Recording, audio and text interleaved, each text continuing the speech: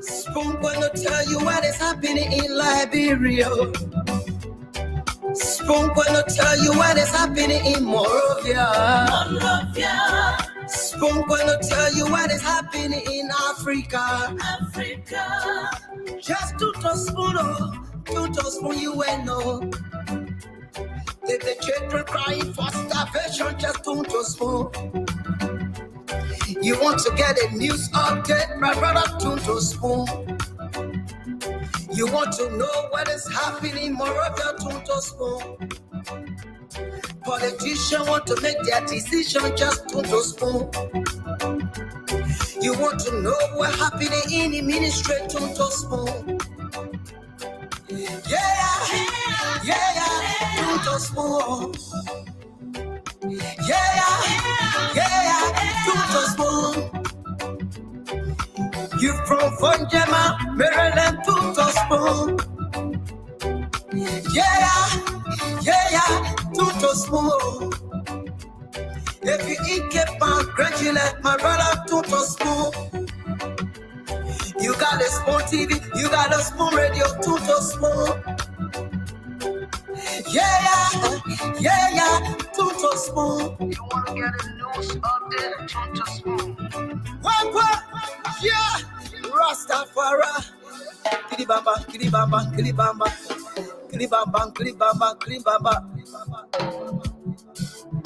What I want? Yes, what you got today? Spoon TV. Yes, what you got today? Spoon TV.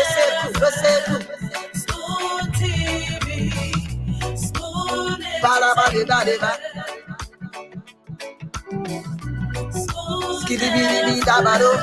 Spoon TV. Spoon Entertainment.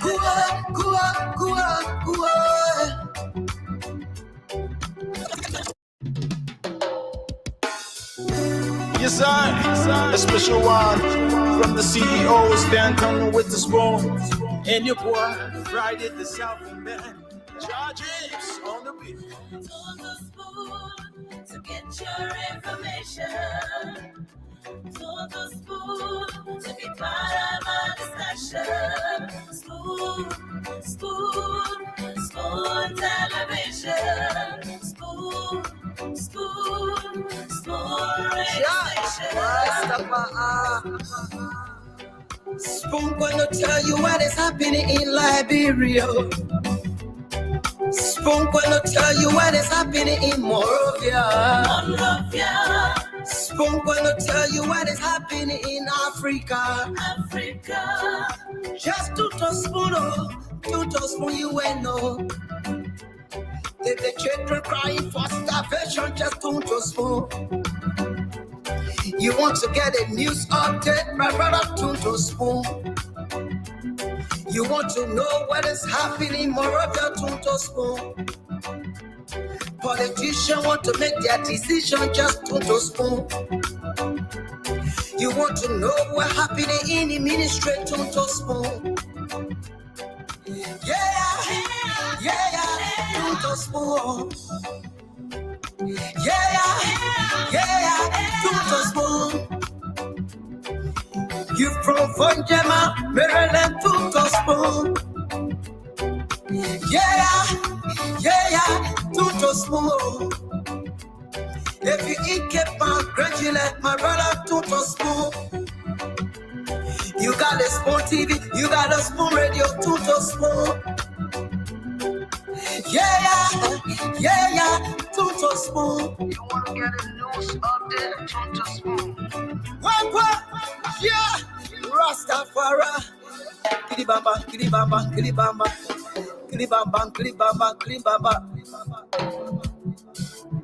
What I want? Yes, what you got today? Spoon TV. Yes, what you got today? Spoon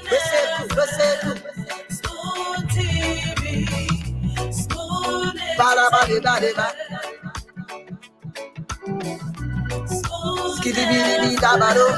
Smooth TV, smooth entertainment.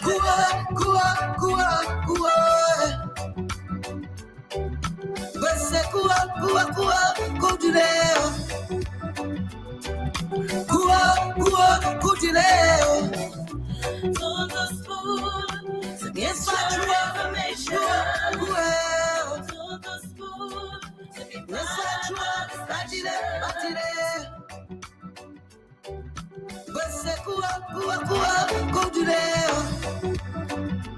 And of course, it's a brand new month.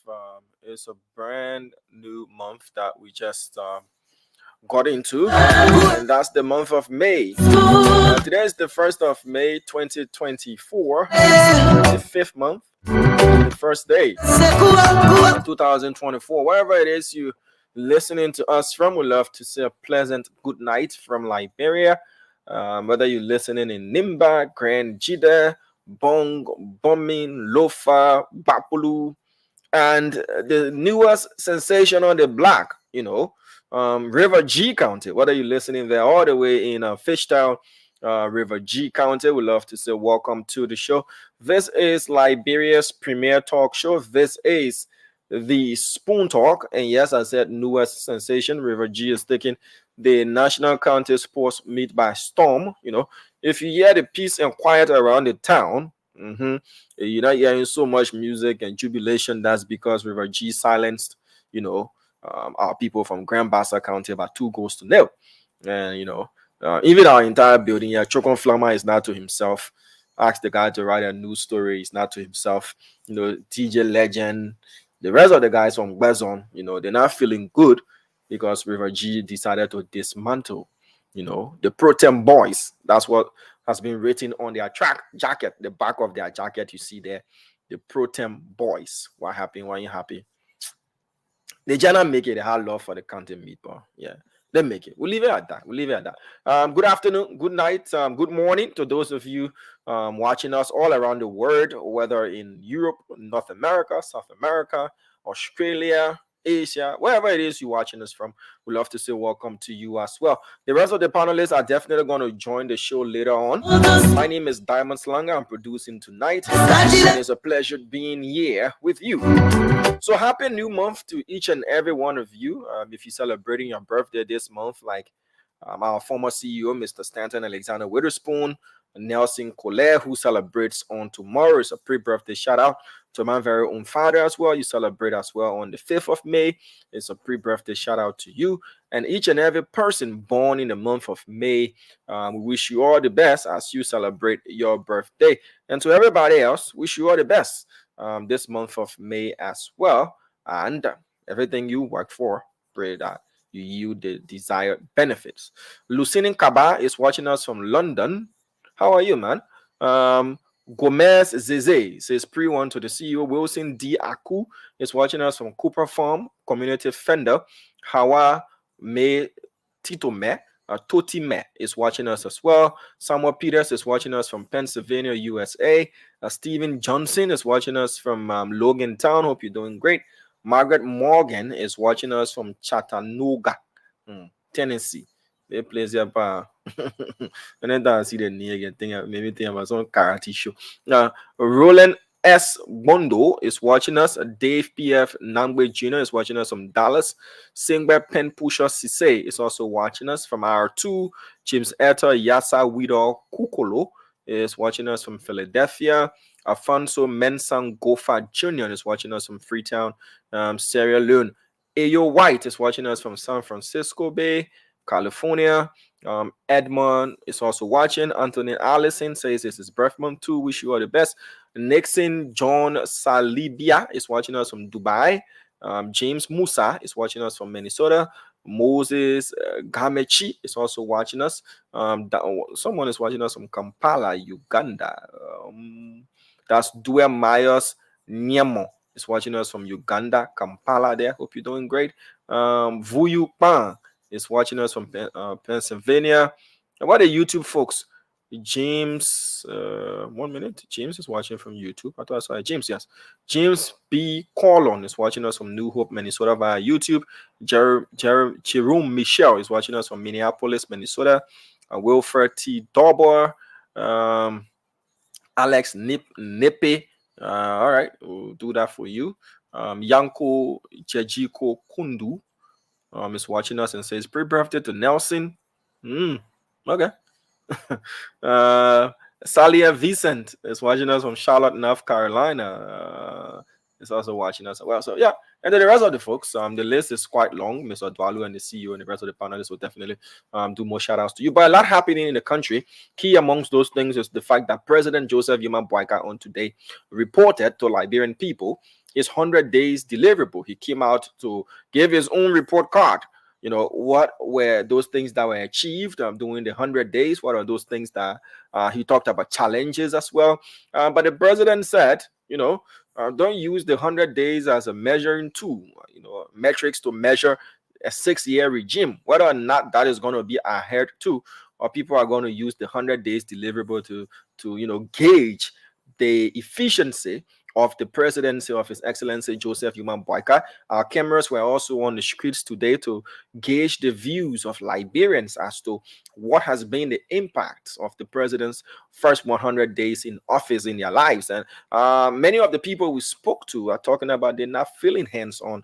And one of the reasons is that this is more about setting systems, you know, and all of that. But we'll talk about that in details as well. Once again, congratulations to the boys from Fishtown River G. They've qualified for this year's National County Sports Meet final. But this is a video, a side show that we want to share with you. This is a video of some of the things that happened during the National County Sports Meet. Let's enjoy this one.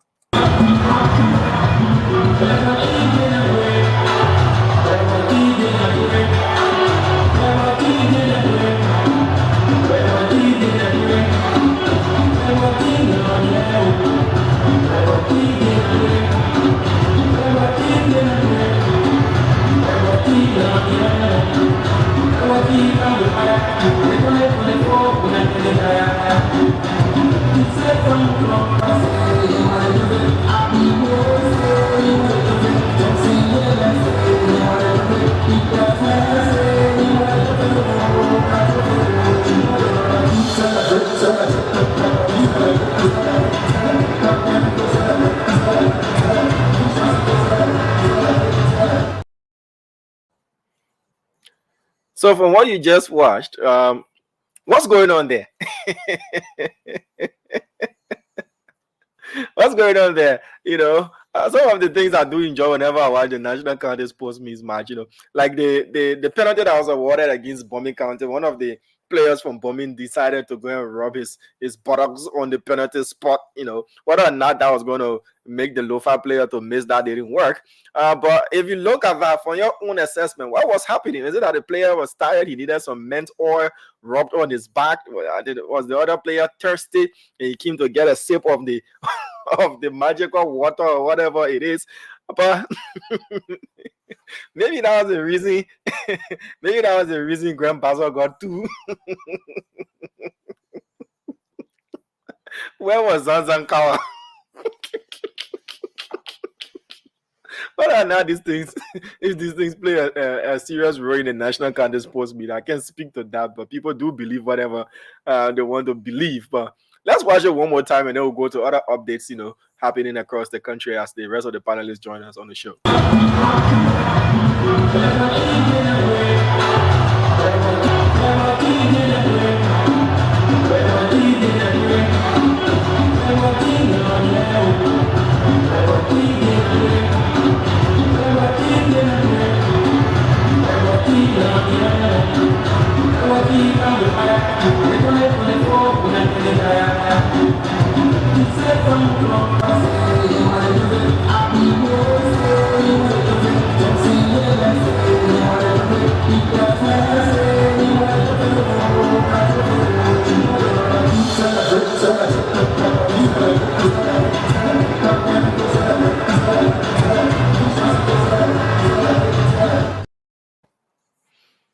All right, So whether our pankana oil or our wakana oil, what's done is done. Yeah, you know. But did you see the player who came later to get himself the whether that oil, whatever concoction to drink? You saw earlier in the video one of the frames he was signing the cross.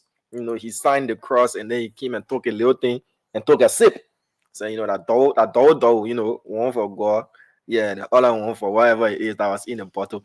But River G, anyway, they've made their way to the finals of the National County Sports Meet. And in other updates today, President Joseph Human Boyka launched the 10,000 youth digital, you know, program. Where the digital training program was launched today by the president, and he said this is an empower the youthful population through digital training, and this is the pathway to developing our country. So this is going to be a yearly thing where 10,000 Liberian youths will be trained in ICT skills. You know, we live in a digital world, we live in an advanced world, and the president did say during his delivery of his 100 days, you know, report card, I want to call it report card or assessment sheet. He also said that 4 centers, not 4 centers. Let me get the actual information before I give us something that is wrong. Okay, all right. He said that seven centers, you know, ICT capacity building centers will be launched across the country in 7 counties. They will have centers where Liberian youth can go and acquire, you know, digital skills in information communication technology. So that program that was launched today at the ministerial complex, and President Boyka did say it would be a yearly thing. So 6 years, 10,000, you know, do your maths, and that gives you 60,000 Liberian youth, according to the president, that will be trained in information communication technology. In the health sector, President Boyka said there will be the construction of 4 diagnostic centers across the country, regional diagnostic centers, as he put it, so that our people can have themselves diagnosed. They can get proper medical, you know, diagnosis. According to the president, he did say he's restoring the hope and the trust of the Liberian people in a poor and corrupt health system. Those were the words of President Joseph Yuma Boyka on today. He also said they inherited debt of $6 million United States dollars owed to the West African Examination Council (WAEC) by previous administration. The whole WAS fees payment. He said, well, they've allotted $3 million out of the $6 million to be paid to the West African that's the West African Examination Council. The president spoke about agriculture in his delivery. He said, well, it's his government's agenda to reduce the rice importation by 70%. Whether or not that is achievable, well, the president has set out that mammoth tax for he and his administration. And to kickstart that particular project, operation, you know, reduce our importation by 70%. And the president has said 2,000 hectares of land has been, you know, acquired in Bongelofa. And out of the 2,000, 1,000 hectares have already started being cultivated. They've started cultivating 1,000 hectares of land to grow rice, you know, for the Liberian population, and if so, to also export, so that Liberians cannot depend on rice importation. 70% of that, according to the president. I'm just going through some of the things he said. On road rehabilitation, the Ministry of Public Works has said they used 22 million, a whooping 22 million for road rehabilitation. President Boyka used that in his speech, though he did not give account of the money, did not talk about the amount, but he said they recognized and targeted bad spots for reconditioning to create assets and boost economic activities. He also said a total of 783.5 kilometers of road was rehabilitated, according to the president. And he said maintenance crews will be stationed at places that are prone, you know, spots, bad spot areas that are prone to have bad spots, so that they can regularly maintain those areas until proper road pavement, you know, can reach those areas. President Boyka talked about public administration. He said the payroll and personnel audit has begun, and they're beginning to see fruits of that, because they've been able to cut waste, you know, from the government payroll. And they also launched the national consultancy policy, for which he said this consultancy, the way consultancy was being done over the years, it abused, government fundings and monies were wasted. According to the president, that is going to be a thing of the past. It was at that program on yesterday, the launch of the National Consultancy Guidelines, that the president, said you can go on Facebook and be talking, and go on other media and be talking about. I'm determined. I can listen to Facebook talk until I do what I want to do. And today he reiterated that again and said that the people matter, no matter what. He's committed. He's going to do what he's ought to do to make sure that Liberia is better off than he met it. The president spoke about education, but before that, let me bring on Dr. Richardson, who's in the background. I don't know if the CPP has been rebirthed, but today we did see a joint press conference called for by the MPC, the LP, and the ANC. La CPP part two, Dr. Richardson. And what did they say? I should be asking you. You in Liberia though? What the way you entrenched in the ANC, that's not how I'm entrenched. I go fishing for information. Your own information can walk to you. No. So you already knew that this joint press conference was going to be called for, even before I got to know. No, you got it wrong. though. I'm just like you. In fact, I'm even in a lesser position than you are, because now you got me in broken. I said I'm just like you. I know nothing about press conferences and anything that will be held. I'm here, for me, taking my independent stance on issue. So I don't know what did they say at a press conference. Let us know, Leos. I didn't understand anything. Probably the internet is bad. You hearing me? Go again, please. You didn't hear me? You didn't hear me at all? It's sticking. It's buffering. Wow. Because we'll be speaking technological terminology now, so it's buffering. So I was trying to tell you, I don't know anything about what happened. What happened with CPP today? Whether the press conference, I'm not in the forefront of the news regarding ANC or CPP. I'm here. Just perhaps better. Just like a independent panelist sharing my views, and I'm okay with that position as well. But I was curious when you were telling me about the training for computers and technological knowledge for our young people in Liberia. I heard you say something like that. So the young people learn all of this, and what would they do with it? Are there degrading jobs, technologically advanced jobs for them? Well, again, I'm struggling to understand. That's probably due to my internet connectivity at this end, because I'm seeing the comments that those watching from other parts of the country, other parts of the world, they're getting you properly.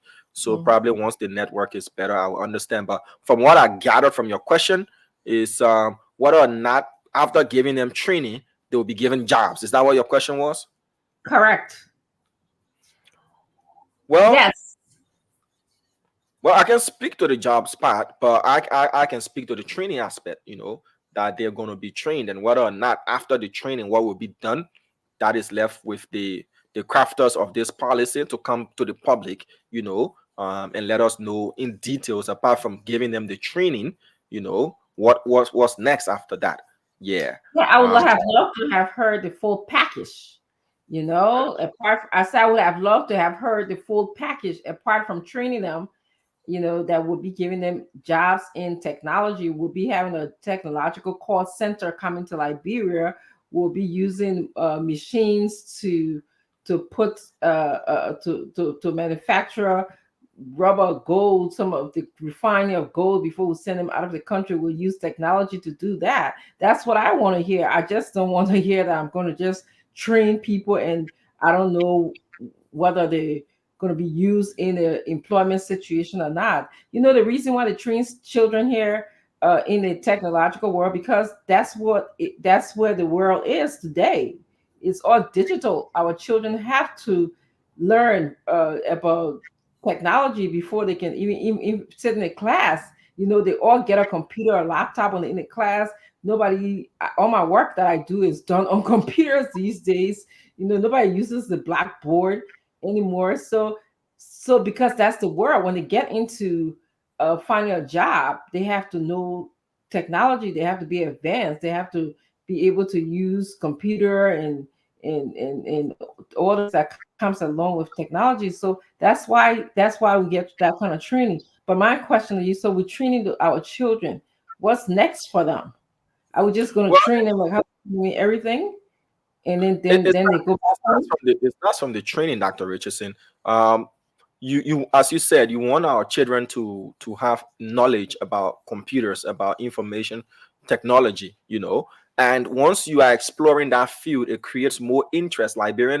Youthful Liberians can now start to explore the opportunities of becoming software developers, of getting computer, because when you go to get a job, they ask whether or not these days, whether or not you've got computer skills, whether you know the basic computer skills and all of those things. So it starts from somewhere to take you from training you, and then whether or not it will be put into cooperatives, whether or not there will be schemes to give developers jobs, those who come up with engineering ideas and all of these things. We're waiting to see, but once they're empowered with the knowledge, others can go on their own and search for jobs that they can take. We should be looking at this thing from a But what would the holistic jobs standpoint, be, where we can Taj? have a national cadet service. Like in Ghana, they call it youth service. In Nigeria, they call it NYSC or something like that sort. That people who graduate from university can be absorbed. I think they had it in the what we used to call normal days, the cadet stuff. I don't know if it's still Yeah, happening. yeah. Yeah, where they will absorb you, and then you can learn from government ministries and agencies for a year or two. And after that, you have the requisite experience. You could either go into the private or the public sector. That should be the holistic approach, not just those who are being trained in ICT knowledge, but generally form a national youth service. That people can get posted to other places. Dr. Richardson. And you said it right. Generally, form a youth service where children can be like the cadet service. If I understand correctly, because my father benefited from that. I'm sure, or before that, he got a job. He after he graduated from BWI, he was placed in a institution. So if we just going to train children and don't give them hope by providing them something where they will utilize your training, you see, you understand, Diamond, when you have computer knowledge, and welcome, Uncle Sam. Thank you for joining us today. Computer knowledge is constantly changing. It's not something that you can just learn today and sit down on it. You gotta have to constantly be in the business of knowledge. Like when I go to teach on, we use a system called Moodle.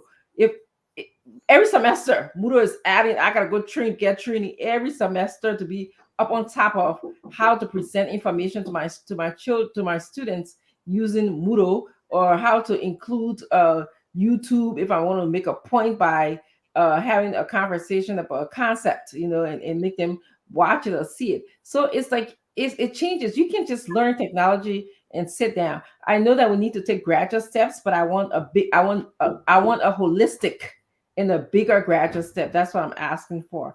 Just telling me that I'm going to just train uh, young people in computer and technology is not enough for me. I want to know. I want us to be saying I'm going to train young people and I'm going to assign them to these manufacturing companies where they will use their computer and technology skills. That's what I want to hear. So part B should be we bring in our mining companies to Liberia. SLMTL will be hiring our students in the area of you know technology, wherever, in manufacturing some steel products in our country, where we'll use our students and then we'll go from there. But I guess some people are okay with mediocrity. Some people are okay with small. I'm not. Liberia is too far behind for small. You're right when you mentioned Ghana. Ghana is an example because Ghana, they're producing cars in Ghana. My husband and I was so elated when we saw videos of cars being produced in Ghana, and they're using technology to do that. Okay, so yeah, and again, people who are willing to do small, it's okay. They're okay. I'm okay with them, but I'm not willing to do small. We're too behind, and that's what I wanted to add. Uncle Sam, you have anything to add?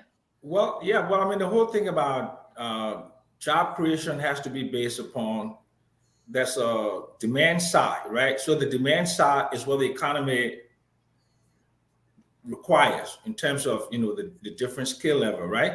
then the educational system should be designed with the curriculum, including academic and the vocational part, to provide those kind of jobs. Because if you look at Liberia, all across the board, cashiers from Asia, you look at accountants from India, you look at or even the little basic skills. I mean, you have foreigners doing it. So you are right. You need something more holistic. You need an integrated education development plan. Okay, so we need to go back to something called the education sector plan, where we do like a 10-year plan, and we do that 10-year plan based upon what the projection of the market would be over the next 10 years. And then we start with the low-hanging fruits. What are the areas that we can train people and we can phase out foreigners within the economy? And then you go to vocational, then you go to technology, and basically the whole thing of STEM. And I think that's what we're lacking. And even if the country cannot absorb some of that, but the Philippines, they export labor. If you go on most of the cruise ships, they're Filipinos. If you look at most of the,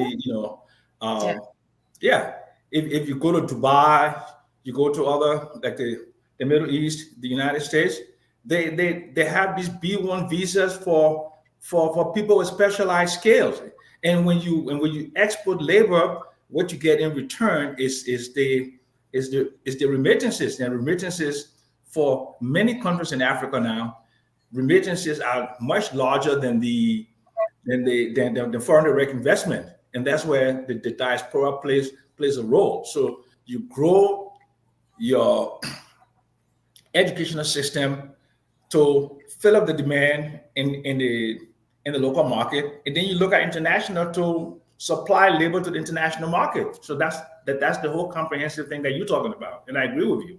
Yeah, yeah, and Uncle Sam, it amazes me because people are saying, "Oh, it's just a beginning." Yes, it is a beginning, but when you talk about IT skills, that is a ongoing, constant change that we're talking about. Yeah, IT skills, that's something that you just learn because the IT is constantly changing. It's not just typing, it's not just doing word processing, because I think that's what they're thinking that is basic computer skill word processing. No, I mean it's linking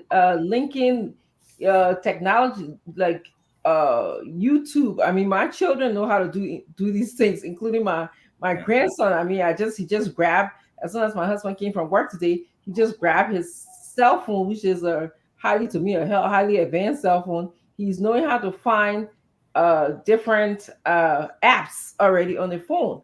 So it's actually developing apps. That's what my daughters are doing. They are constantly developing apps. They are being able to develop ads, demonstrations of things going on. And it's, to me, it's a little, I don't understand it because again, I'm older, I'm older than them, but it's a little bit advanced. It's not just basic. Like people are telling me, oh, we just want basic IT skill. Basic IT skill is what I'm doing right now, typing into a word processor because I'm older. That's what I learned. But if I ask my daughter to do what she's doing, she's gonna add different apps, and all of these things will be added to it. Pictures, virtually, people can travel and see. She'll make this work that I'm doing more sophisticated because that's where they are today. So don't just come and say, oh, we just want basic IT. And the reason why they keep up with this basic IT, I'm sure you agree with me. These kids have the technology in the school. They go to school, the laptops are there, they can practice. If you don't use IT frequently, you just go for 1 day or 6 months training, you're gonna lose all that skill because 6 months down the road, you're gonna have the basic, but it's not gonna be the same. Like I learned the basic. I mean, I don't know if you remember the Brothers computer. That's when I was in college. That's what I typed. I was of course it was just a basic typewriter then, and then we graduated to Brothers and IBM and all of this stuff. But like I said, you have to be able to improve your skills on a regular basis because if I don't know it, I'll go to class. In fact, even today when I go to class, I usually ask one of my students, "Oh, you guys, how do you turn on this app for me?" because it's constantly changing, constantly changing. Yeah. No, but I mean, obsolescence is just a part of global development. Skills become obsolete, and I mean, the transformation in technology is daily. I mean, I remember if you're old enough like me, you would know that you started from the Royal typewriter, then you went to the electric, then you went to the Brothers was the first Mhm, start of uh, mhm, computerized thing, and then mhm. of course a lot of people don't realize, but personal computers been around now for just about 30 years. Yeah, And then of course then it came into, if you saw the first cell phones, they were like, I mean, big as my arm, just that's right. and That's now it's just the blue app fits in your hand. So you're right. Liberia needs to develop, and Liberia needs to develop a comprehensive educational policy that supplies the job market. and not to even cut you off. So when I was in Liberia lately, I saw technology being used. Like, I use my debit card, my credit card at different places. But what establishments that I use it at, and who owned those establishments? It wasn't Liberian owned establishments. You know, for the most part, it was owned by other people. And so what I'm saying is we're going to train our children and then ask our children to be put into implemented into this new system, or that is owned by the other people in our country, you know or we're going to train our people to use more. uh some guy he was talking to me, and Father guy can attest to this. They wanted to open up, a Liberian guy, he wanted to open up something relating to a Uber style technology, where you can track Uber as it's coming to pick you up, or like track the postal service when they're sending packaging. Dr. Richardson, Yes. interestingly, people didn't just have an interest in technology without firstly knowing the basis of what the technology is. I listened to Mr. Jackson talked about how the first phone was very big, and now we have the word in our palm on apps. I remember a few days back when there was a shutdown of Facebook and WhatsApp and services. The whole world was like, we had nothing to do. So without Liberia, knowing not the the whole world. yeah, Mostly in without Liberia. knowing the basis of what computer is or what information technology is, how do you then get interested more in advancing? This was in Ghana a few years back. This was in Nigeria a few years back. Interestingly, most of our students don't even know how to boot a computer in the first place. How are they going to get more interested in information technology if they can get the basic skills? When you have to get the basic skills. So I'm interested in this conversation, as you and Mr. Jackson said. Aside from basic skill training, with this 6-year plan of training 10,000 youth every year, is it going to be in an accelerated form? That okay, if you get the basic knowledge, the next year, you get to another stage. The next year you get to another stage, because once your interest is peaked. I know a Liberian guy called George Tule. He designs apps. He can design you Uber app, something similar to Uber, where you can hail a taxi. He didn't start from doing it by himself. He firstly got introduced to information technology. So with these 7 centers built around the country, or these 7 centers that will be used, we're interested in seeing how they will transform those who don't know anything about information technology to creating their interest in it, and then excelling them to other levels. And we want to see how to be as well. People can go solo. People can learn the skills, and decide to form themselves into conglomerates, decide to become software developers and all of these things. It's about putting the interest first and letting them know what the basics are to take them to the next level. That's what I'm looking at to see. So what I'm asking you, Dharma, is looking at this from a holistic perspective. When you talk about youth, what age are we talking about? The children in other parts of the world are beginning to learn this from day one. So it shouldn't just be a adjunct to training. It should be integrated in our education system. That's my point I'm making to you. And thereafter, so we shouldn't just come for 6-month training, because uh learning computer is a fluid thing. It's a constant changing system. Okay, so that's what I'm saying. When you tell me, oh, they're going to give our youth uh training for 6 months, what age are we talking about? you know, when's the most time the brain will absorb Look, knowledge? the important question, Diamond, have you seen anything comprehensive written down like a document in a document form that gives you an idea of how the whole plan, what it looks like in terms of, you know, number of people, the kind of technology, the target, you know, I mean, have you seen anything like that? Do they have To anything? answer that question would be no.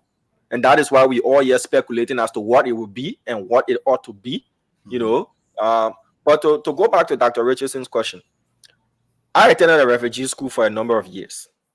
And we were told we always have computer time.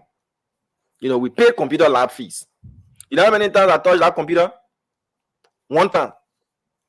And what did I do that one time? It was only to do cold booting and hard booting. That was all.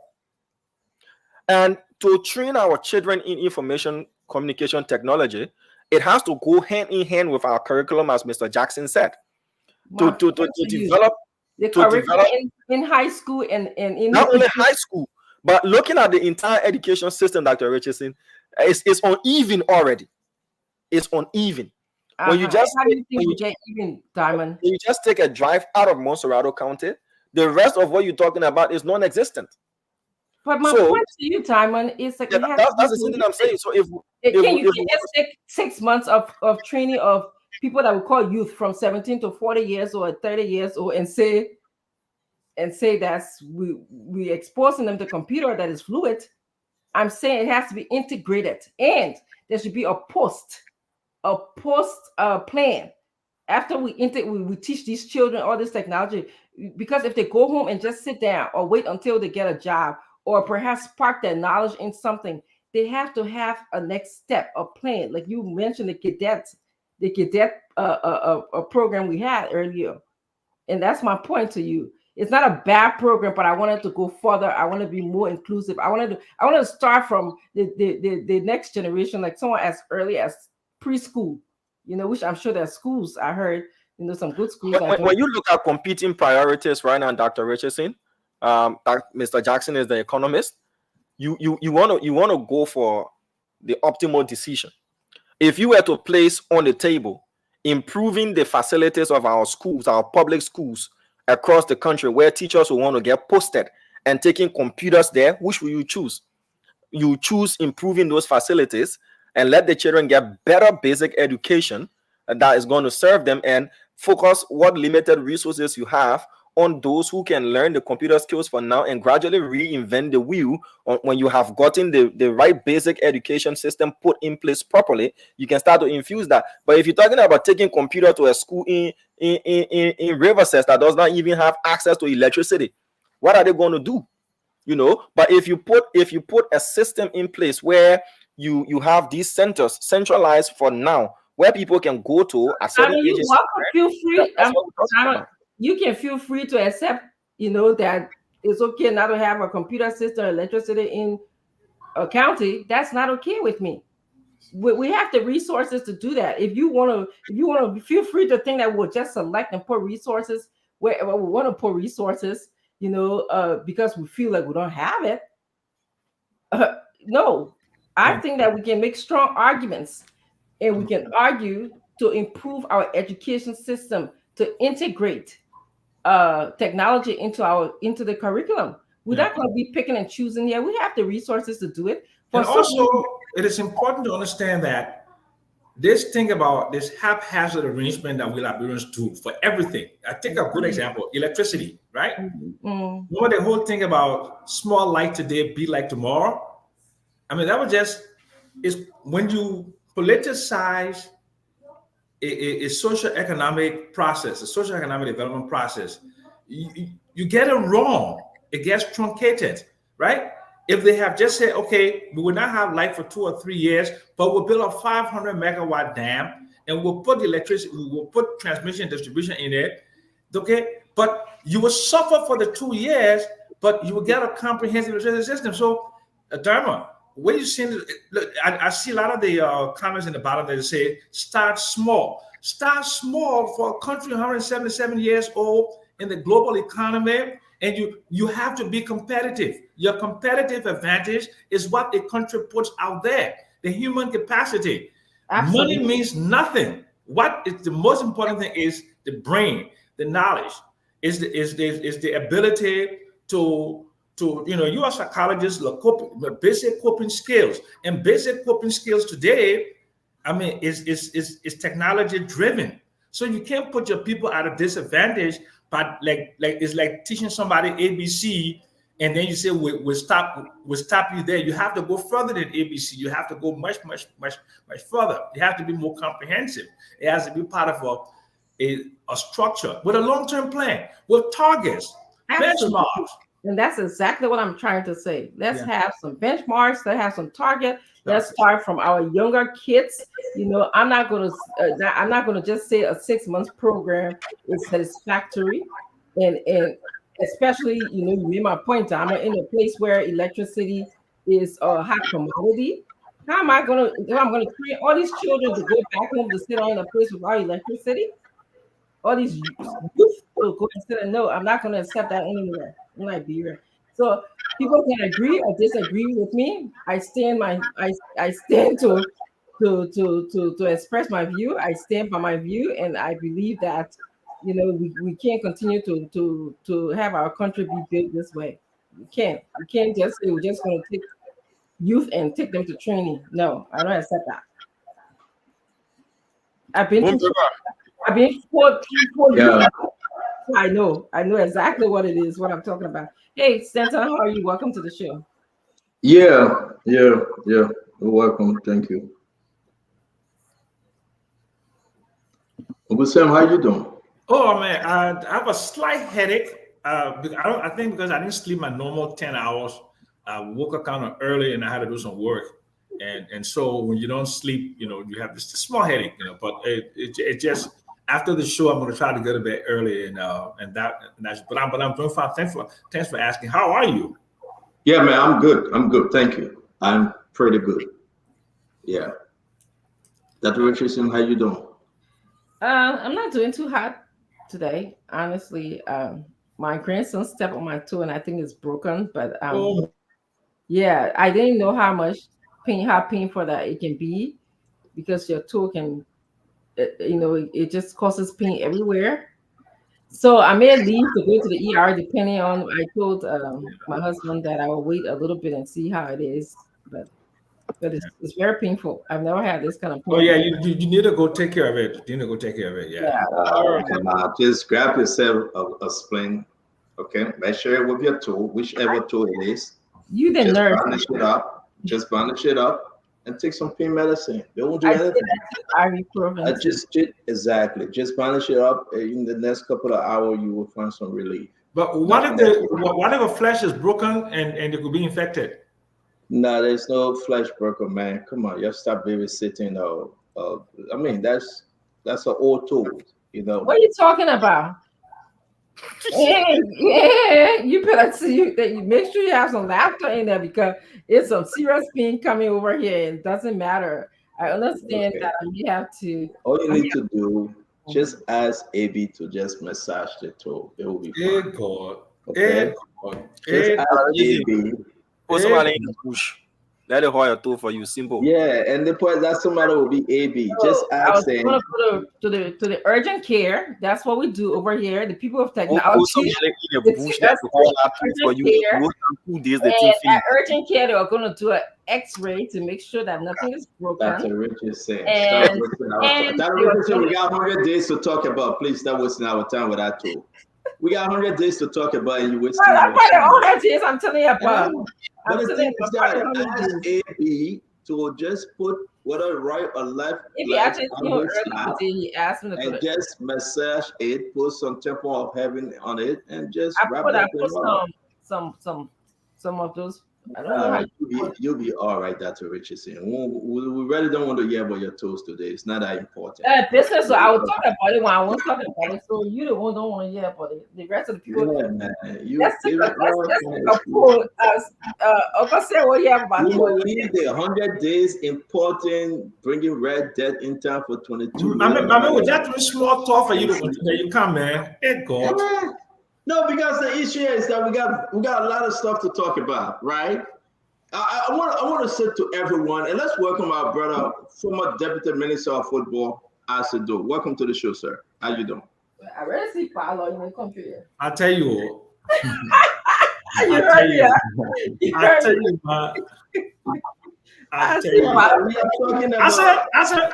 I said, what I got running behind you? That's so. That's his daughter. That's his daughter, Uncle. Oh, I just want to show, you know. That's his daughter. So she always. Did you take DNA test before the new? I spoke to her. She always liked to be on camera. So I said to her, I said, don't pass behind me. She was yelling. So, well, it is what it is. But we want to welcome every one of you shared our program. Today, President Joseph Yema, President of the Republic of Liberia, gave for 400 days delivery statement. You can just, we're going to put it out there. The statement is available. It's in the chat room. Just run through it and just give us your important. It's somebody, one of our brother Fadiga said he graded 60%. But we're going to grade 100 days though. We're going to ask folks to tell us exactly when they heard the president speaking, is it accurate? You know, I know Asa will be on and off today because something about Asa phone and his internet. While we wait for the rest of the guys, we want to say, please invite your friends. Let's talk about 100 days. Let's talk about every sector in the country, every ministry, every agency, everywhere you think that the government is responsible that fall within this 100 days. No lying. No lying. Let's just be serious. Let's be 100% truthful to ourselves and the next generation. What are you in position, opposition, no position? No lie. Come. Let's just speak truth to power. Whether you love Joseph Yema or you hate him, come, let's talk. Whether you sedition or you from Unity Party or you from the Alliance, come, let's talk. Whether you are the new collaboration that is coming up of Simon Framer, MPC, ANC, and Liberty Party that are trying to join forces, come, let's talk. It's your program. It's all you. So we're going to do small tabata for 8 minutes and 9 p.m. We're going to get into this thing. I know we should be having Dr. Nuta, but we scheduled Dr. Nuta for tomorrow, the agriculture minister, because we want to talk about 100 days today. So in the process, we're getting the representative Richard Kuhn. He will be coming on the show tonight. Briefly, we're going to call Nathaniel Fallow Miguel. We're going to call Evan Snow. We're going to call people from all areas. If anybody want to speak, come on. Liberians want to hear you. Barbara Zenan White, welcome. Kwambu Palaman, welcome. Vasti Dennis Ure, welcome. Bill Carlson, as always. UJ Clark, welcome. Godard Mose, Daniel Burnell, James, Henry Williams, James Mumbo Jr., Sabrama, Dempster Greer, Tokot Christian, David Akuwako, Savage Abraham, Gamai Harris, this is moving fast, Darlington Massaquoi, Baron Brown, Robert Clark, Francis Baker, Florence Baker, Harrison Toba, Joseph Payne, Fatima Seway, Dennis Wisser, Fumba Fode, Joe, my man Joseph, see you, I'm here, Joe Foyen, Kwawu Sobe, Kevin Sayan. We want to welcome everybody. I want you not only, listen, I just want you to tell me where you're joining us from, okay? To say I am here will not help us.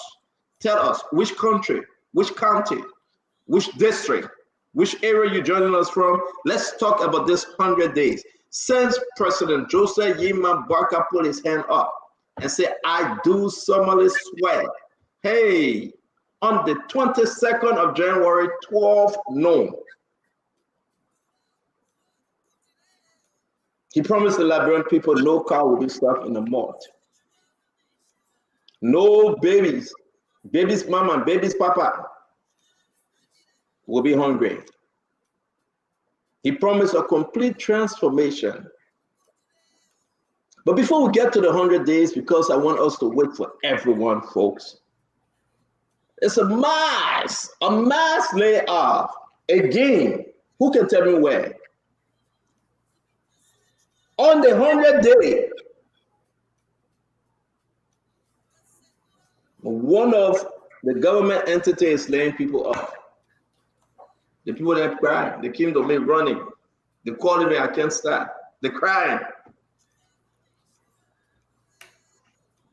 Can anybody guess where they lay off? I'm not talking about the 40,000. No. I'm not talking about the executive marshal. No. I'm talking about one of the ministry, one of the entity carrying on the mass layoff right now as we speak. They just gave the people down the letter. They say, you're going, we don't need you. The folks are crying.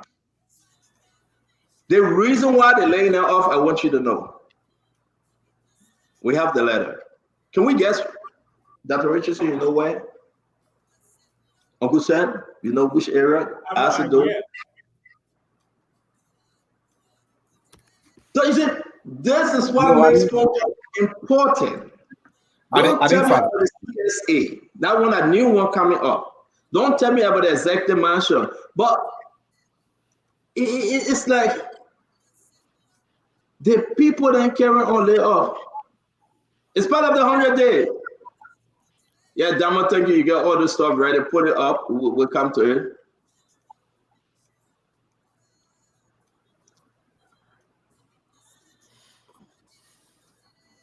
The issue is that at the end, we are just going to be where we are because we have to show these things. Let me put up this, and I want you guys to talk about it. I think I shared this. If not, let me share this in the chat room, and then we can talk about this. Again, folks, share the video. Invite your brothers and sisters. Let's see. Today, this may be a great surprise to you. The Liberia National Oil Company carrying on a massive layoff. I don't know why. Nocal laying people off. They are laying people off, Uncle Sam. One of the new CEOs, Swakoko Dennis, they are laying folks off. I just want us to grab the reason why she's laying off. Yeah, somebody say I look blurry. Am I looking good? Because I said, came on, they look like, am I looking good? You're looking sexy. Thank you. It made me laugh because I said, came on. Let me do the eyebrow thing. Look at the other man. Look at trouble. I mean, you're getting old. Your birthday that Saturday, you will start acting like small boy. No, my birthday that Saturday. I want to say thanks. People begin to say happy birthday to me. You know, people calling me already. Just don't say happy birthday. Say my birthday gift. But Uncle Sam, let's go through. Uncle Sam, what are you giving me for the birthday? Oh, my man. My presents will be more than a present. From all the money I paid. No, don't do that. Tabata with me, man. No, don't do that, Tabata, Uncle Sam. You gotta give me gift. 70 years old, you don't give gift. You because you're on fixed income. Let me tell you now. I'm not my mom. And at your birthday for her to get you gift, she said she always this. No, her birthday for her to take gift. For her to take gift. Then she said, just give it to me. But somebody don't do it. Don't say that. You see? So don't add that Joe with the people yet. They can't give you gift, but they can take gift. We're begging you. I'll bring you a card. I mean, I want no empty card, man. Please. Post something from Wawa inside. I don't want no empty card. I will put something like G's inside. Whenever you let G's, I'll put G's in the card. But we said that's the letter over there, right? That's right. I spoke about the letter. One of the many folks that they are laying off. It came on the 29th, 2024. Dear Mr. Bestman, yes, indeed, I can put the name up. Well, we regretfully inform you that your employment with the National Oil Company of Liberia, NOCAL, has been terminated effectively or effective immediately. They are saying that, all right? The decision to terminate your employment was made due to the expiration of your tenure as driver. So even the driver didn't get tenure position. No. We have to get into this now. Even the driver have tenure position, or they are using the word tenure under the different context.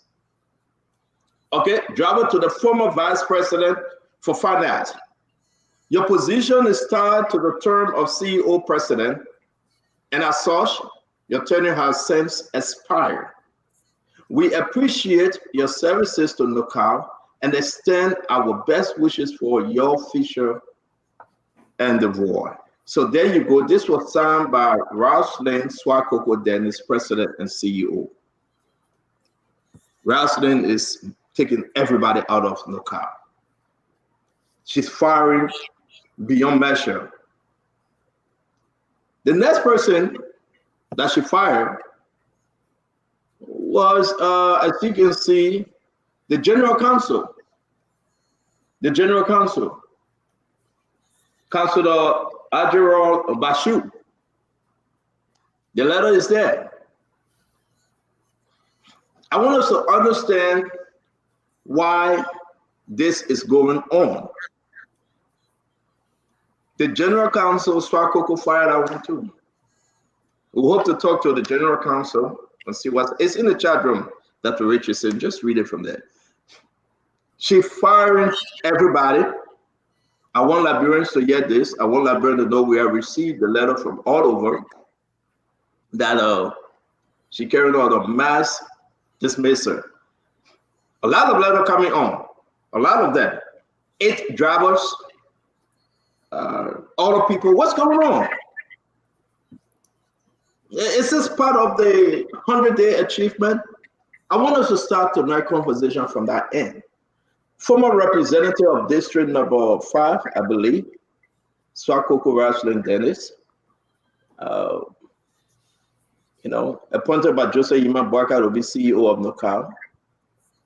Karen Omage dismissed. Uncle Sam, you come here and talk to us. So look, Stanton, I'm a little bit.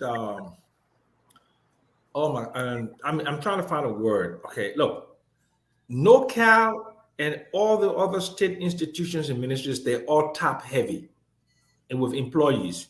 Okay, and then they were used as dumping grounds, not just from the previous administration, but even from Ellen. Look, what you will discover in Liberia, Stanton, and okay, I don't know whether you spend any of your working years as an adult in Liberia to understand the system.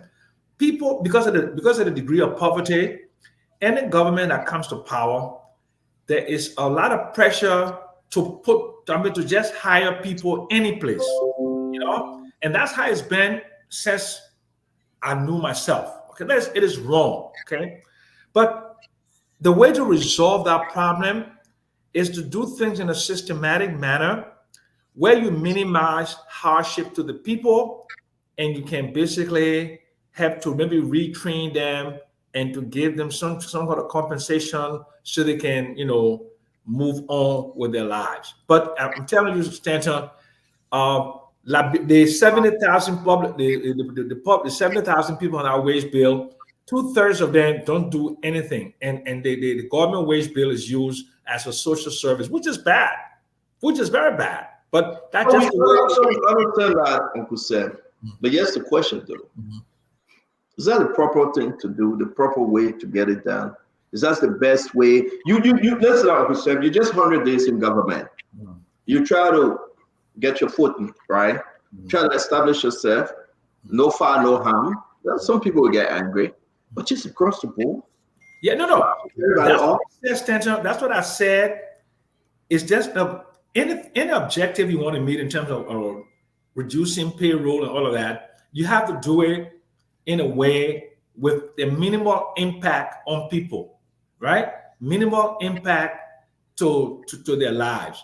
And you're right. Maybe 100 days is a little bit too early, but then they will counter and say, when is the right time to clean up the payroll and make it lean, and because we're spending money. So look, Stanton, this is something that I don't have any answers for, because I know Liberia.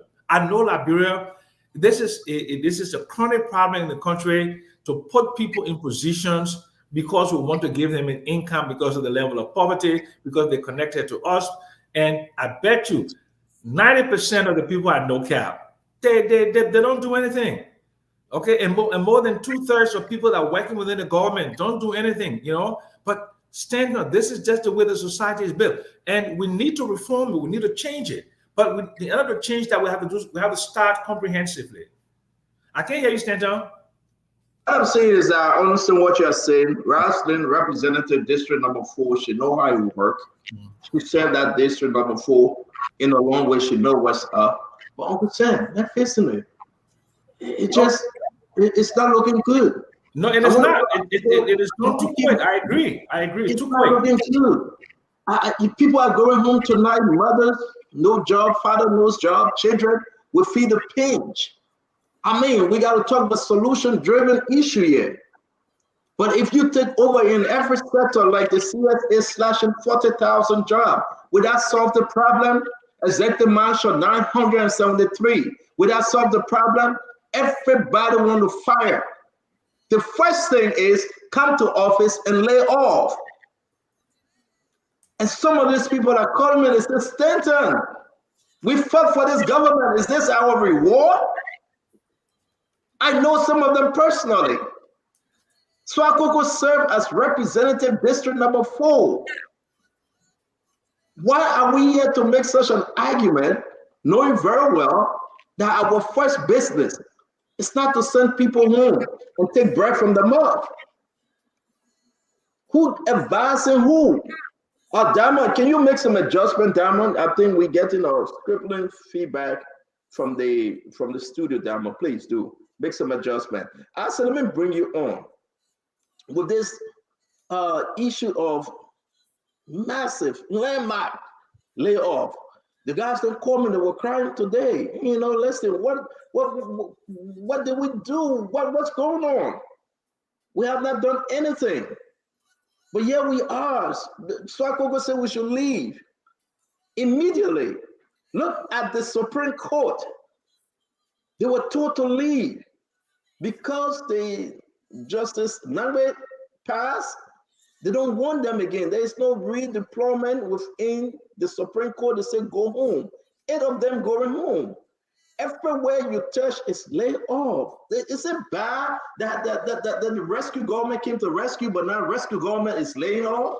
Talk to me, Isaac. Yeah, let me say hi to everyone. It's nice to be back on. Let me kind of start up by expressing my own very heartfelt thanks, appreciation to the opposition community for placing an unbiased and, of course, very impartial critique of the government's 100-day fiasco.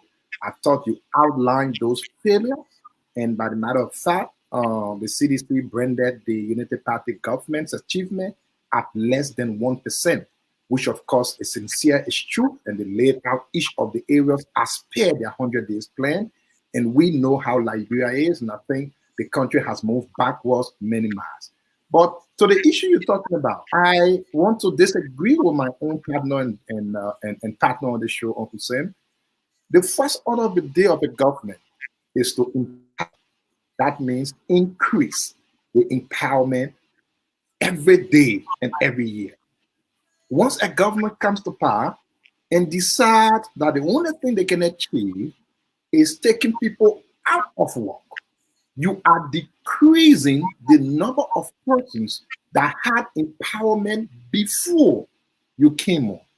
And it will even be truer if this government was not dismissing drivers, sweepers, janitors, while at the same time employing and appointing advisors.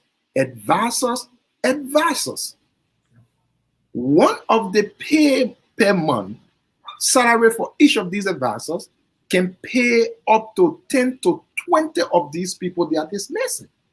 So where do you want to connect? Is it a government of the rich, keep making the rich richer, or the government of the poor, keep helping the poor to at least come up a little bit? We've said this from the initial stage. We don't appreciate the level of dismissal all around the country. At every ministry, you go places, you hear people, no one is safe. Everyone is thinking what will happen to them the next day. You are reaching at a driver who takes home about 100, 150 to his family. How can you be inhuman? What much more can you do to make people suffer? On top of that, you are having prices go through the roof. You are having everything going backwards. This is not what anyone thought of. And I'm sure even our rescue friends who will still be defending know in their conscience that things aren't okay. This is not what we expected of the rescue. It's been bad and it's going backwards by the day. Thank you very much, folks. Again, you are welcome. This is your network where we speak truth to power, regardless where you find yourself. We are now talking about the massive layoff in government. I have shown you these letters, and I have a lot of letters in my possession from the former representative of District Number 4, Representative Swakoko Rosalind Dennis. She walked into the car, she laying everybody off, she laid off the General Counsel, Madam Councilor Gerald Bashu, all the drivers, 8 of them. She said she carried a massive dismissal because she believed the people tenure has expired. I didn't know driver had tenure. I didn't know all these people had tenure at the car. The reason why she laying them off is spelled out in the letter. All right? But here we are today. We just told this young man, and I'd like to bring it home. I'd like Liberian to see where we're coming from when we talk about the poor people in our country. Mr. Bestman, or driver, just been driving. Mr. Bestman just been driving, that's all, earning $150. If you remove taxes, this brother go home with no less than $122 or $95 if people want to even bless him. But here we are. So I could go down and say, listen, you're a driver, we got to send you home.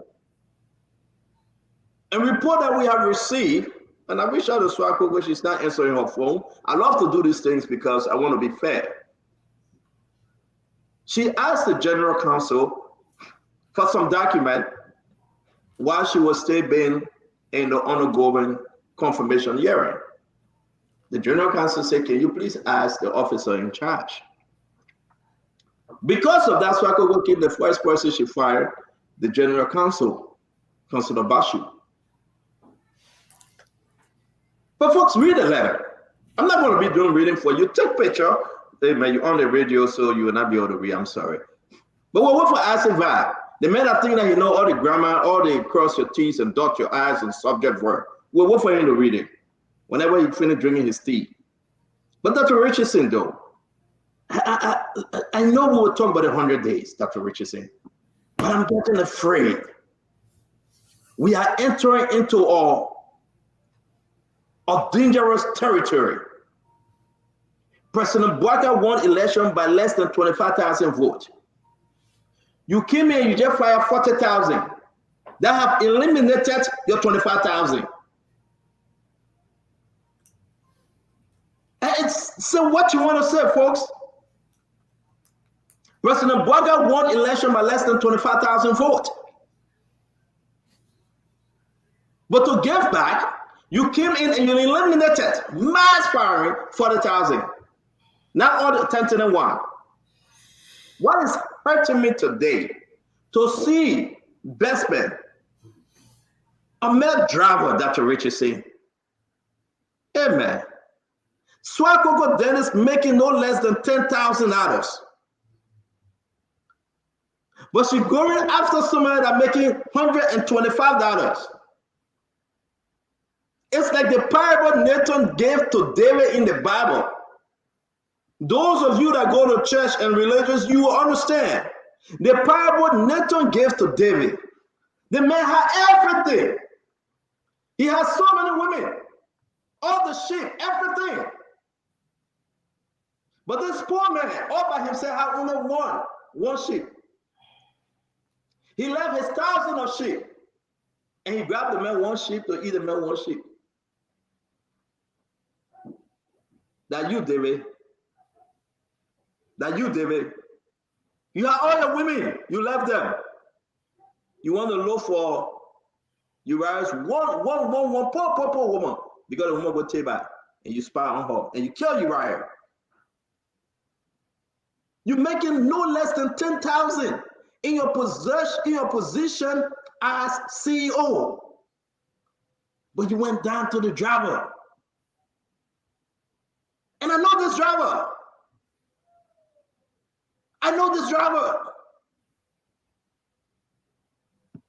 Anybody in the right mind, man, forget politics.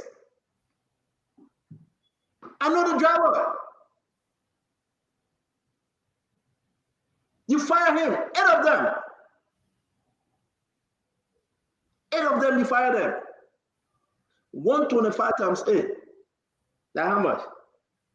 That's 800 and 200 and 1,000. 125. All the 8 people making only $1,000. And you alone making no less than 10,000. But he decided to fire them. We'll explain this story that cannot come. Dr. Richardson talked to us.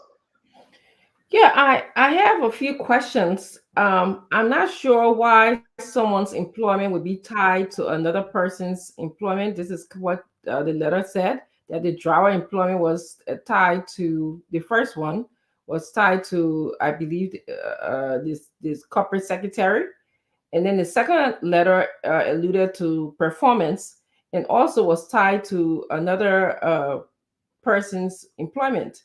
So that is confusing to me. Why? Because they sacked the corporate secretary, that means that the driver gotta go, or was it because this person brought their own driver when they started working? It should not be like that. It shouldn't. These people should be hired on their own merits.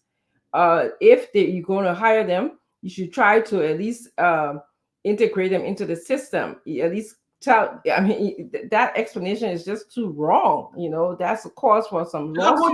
That's why you get a doctorate degree. It's something about you now I got to respect. You ask a very, very unique question.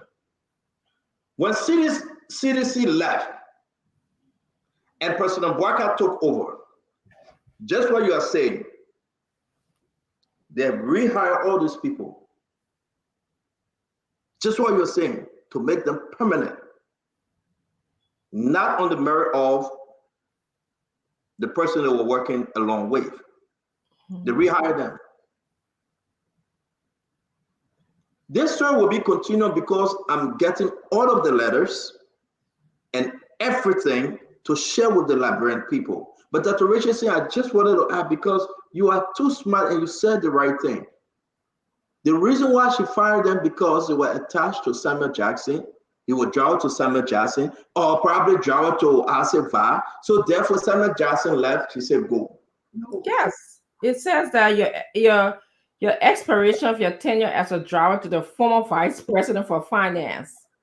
So just because they were connected to the former vice president of finance, that person may be left, and so that means the driver don't have a job. And the first one says your employment was satisfactory, for his performance was satisfactory. So okay, I can ask some questions about that.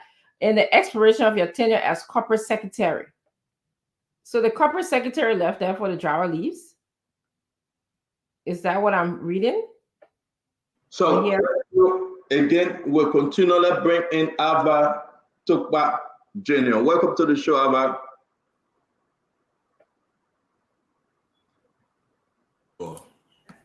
Thank you for having me. Hello to everybody out there and to the fellow panelists. Isaac, you were just excited talking a few minutes ago. Now you're looking depressed with your hand on the side of your head, man. Come on, liven up. So, Ava, what's your take on this major issue that happened at NOCAP? Well, for me, I want to understand what is her strategic plan, right? Is she cutting back because of funding? Is she doing this simply because she has the power to do it? So you certainly got to know the motivation of the CEO when they're operating. So hopefully we can get her on the show. Let her really explain what objective she's trying to achieve with the staffing. Is it a policy of this, Joseph Boyga government to trim government employees across the board? I mean, I heard you talking about 40,000. Is that number a real number? I thought it was a joke at first, that 40,000 people have just been released already. So I don't know. So we need to find out, is this a policy? Are they letting people go? And what is the alternative for these people? Are they just expecting them to turn into Zogos or beggars or what? So we really have to understand how this transition this government is going through with these 100 days, and now what happens afterwards. And that's why we have been asking from the very beginning, what is the vision of this government? What's the plan? Let them share their plan with us. For me, I don't expect much in the first 100 days because of all the challenges we have seen them experiencing already. But after that, where are they going? That's what I need to know. So I just wanted to clarify. So the corporate secretary position was tied to the president and CEO, and the driver was tied to the former vice president for finance. So that's what it says here. Thank you. So, guys, again, let me say this. We are receiving a lot of information. I thought this wouldn't look out today. I'm getting 3 other dismissal letters from another ministry. And this is not a joke. Just tell the Liberian people how many people you want to fire. Maybe it's above 40,000. Just tell them. Tell them that you want to balance the government. You got to save some money. The budget is not, producing and exactly. And just be truthful. And say, listen, we're carrying on my very, very big firing dismissal. Just say it. I mean, there's no time to play games. Tell the people the truth. At least it will save you 2-3 years from now. Tell the people, say, I will fire 75,000 people because the budget is not performing. And we need to make some adjustment. There will be no reason that you're going to have a CEO making over $10,000, but firing somebody that making $200 and 150.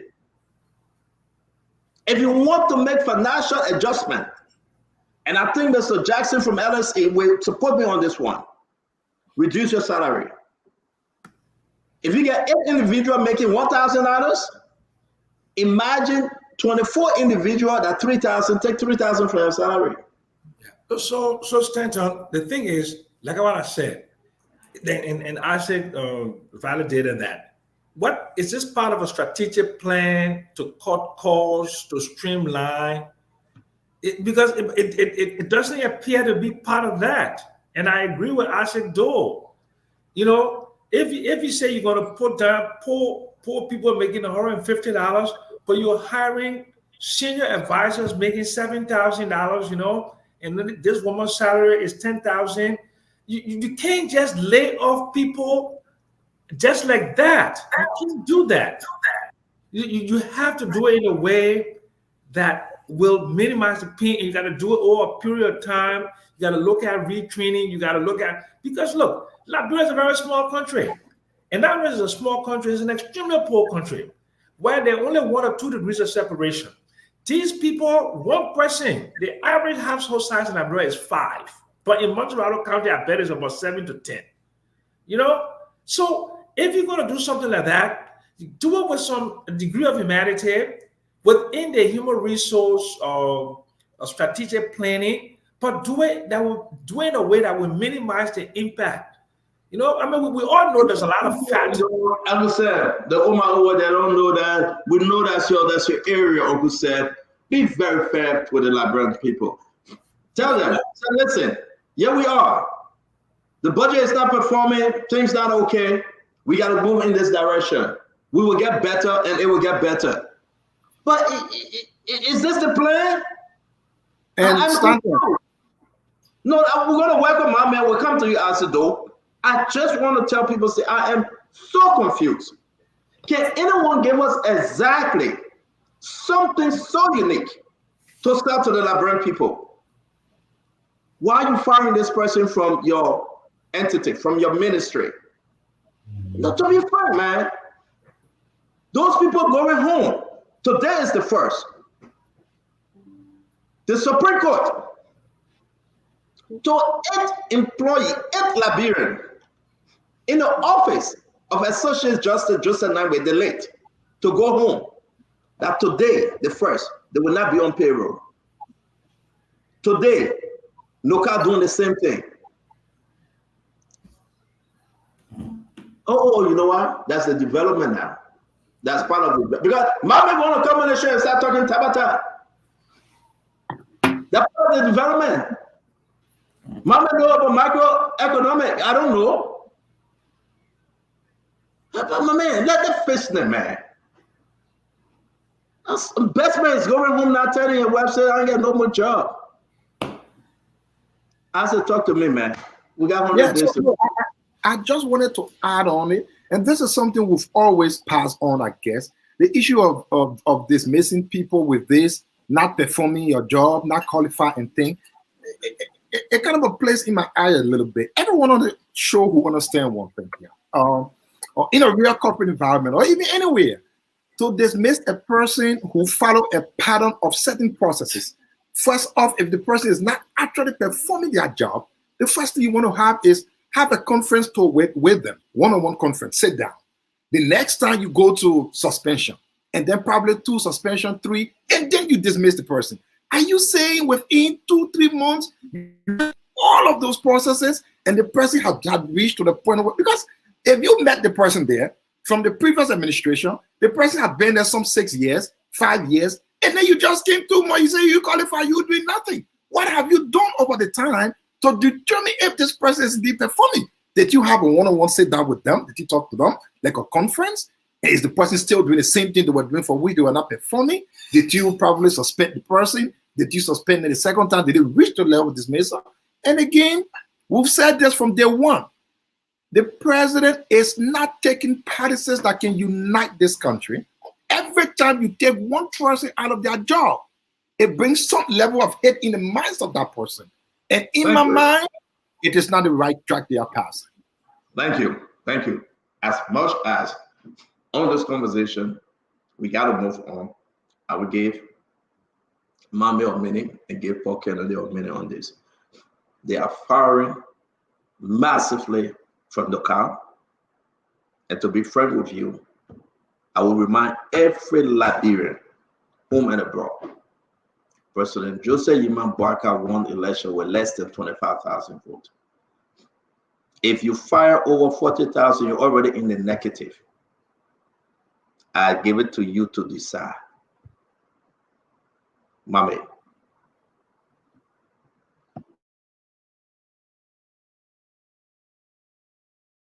Oh, Senator, my time? Yes, sir. Go ahead. It pains anybody heart to see another person losing his or her job. Every time we argue that when one person is leaving this job today, 5 persons home depending on them, you can also say there are 10,000 more sitting home and do not have a job. How do we solve this problem as a country? How do we solve it? Let's take politics out. This is a trend we've seen happening over and over and again. And every time we just use it for politics and we don't find sustainable solution to it. I work extensively with a lot of the cluster groups. I saw institutions that did not have utility vehicle, but having 3 utility drivers. That's a problem. How do we solve it? Even at NOCA, and this is not a justification, when Safwa took over, she dismissed 18 persons, including drivers. Sam Galemu, James Lackey, those were all drivers because the system of hiring driver across government is such that if you appoint Sam Jackson today as minister, he brings his driver. he feels comfortable with that person. When he's going, the other person that coming brings in their driver. So that's the reason why most time to meeting driver becomes difficult. But what is the solution? Let's discuss the solution. The broad context of what we've been arguing over and over is not to come and spin it in politics. You bring another regime back, they will dismiss the other driver because the new people who come in will bring their own driver.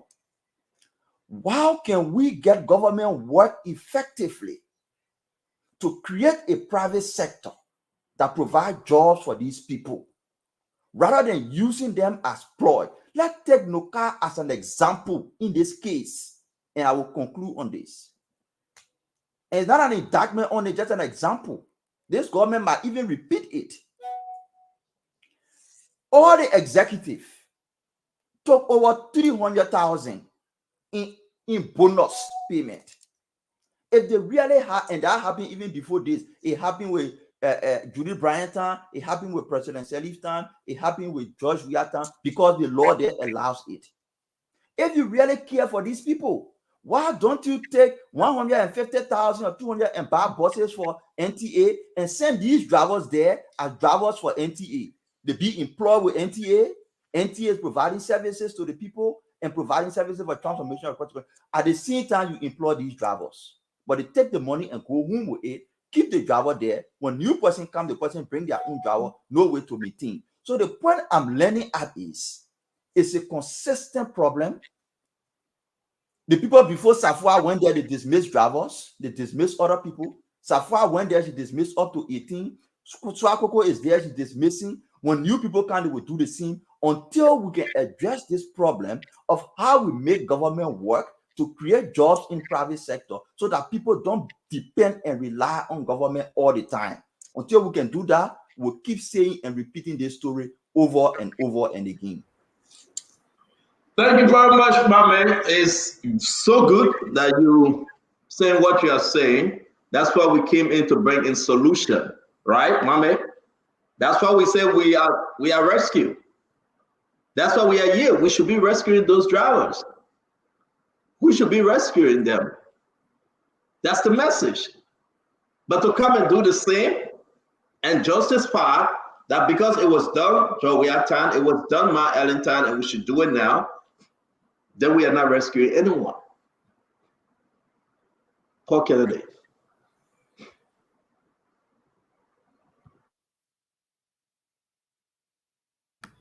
You're mute. Yes, I was muted. Can you all hear me? Uncle Sam, it's good to see you. I've been following you all the time, and your beautiful wife.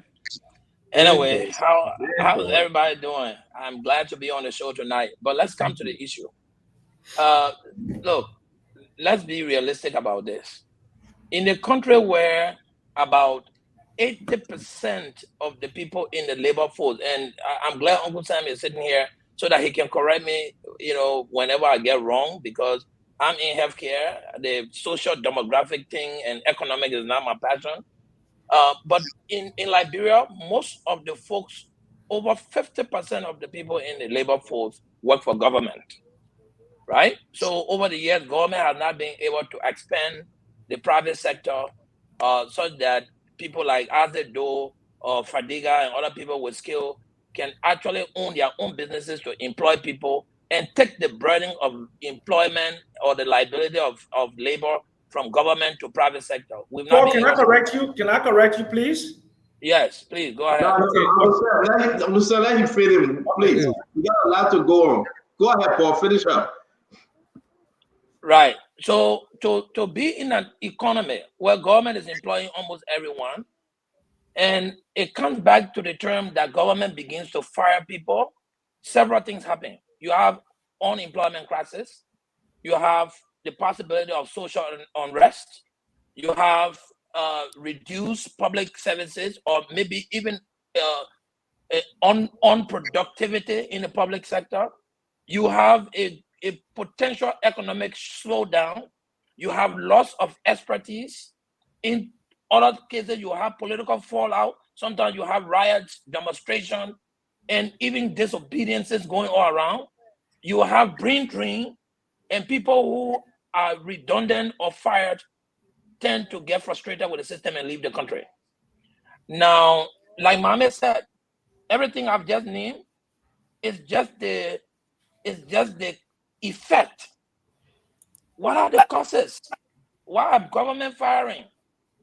It is a precedent in Liberia.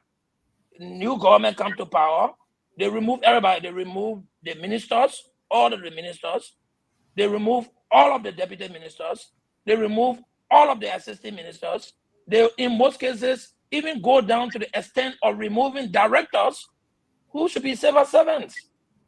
When you do that, the new group of people who are coming will take at least 6 months in office, at least 6 months to begin to understand the nitty-gritty of that office, or to even begin to profess the role and responsibility of the term of the office. You know why? Because there's no institutional knowledge. There is nobody there with a historicity to pass on to the new folks who are coming. So you see ministers taking power, they are struggling to figure out their own terms and duties. Some of them taking power, they don't know how to start a private meeting. They don't know any of the stakeholders that they're supposed to be relating with, because the predecessors that are supposed to be there to hand over government and train people coming at least 3 months are all gone. When you do that in a country, that country will never be productive. And this is the kind of terms and conditions that Liberia has come to. Liberia has become a political country where people are firing people all because of their political affiliations and not because of what they are incapacitated to do. Thank you very much. I'll be standing back. Thank you very much. Thank you. Thank you. Who's talking in the back? Folks? I got my 3-year-old me, my man. Yeah, can you just mute? Are you back in the state now? All right. I think he's in the state, or maybe that's the other 3-year-old he get in Liberia. Who knows? Welcome to the show, Alpha Diga. Yeah, man. I'm doing great. I'm doing great. Are you back in the state, Paul, or that's your other daughter you get in Liberia? Which one? What you call other daughter? Listen, don't stay out of my damn business. I don't have other daughter. I have 2 kids, one in the US, one here. So what's the problem?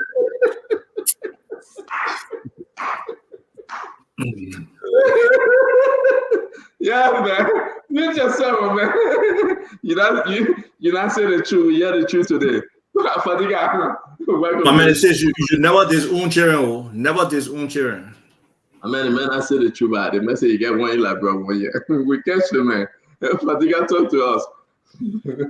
Well, look, I couldn't agree with Paul more. Look, the thing is, we have to be realistic. In as much as we do not want the government removing people, we need to do more to protect career civil servants. I think through all our existence, what we have done is we have allowed politics to control the narrative. In Liberia, and I mean, when people, they say the reward for politics is not in heaven, it's on earth. People actually join these political institutions with the hope of getting a lion's share of the biggest employer in the country, which is not a bad thing given the fact that government have not been able to, administration have not been able to strengthen our private sector and create more jobs in the private sector. So everyone look for position in government, and then people live over those people, and then it trickle down. So it's not unique to this government. When you look at the just in the election or even the past year, we cannot say that anything different happened. The country is also divided among tribal line.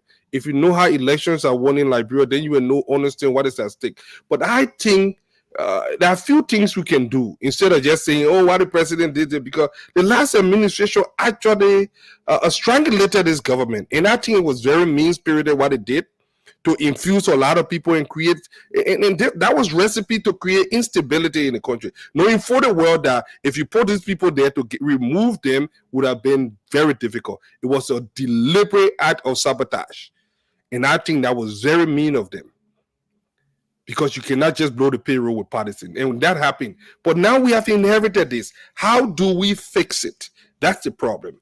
I do agree with Stenton's point that firing people is not only the answer, but honestly, you cannot just have menial workers that unskilled, just filling positions because we want to put bread on the table. There is a reason why folks like Elon Musk is paid millions of dollars because he created. There's a reason why people like Bill Gates. I beg you, Fadiga, brother, I beg you. This is a counselor. Counselor Bashi. It's not just any worker. She's a general counsel for locale. You fire her. No, I'm not talking specifically. No. Don't say I'm not being specific. I'm just looking at the bigger picture. No. You try to spin this thing. The man career, he's a driver. You want to say because he didn't go to school and things so therefore he's just a male driver? But you got to stop. No, don't put words in my mouth. You see, you want to destroy my senator. Let me say this: for a counselor, I'm not worried. For a counselor counselor like psychiatrists and therapists. You can always find ways somewhere else. I'm not saying that your daily bread should be moved. Counselors in Liberia can be in the private sector. Can be in the I'm not saying that. Stenton, I'm not advocating that people should just arbitrarily fire people. I'm telling you the root cause of this problem and how we can find a durable solution to this problem. It came from the politics of the day. Two group of people fought. One group of people come there. They won the partisan there. That has been customary in Liberia. How do we change that mindset to promote and protect career civil servant? Keep them away from politics. But it's so difficult to do because the executive steer the conversation. And most time we saw people. Look at me like the former ambassador. People are forced to get on the psychometry and wear the funny beret. We saw people forced, to do some of the things just because of daily bread. So sometimes you can't blame it. But what we need to do here is we need to decentralize the government, invest more power locally so that we give more power to our people locally, and then probably this will stop that huge influence from Morovia and change things a little bit. For now, I don't think the government will have to do what it have to do to survive. And we cannot keep holding it to a standard that we have not held other past leader to. Thank you very much, Fadiga. I think sedition today are celebrated because every way forward keep UP in neutral because they are saying it was done yesterday. We should be solution driven. That's why they elected us. But to say because it was done under Madam Ellen Johnson Sirleaf, because it was done under President Weah, so therefore we should do it too before we face it. No, that's not what we say. And I think, but so you say I want to interrupt, but Mame and Fadiga interrupted. No, but you just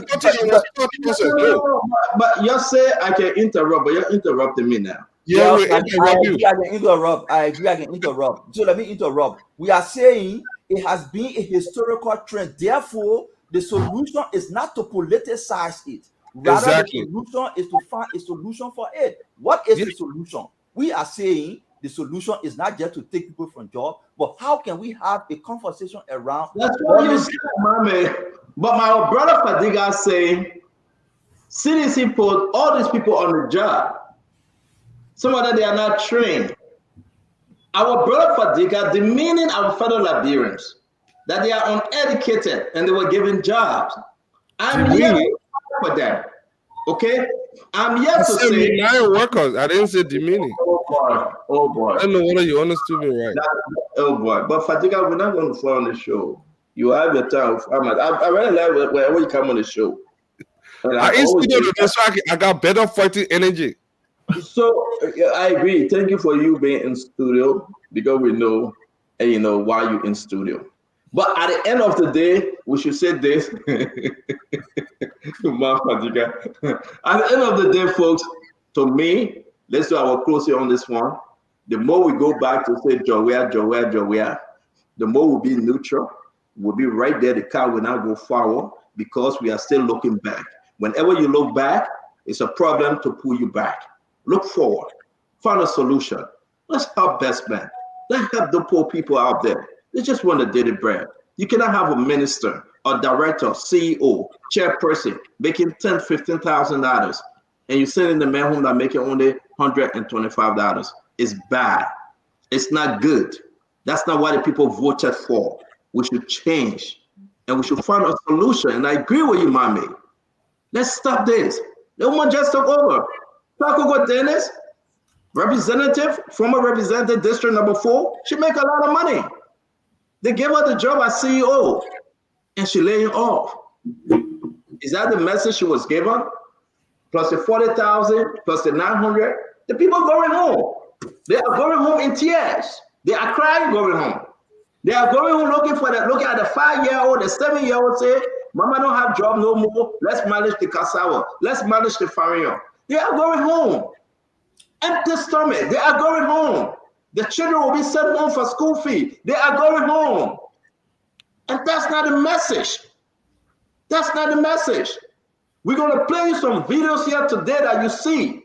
People selling the rest in the market, crying that nobody can buy those a cup of rest. Things not easy.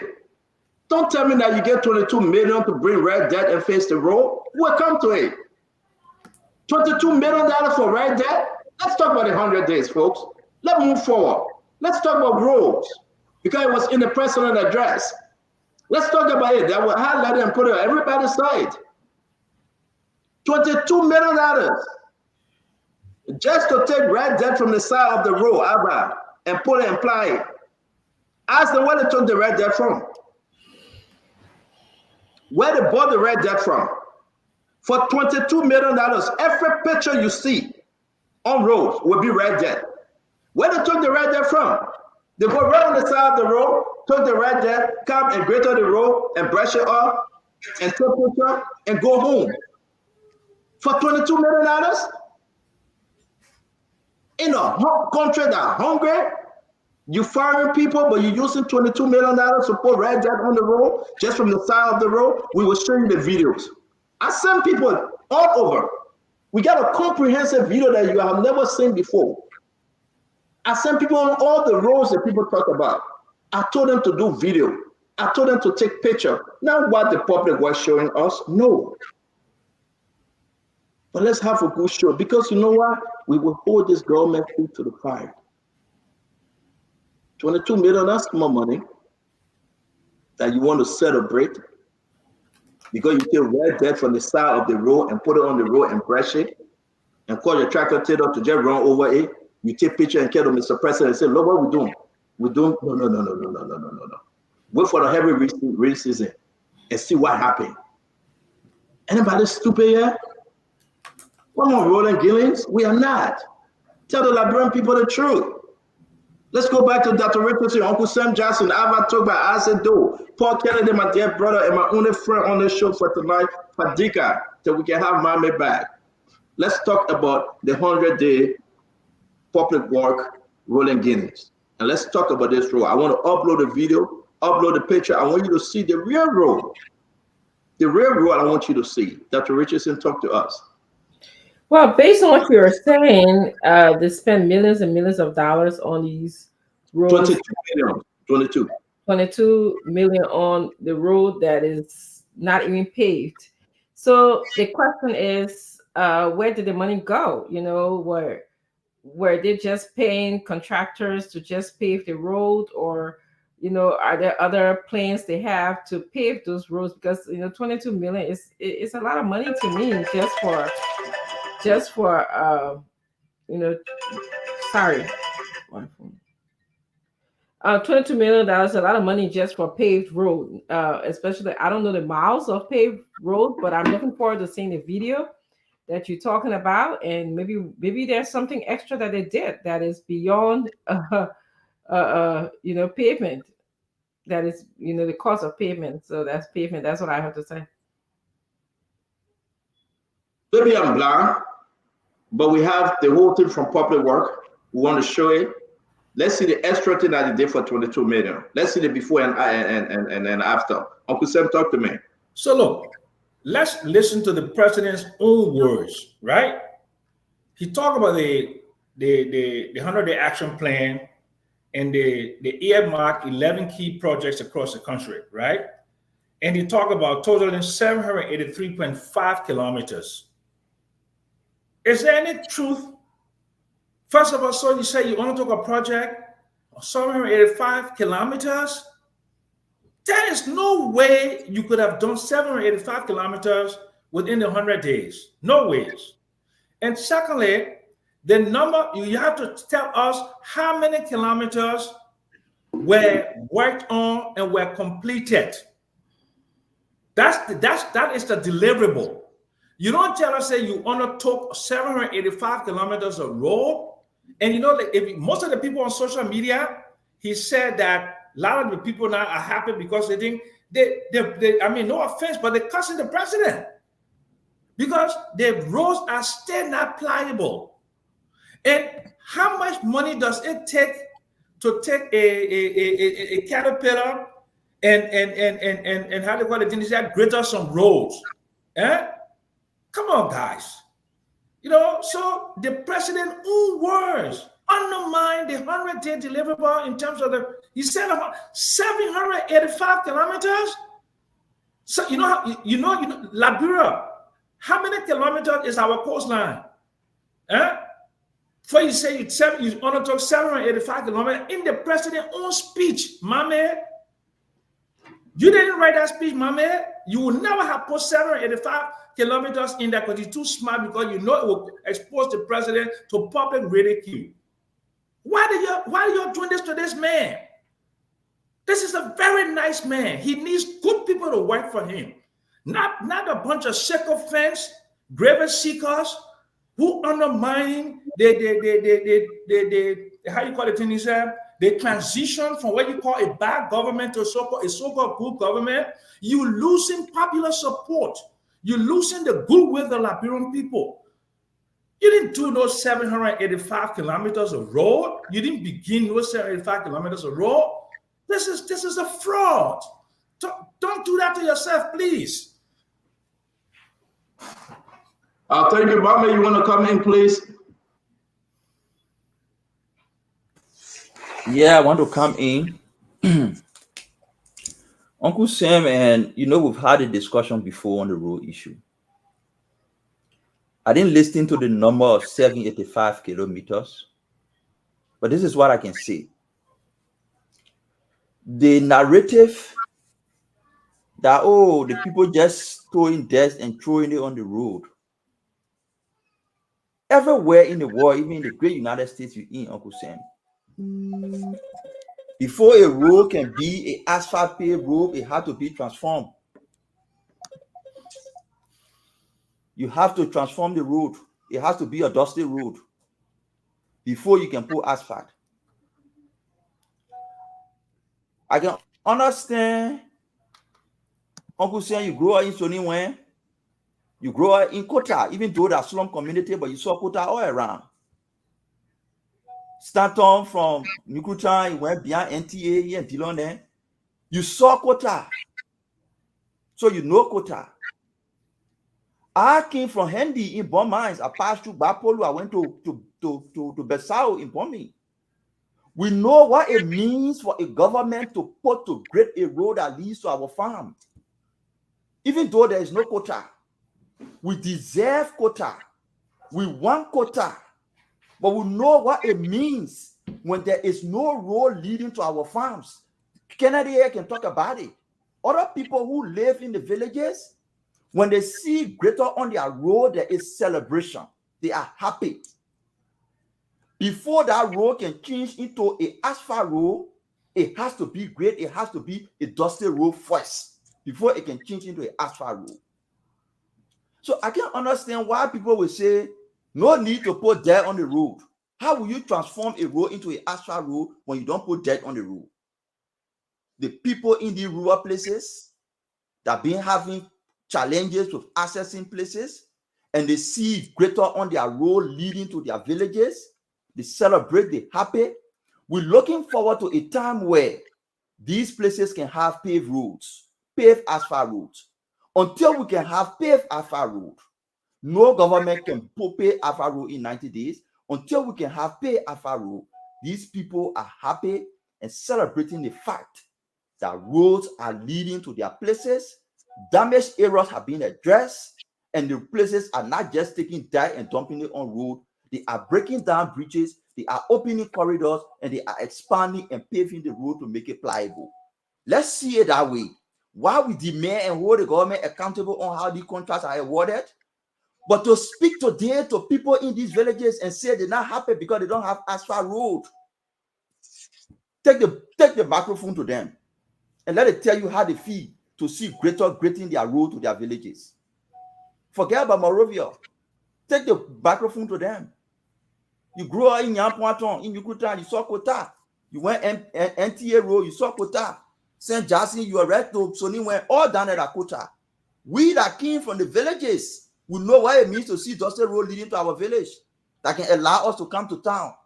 We know what it means. And there are thousands of Liberians who found themselves in that situation today, where on market day, the truck will start 10 miles away and say, I can't reach there because the road not reaching there. But because the people grading the road today, some of those roads are reaching to the market buildings and people have access in it, they will feel happy, they will appreciate. The new quota, until they can receive the quota, they will celebrate the dusty road that lead to their villages and getting access to market. Mama, I will wait for my turn, then I will reply to you, because I think you're missing the bigger issue here. Something you're missing, my man. But he's a spin master. That's what he is. He's I mean, you got to do that, though. You got to work at that. We're going to call you back on my man on the show. I know, we will. Asifar, please. I want into a rubble. Asifar, please. Thank you. Don't interrupt me. You see, my concern centers around when you look at the document, the 100-day plan. The message that is carried is no car stuck in the road, in the mud. No car stuck in the mud. That's the message that's there, right? So when they initially did whatever estimates they had 15.7 million for infrastructure, for public works, for roads. And at that time, the total amount that they were asking for this 100-day plan was $23.5 million. And that amount was 67% of what they were asking for, okay? Now I'm hearing 22 million was supposedly spent. That's an additional 6.3 million, okay? And if the president is saying they actually touched 785 kilometers, I want to know, are those just resurfacing existing roads? Or to Mame Casey making, they were creating new roads, farm to market roads, and getting to where the people were, because I know in the roads, no roads. For people to bring their coconut, their planting, their fufu to the road, that either motorcycle or they got to tow that stuff in those bags. So what was the nature of this so-called development? That's something we have to understand. If you look at those 785 kilometers and divide it into that 22 million, are they telling us that 28,000 per kilometer? That's what they're doing for the grading or whatever effect. So I think we need more explanation. For me, I don't like to come to just jump to conclusions on some of these things without enough facts. But if that's 785 kilometers, that are significant amount of kilometers. Our coastal line is probably less than 500 kilometers or just about that. So it's not like you're trying to parallel it to the coastal road. But what they need to do is these individual ministers and people who are responsible for significant portions of this particular 100-day plan, they need to come and really explain what they accomplished, not just what President Boyka read, but what they accomplished in better detail, what specific roads they, repaved or regraded or whatever, so we can understand, because we saw the people who they gave the contracts to. So the ability of those 9 companies to really get around the country, like we're saying, I don't see how likely that is for only those 9 companies to have done that. So let's get some more explanation. Thank you very much. From the president's speech, as you can see, a road rehabilitation and infrastructure. You can see under the 100-day action plan for road maintenance, we earmark 11 key projects across the country. Now listen. So then my main point was off completely because they said primary roads. Again, that's why I'm saying Mame doing everything because. So why is it my point? Why is it my point? What off point? Why? Because they were not doing farm to market roads that you try to imply. But who? You see the way you people coin these things. Who told you when you're in a village and you're producing, you cannot use primary road to get your goods to market, and only farm to market road you can use to get your goods to market? But they were not doing farm to market roads. They were not doing. They were not. No, wait for me. What kind of road? The people. No. Listen. Mame, you listen 1 second. In Grand your deliberation. As a give Mame a chance. Yeah, because you see, I'm off track.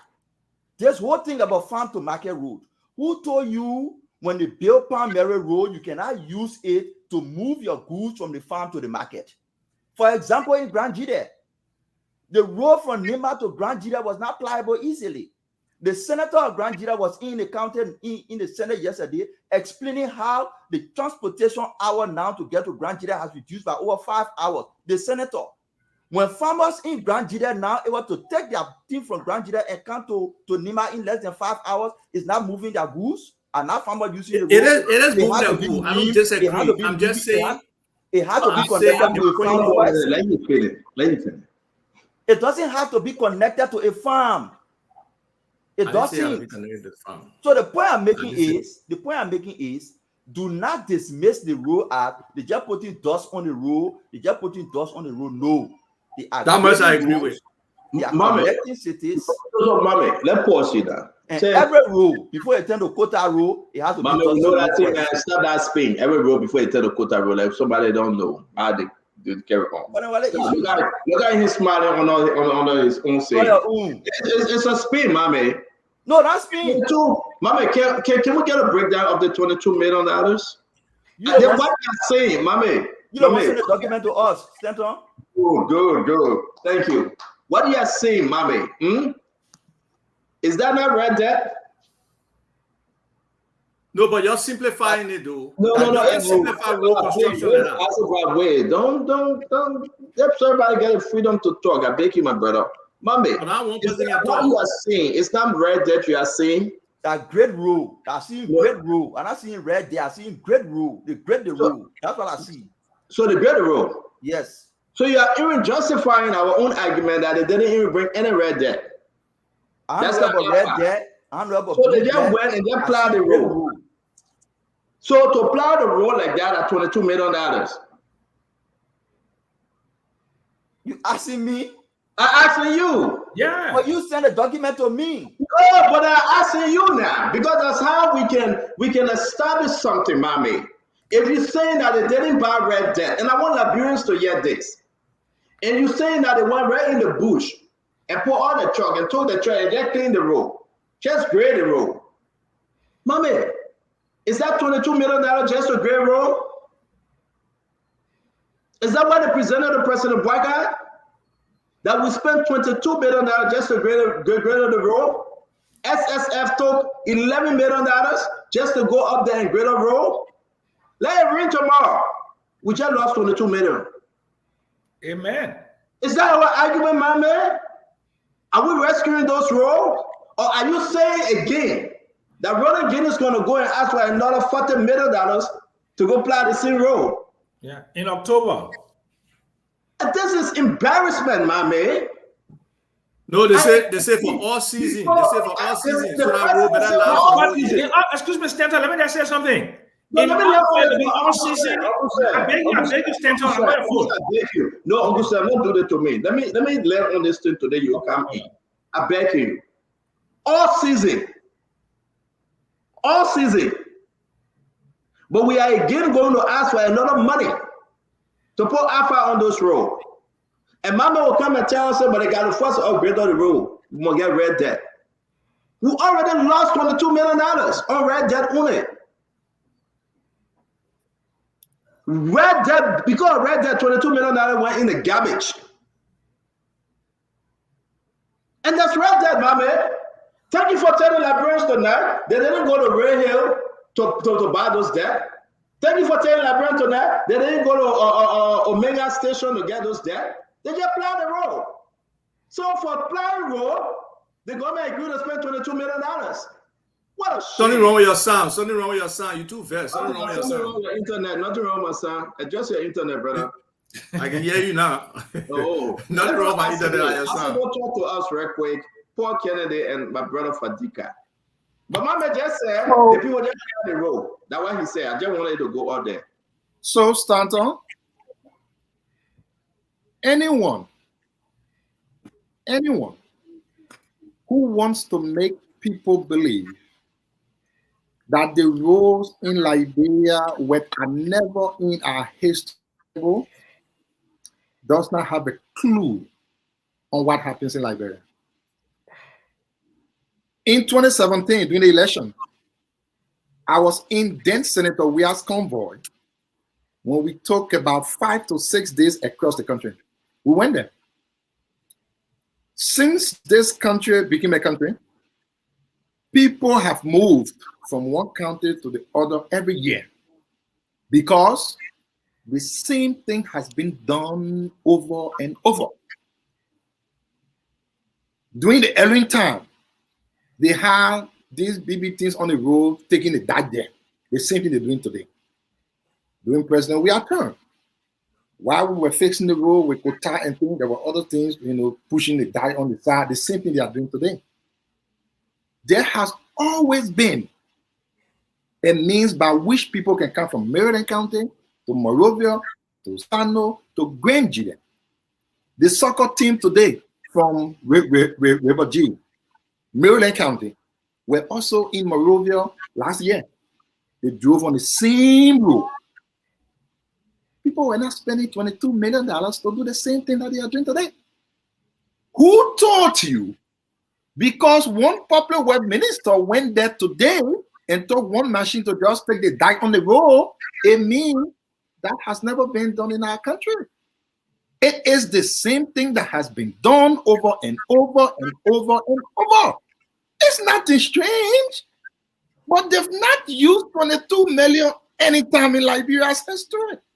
From during the time when President Soli was president of this country. And you know what is also funny? The road usually lasts for like one month. Because trust me, if you have 2 days of rain, you will not even go there again. And then you 22 million again to go and take the ram up. And then 1-2 rain comes, you end up 22 million again. Now, this is the thing.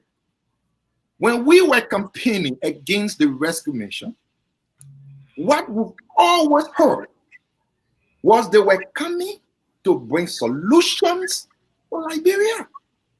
If the solution is equated to things that have been happening over and over, what is the solution?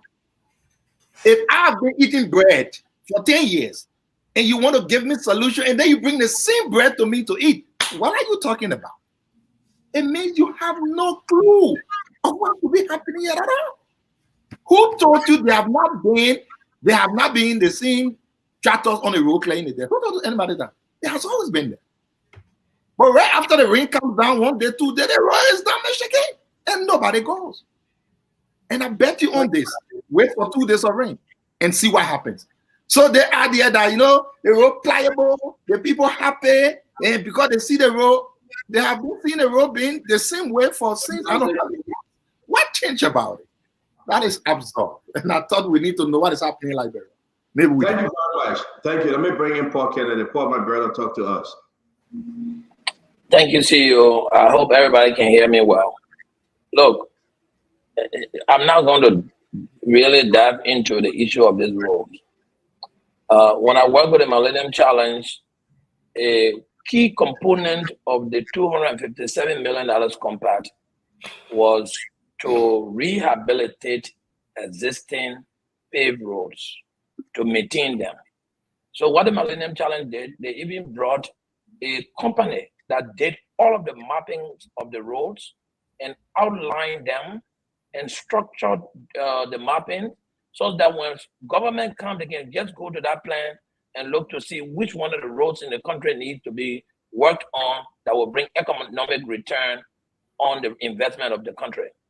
Most government have come, including the past President Weah government, and they totally ignore and overlook that. And I'm looking now to see that this government is also not going by the plan that government pay money to develop, so that when you come, you can just look at it to continue. But let me walk away from the road issue. The president has a very good plan for the country, but I think some of the plan he listed to achieve in the 100 days were ambiguous.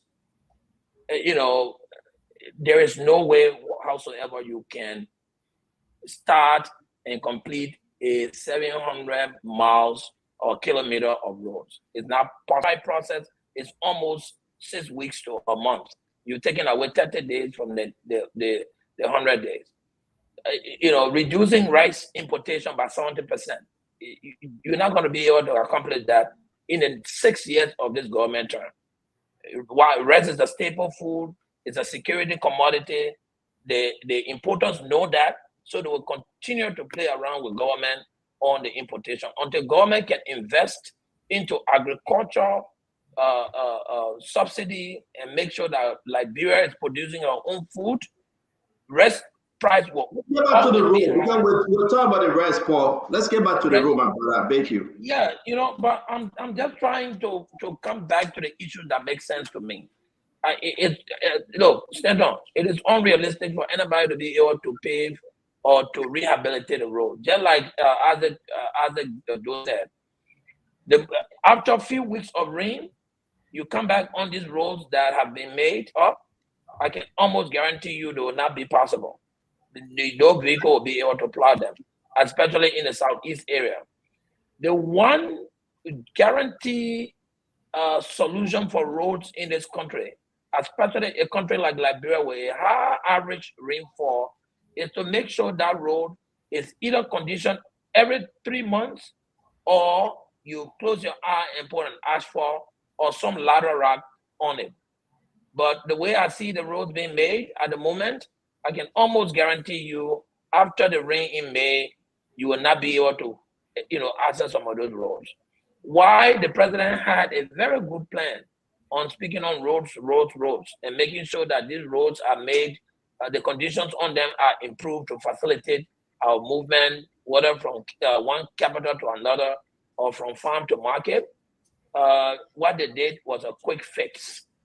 And I must applaud them that they even have the plan.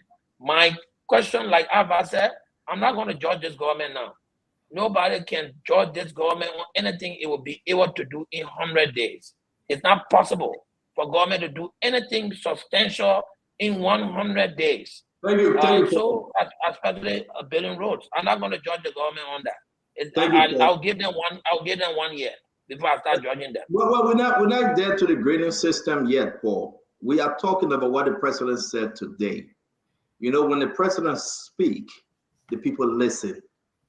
And for us to look at the road, before I go to my brother Fadika, my only brother on the show, from Vojama to Foya Road, 63 kilometers, for the amount of $1.7 million. That's what they say it costs. Just pliable. Can somebody tell me what pliable means? You can drive on it. You can fly it. You can go. You can ride on it. No. You can drive on it. Hold on, guys. Designated road corridor remain pliable during all season. This road will remain pliable during all season for the amount of $1.7 million.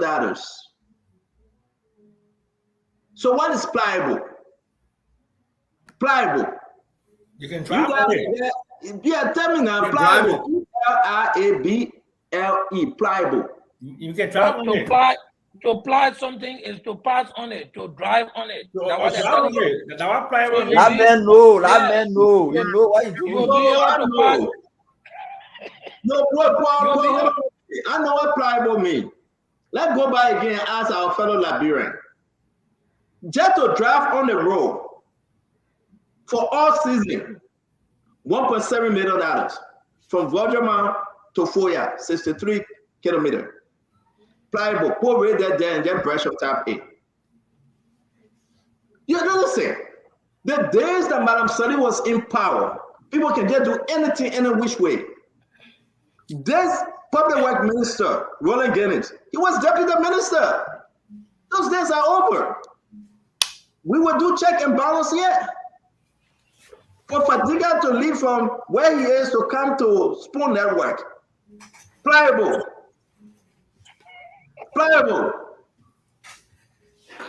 For Asset to leave from his house and go on his hustle to realize, pliable.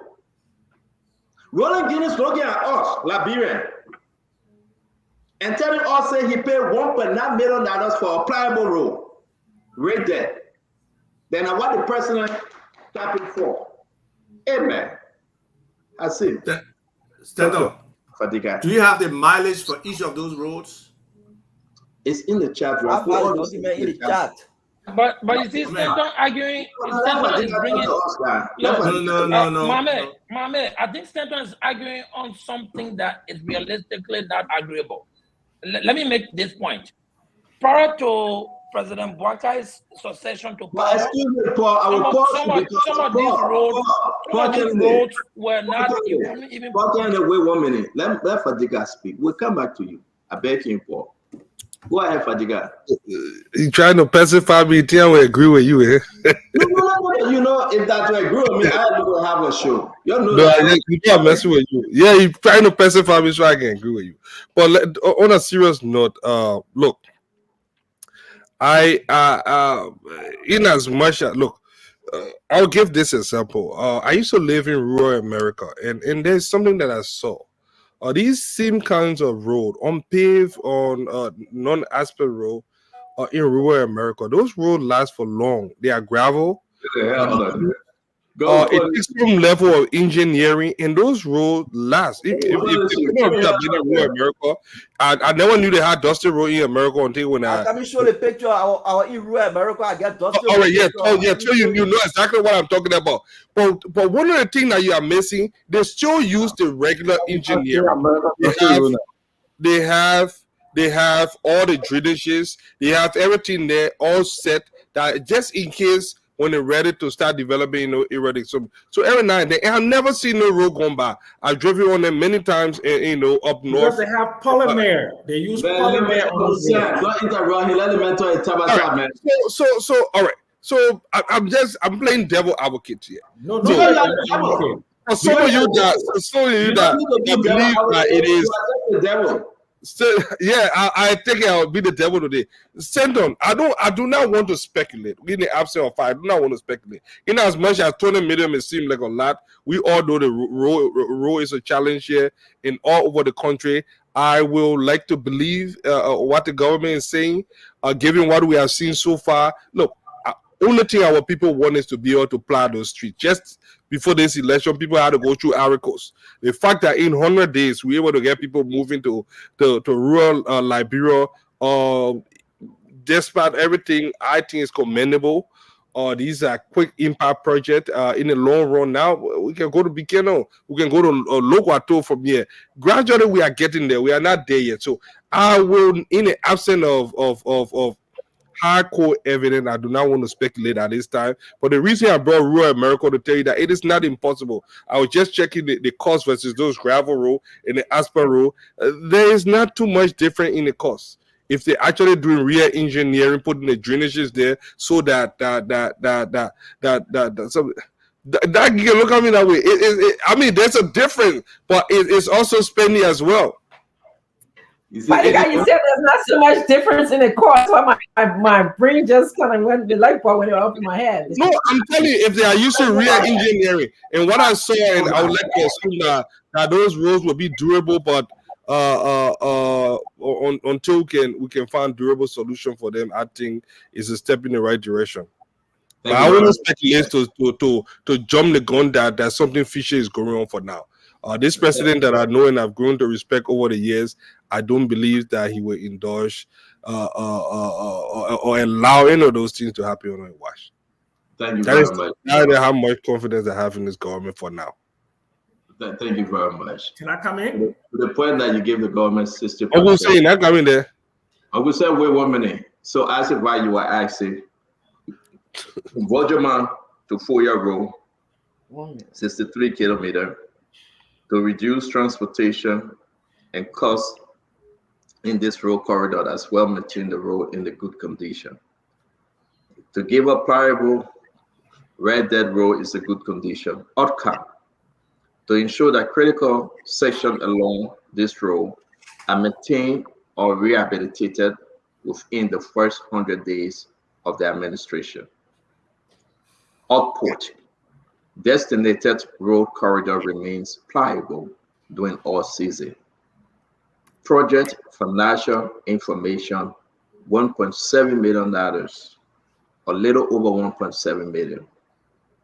Here we are, US. So those of you that are asking, US. So every area of the road that have been awarded to SSF and other folks, we have the information. We're going to put it on Spoon Network page for everybody to see it. We want you to go and read when you're from Wajama, or you're from Buffalo, or you're from Bombing, wherever you find yourself. Go and read how much it costs for them to just come and brush on top of your road. To me, I believe just to take Asa Joseph for a yellow truck, a yellow tractor, and brush on top of the road for $1.7 million, it's a waste of money. I think it's a waste. Within the 100 days, the corridor that Roland Guinness telling us that we're spending $22 million on these roads. Let's be truthful to the Liberian people. It's a BS. I don't think we are going wrong with this thing to celebrate. I think we just left the fry pan into the frying pot. I'm speaking as Stanton. If I want to do a show all by myself, I will come here Sunday evening and talk all day. I like everybody on the show. I like the argument. I like the CDC and the Unity Party argument, because this is Liberia. So let me just end on this while we move to the next, which should be education. I do not believe that the advisor to the president on this road project, who is Roland Guinness, the public work minister, I do not believe he told the president the truth. That's me. That's me. To pay $22 million, I thought it was Red Dead they were bringing, but Mama told us that they just want to ply the road for it to be pliable. So it should be even more less. Just to ply the road, it should be less. So somebody is not telling the president the truth. And we just left the frying pan into the frying pot when you talk about road arrest. So the next one we'll talk about, if you still want to talk about the road when you have your time, you shoot. Let's talk about the agriculture. And now where Mami will start this conversation from. Mami, agriculture.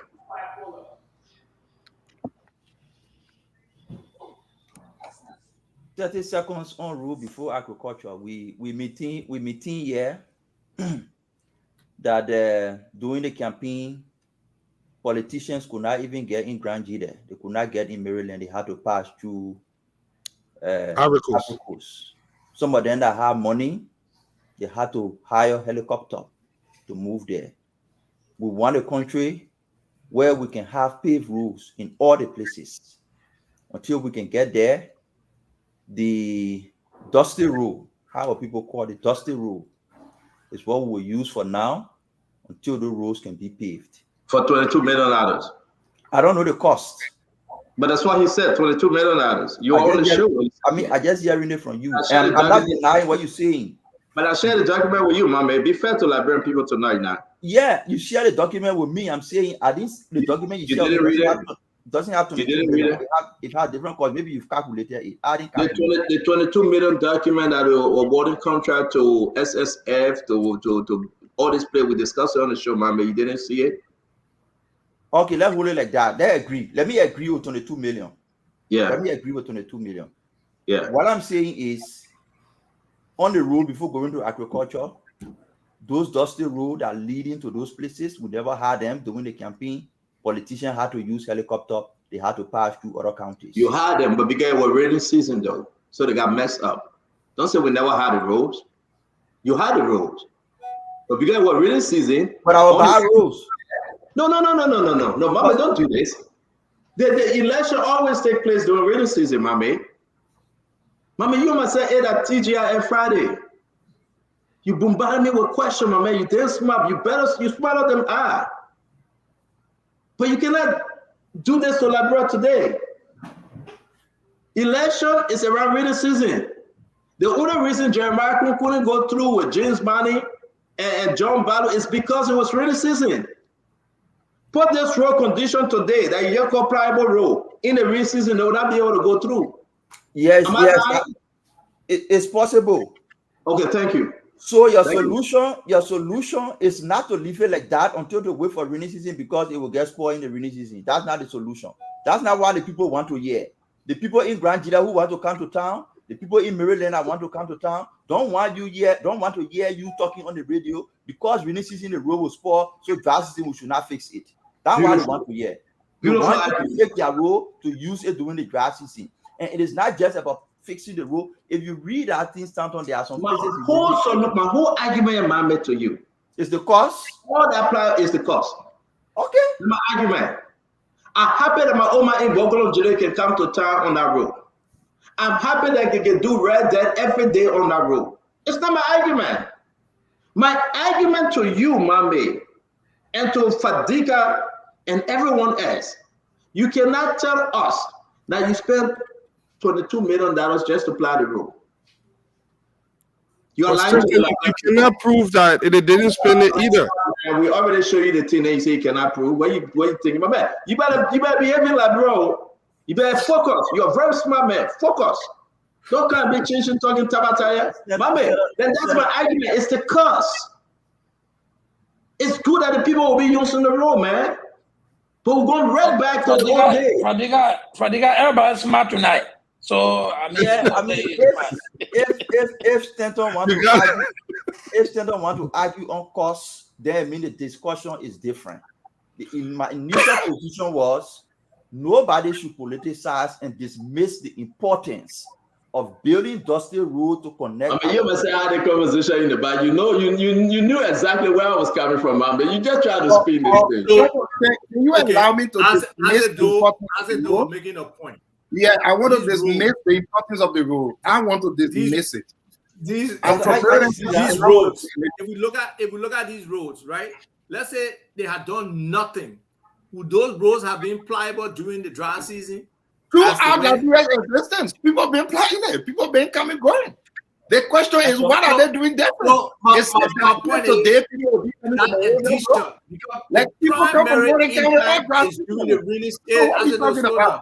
The primary impact is during the rainy season when people are stuck on those roads, unnecessary accidents, all kind of stuff. Does this $22 million expense impact that phase when does it solve the problem? Does it solve the problem? Not in dry season. Okay, so can I come in, sir? Let us understand. As it though, I mean, as it you understand, right? Not in dry season though. You can only know during rainy season. Exactly. Right. That's my point. Rainy season is not far, so we got a short time to know the impact of that 22 million. And they will go and ask for another, and they will go to African Development Bank and ask for another $50-60 million again to go do the same road. So if that's the case, it's wasteful spending. Totally. Okay, right. So if in less than 6 months, the value of that $22 million is basically zero. We can't give it 6 months. 2 months. Okay. So Stanton, let me just say something. I'm from Soniwen, and I don't know if my friend Mame know what Soniwen is, but Soniwen doesn't have any paved road in Soniwen. Yeah, I've never been there before. You've never been to Soniwen before, yes. Mame, I've never been. Doesn't have any paved road. And then, excuse me, finish now. When I was growing up in Soniwen, they may ask me agriculture. Let me finish that. So you were talking about people in Panton on paved road. the Gilbert-Tucker Bridge, the road where that Johnson Street there was built when after I finished leaving Liberia. There was no paved road there. That Johnson Street go all the way down. I suddenly went there to go to what the stadium. Where you used to go to school? Huh? Where you used to go to school? Maybe where I used to go to school. I got business. But Sam, how you say no? How you say no road, no paved road is anywhere? Where the road leads to? Listen to me. You get on the ATS road, it will pave. Then you gotta go to Benson Street, right? But you gotta go area there. Okay? There's no paved road going down to Sonny Wen. No paved road going down to Sonny Wen. Okay, when I was growing up. So I didn't grow up on no paved road. And then for the people. No. We got Abba, adjust your camera, man. Yeah. Adjust your camera. When I was growing up on Macklin Street, when Newport Junior High School at now, there were no paved road there. We used to fish for bullfrog down there. That's 70 years ago, but forget about That's Sonny Wen. Yeah, but I said Sonny Wen at Johnson Street. But I said we'll move from Sonny Wen, then we went to Macklin Street. I gave you my whole history. But let's move on, man. That's 70 years ago. Let's move on. You don't remember well. Joseph Boyka, own words. 783.5 kilometers we attempted. That is a lie.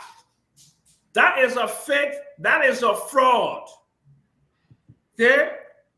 And 783.5 kilometers, that is a fake. That is a fraud. There is no way you could have undertaken 783.5 kilometers in the allotted time with the resources that was given.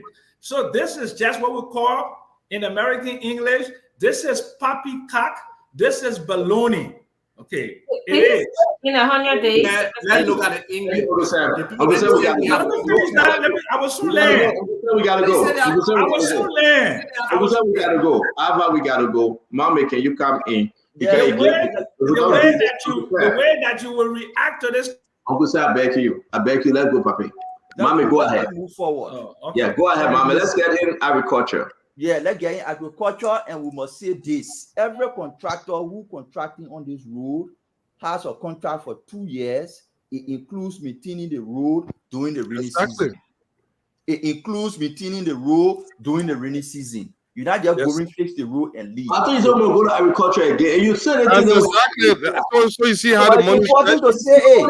It's important to say that justify the 22 million. Mommy, you say we should go ahead. Let's go ahead. Talk about agriculture. Well, let's see our own for they can go ahead. Yeah, it was important to say that the contract is for 2 years and including maintaining the road during the rainy season. I will say you don't convince me. The cost is a lot. No, I'm not convincing you, Stan. No. I can't convince you. I know you. I can't convince you. You're my back to back. I can't convince you. The costs are lot. The costs are blah. The costs are blah. Liberian people need to hear this. The costs are blah. Go ahead. To agriculture. I think they made a mistake to talk about full self-sustainability or full self-sufficiency in 100 days. If that's what they said, who the people? If that's what they said, people just call it sorry. If that's what they said, maybe it was a typographical error. The Minister of Agriculture is an experienced agricultural economist. The people he worked with there, very experienced. The president himself worked extensively in agriculture. They know the challenges in that sector. Nobody can tell you in 100 days they can make somebody self-sufficient. It's not possible. What I know, and I don't know where that came from, what I know because I work with the cluster, was that we agreed during the cluster period, during the time of the transition, that within 100 days, the Ministry of Agriculture will adopt a national agricultural development plan will formulate, customize, and launch a national agricultural development plan that will be taking a value chain approach to the transformation of agriculture in Liberia. I was even arguing that 100 days was too short to develop such an agenda. But because they were controlling the sector, they were there working on the ground, they argued that they can do it in 100 days. I was saying 100 days were too short.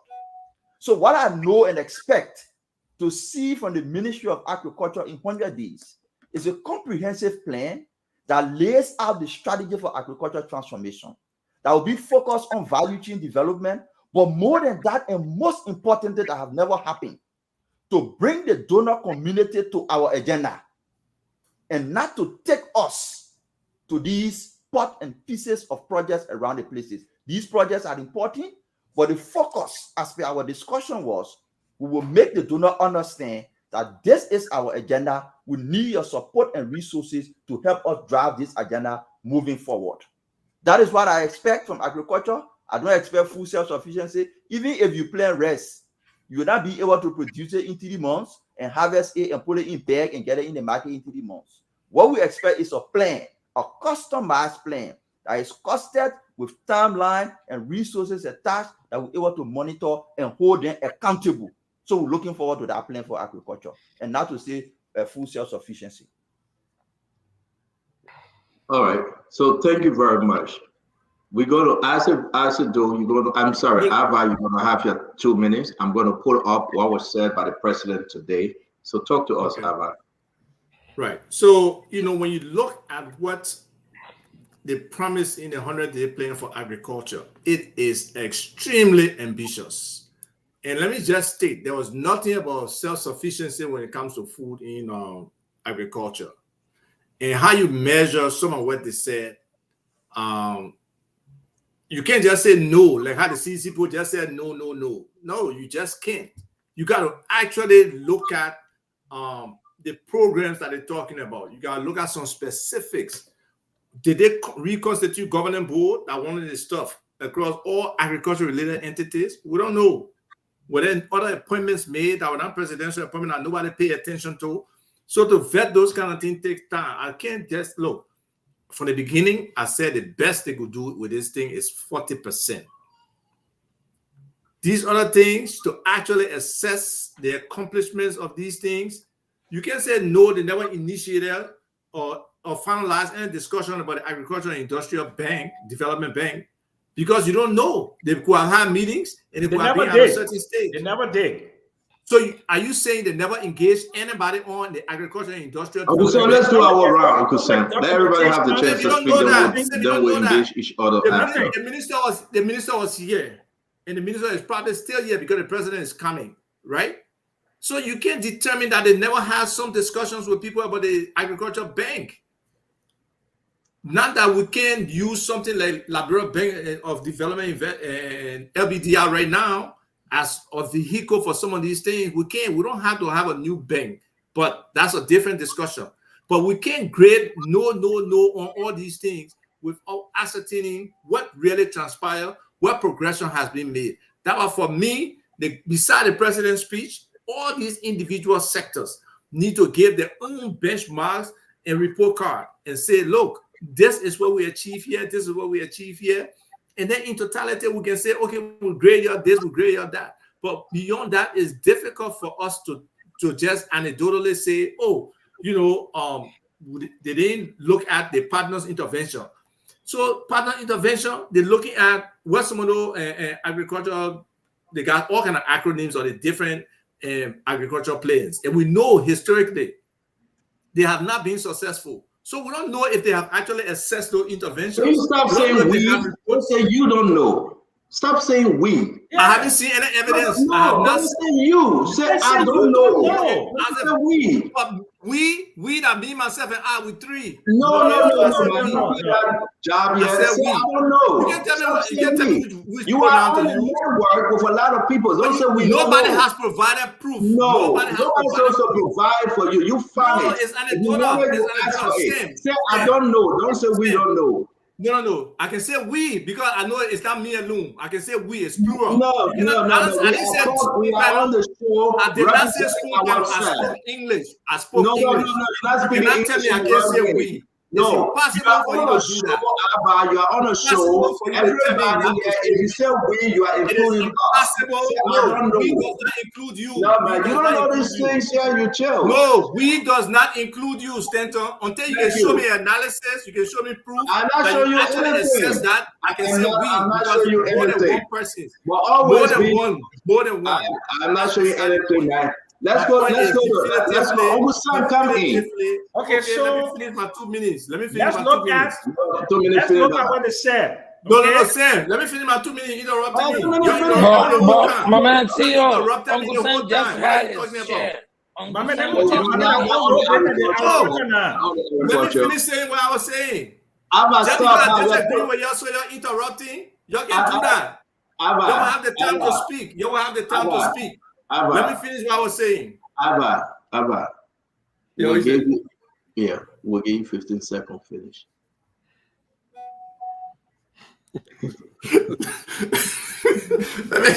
let me I will laugh for the whole 50 seconds. So go ahead, 1001, 1002, 1003, and 1004. Okay, thank you. I'm wasting the people's time. No, so in reality, okay, so in reality, we can't do but every time I start talking, no, wait, man. Am I 15 seconds? In reality, we cannot do knee-jerk reaction because we want this government to fail. No, we can't do that. We gotta be realistic and honest. There are you don't want the government to fail. But I'm gonna move on, man. Go ahead, Uncle Sam, talk to us. This is what they said. We'll come back to you. Talk to us. To initiate and finalize. They said just to initiate and finalize discussion. Exactly, discussions, not implementation. Y'all doing the same thing. We pass you that. Don't interrupt the man. We'll follow you. And I want to get you. Okay, this is it. They said to initiate and finalize discussion on the establishment of an agricultural industrial development bank. Where are you reading from? Our analysis based on what they said. Abba, moment, stop. Wait, let the man talk. We got to move on. To improve the agricultural services extension in all agricultural districts and identify volunteer agricultural extension grants at community levels. Zilch.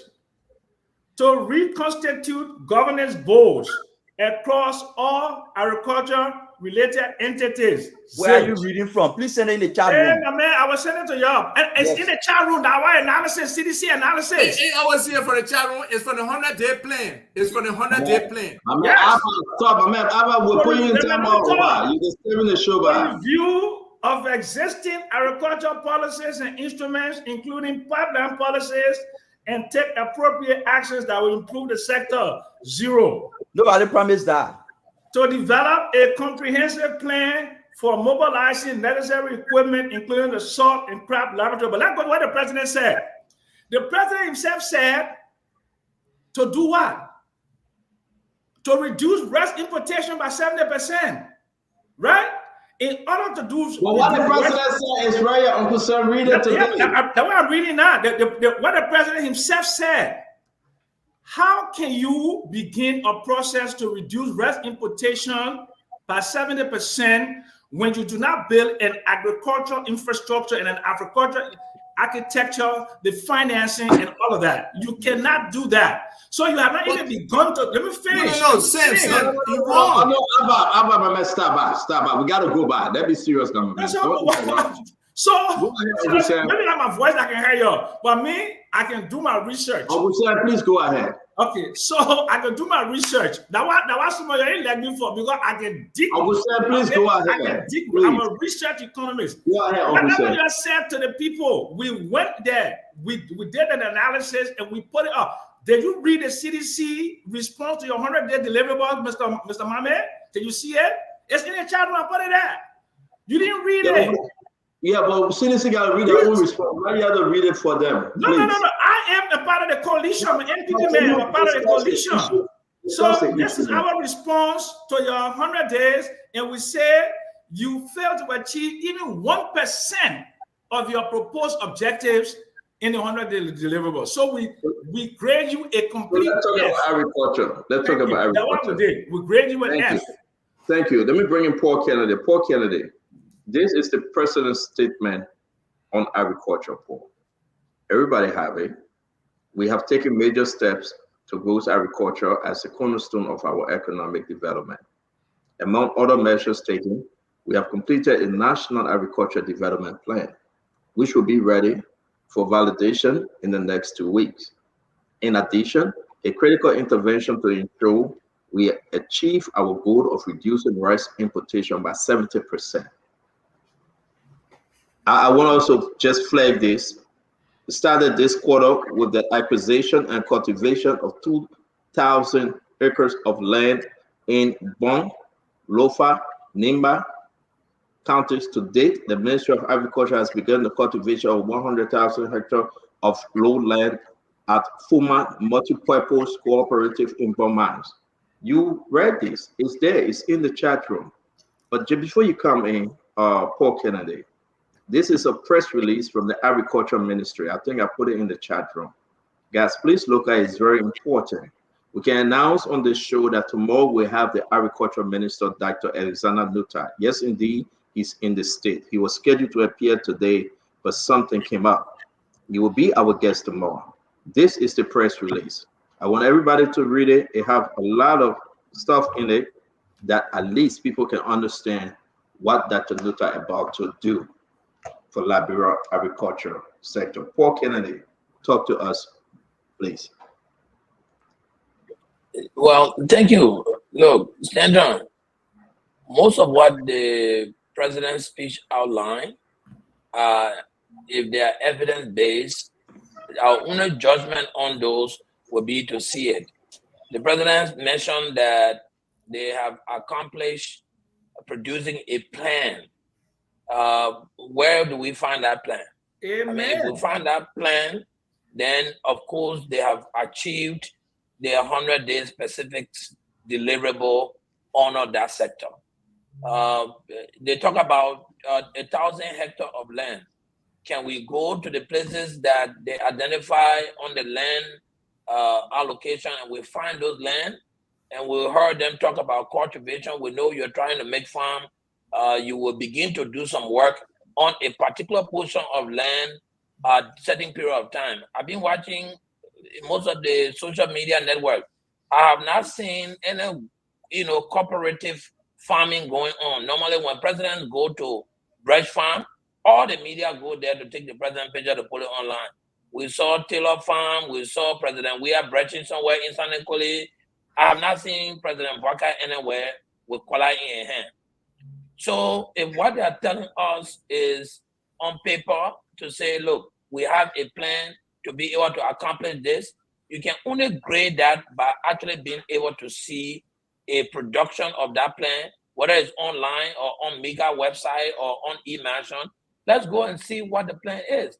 Look, like Mame said, only a fool will sit down and realistically believe that in 90 days or 100 days, you will be able to sustain, to do sustainable farming and begin to reduce rice importation or rice price. It's not feasible. What I expect people in government to realistically do in 90 days is do what we call desk review. When you get a new job, the only thing you can effectively able to do in 90 days is to sit down to see what your predecessor wrote, something that is a policy issue, you can see it and understand it and take note of it to go forward. You can't do much in 90 days. Like I said from the beginning of my statement, I think the government mean well. Most of their plans are just too ambiguous at the beginning. And, to realistically speak to it, nobody can accomplish any of what they've just mentioned in 90 days period or 100 days time. Let's give government some chance. In September of 2023, when I came on Spoon, somebody on this very platform asked me to rate the George Weah government. And I told them, listen, realistically, I'm not going to do that because I don't have all the indicators. And that night, everybody on the platform here beat me. They said, oh, Paul Kennedy, you're rating the government, you fail to rate the government because you see this man. I don't care what people think I am whether at CDC, whether at UDP, I have the right as a citizen of this country to align with any political party. Thank you very much, Paul. Let's move on to the issue. Here and judge this government on 100-day deliverable to see that it's sustainable. I'm not going to do that because I know the government cannot do anything sustainable in 100 days. Thank you. Thank you very much, Paul Kennedy. The government said they would do X, Y, and Z in 100 days. The people didn't bring it onto the government. The government said it. So whether you want to judge the government by their deliverables or whether you want to just let it be, the government said, count on us. For example, let's put this up before we go to Dr. Richardson. Within the 100 days promise that was made by the president on the Unity Party 100 days agenda, Objective 10, if you look on that 100 days, agriculture and food security. 1, complete, validate, and adopt Liberia food security crisis preparedness plan, and validate and adopt the zero post-harvest loss and strategy of Liberia. Was it done within the 100 days? Zero. Was it done within the 100 days? No. We are not saying these things. That's what was promised to the Liberian people. So let's go back to these things. We are talking about agriculture. Bullet point 2, review development partners, intervention project or programs and align implementation modalities with national agriculture development agenda. Are we hearing anything from agriculture? We'll wait for Dr. Luther tomorrow and ask him. But if you look at this and what the president said today, can you connect? Is there anything connecting? No. We are talking about the 100 days. I don't want us to just stop fly. This is what was promised the Liberian people. In 100 days, hold us responsible. So I know I'm going to Dr. Richardson on this one. And my brother Fadika will speak in Isaac. But I want to beat on Mame. A very smart Mame. Hold us on this. Bullet point 3. Identify the major cassava and maize production belt of the country and establish cooperative production initiative. Was it done? Did the president talk about it? That balancing popping from my mouth? Nope. That Unity Party own proposal, my people. Yeah. We are not condemning them, but we are responsible to hold the government accountable. Develop National Agricultural Development Plan, NADP. Where is it? So let's keep this up, right? And let's put what the president said today. You can read anything matching in it. This is what the president said today. Anything matching? Let's go back to the 100 days that were promised. And let's kind of hear what the president said today. I beg you, Dr. Richardson, let's get 30 seconds to Mame. He begged you for 30 seconds. I beg you, Dr. Richardson, please. Speed master, come to it again. Speed master. No, but let me fair. They promised the Liberian people this, Mame. They promised the Liberian people this. And this is what the president delivered to the Liberian people today. Help me understand. I trust 99.9%, most of all the information you provide, Stanton, right? It becomes confusing when Sam Jackson is outlining something completely different as what the Unity Party promised for 90 days, and what you're displaying on the screen is completely different from what Sam Jackson is talking about. Sam Jackson is talking about... Sam Jackson was talking about CDC plan, though. He wasn't talking about this. No. He said, okay, so I'm not going to go on this. Listen. Let Mame talk. 1 minute, Mame, because we got to go to that. I mean, what Sam read is right. I just gave you only 30 seconds. Of course, what I read is right. No. Mame, I only give you 30 seconds. Please use your 30 seconds. And I care less on what Sam Jackson said. This is what I'm saying. This is from the Unity Party 100 days plan that was presented to us when they took over agriculture and food security. This is what the president said today to us. Mame, help us. When the agriculture minister comes tomorrow on the show, you asked me to speak. When the agriculture minister comes on the show tomorrow to speak, he will speak to validate or invalidate what Sam Jackson and other people running around with as promise of the Unity Party for Agriculture. You see, we need to be careful when we receive documents in chat rooms. Mommy, this is a red document, Mommy. What are you calling Sam Jackson? No, but Stephen, what document you getting that from? Because the 100-day plan, objective 10, that objective 10 is not in the 100-day plan. The 100-day plan is not in there. Okay. Abba. You know what? Sometimes I pray to God for patience in dealing with you, Abba, on the show. Every time I go to work, I pray to God for patience. Abba, this is the 100 days. I better put it in the chat room. What can you tell me, say there is no objective 10? What was prepared by Unity Party? Abba, let me put it in the chat room right now, and please do not interrupt me next time because I'm getting so mad. You are killing me. You're hurting my head. It's there. Please go and look at it. I didn't create it there. I got nothing to do with this. They said 100-day deliverables, final PDF. That's the Unity Party 100 days. Please go to objective 10. Let me put the one I got. They got no. I want the one you got. No, I put the one I got. No. Don't do this. Your own could be manufactured. I put the one I got. No, please don't interrupt our show. Mommy, talk to us. Let me go to that. So because that's why I said because Sarah, the document you share with me, I trust your soul. I have seen 3 different versions, all incomplete. Even the one you just shared from page 25 to page 38. It's incomplete, empty cells. So I'm saying, because you get multiple versions of the document passing all over, and there is no finalized version presented by the Unity Party at the 100-day delivery, it becomes difficult for me to speak to it. So that the Minister of Agriculture comes. The document you share, the information is different from what Sam Jackson having in your hand and talking about. What you share doesn't have bank. Sam Jackson is talking about establishing bank. What you sharing doesn't have bank. So I'm saying that the Minister. Do you have any? So you speaking? Do you anybody here get any Unity Party 100 days document? As far as I'm concerned, yeah, there is no official. I'm about to share one. No, hold on. Your way. I beg you, y'all. Only mommy I talking to. I beg you. I say pull it down. I beg you. Please pull it down, mommy. Do you have any Unity Party 100-day document?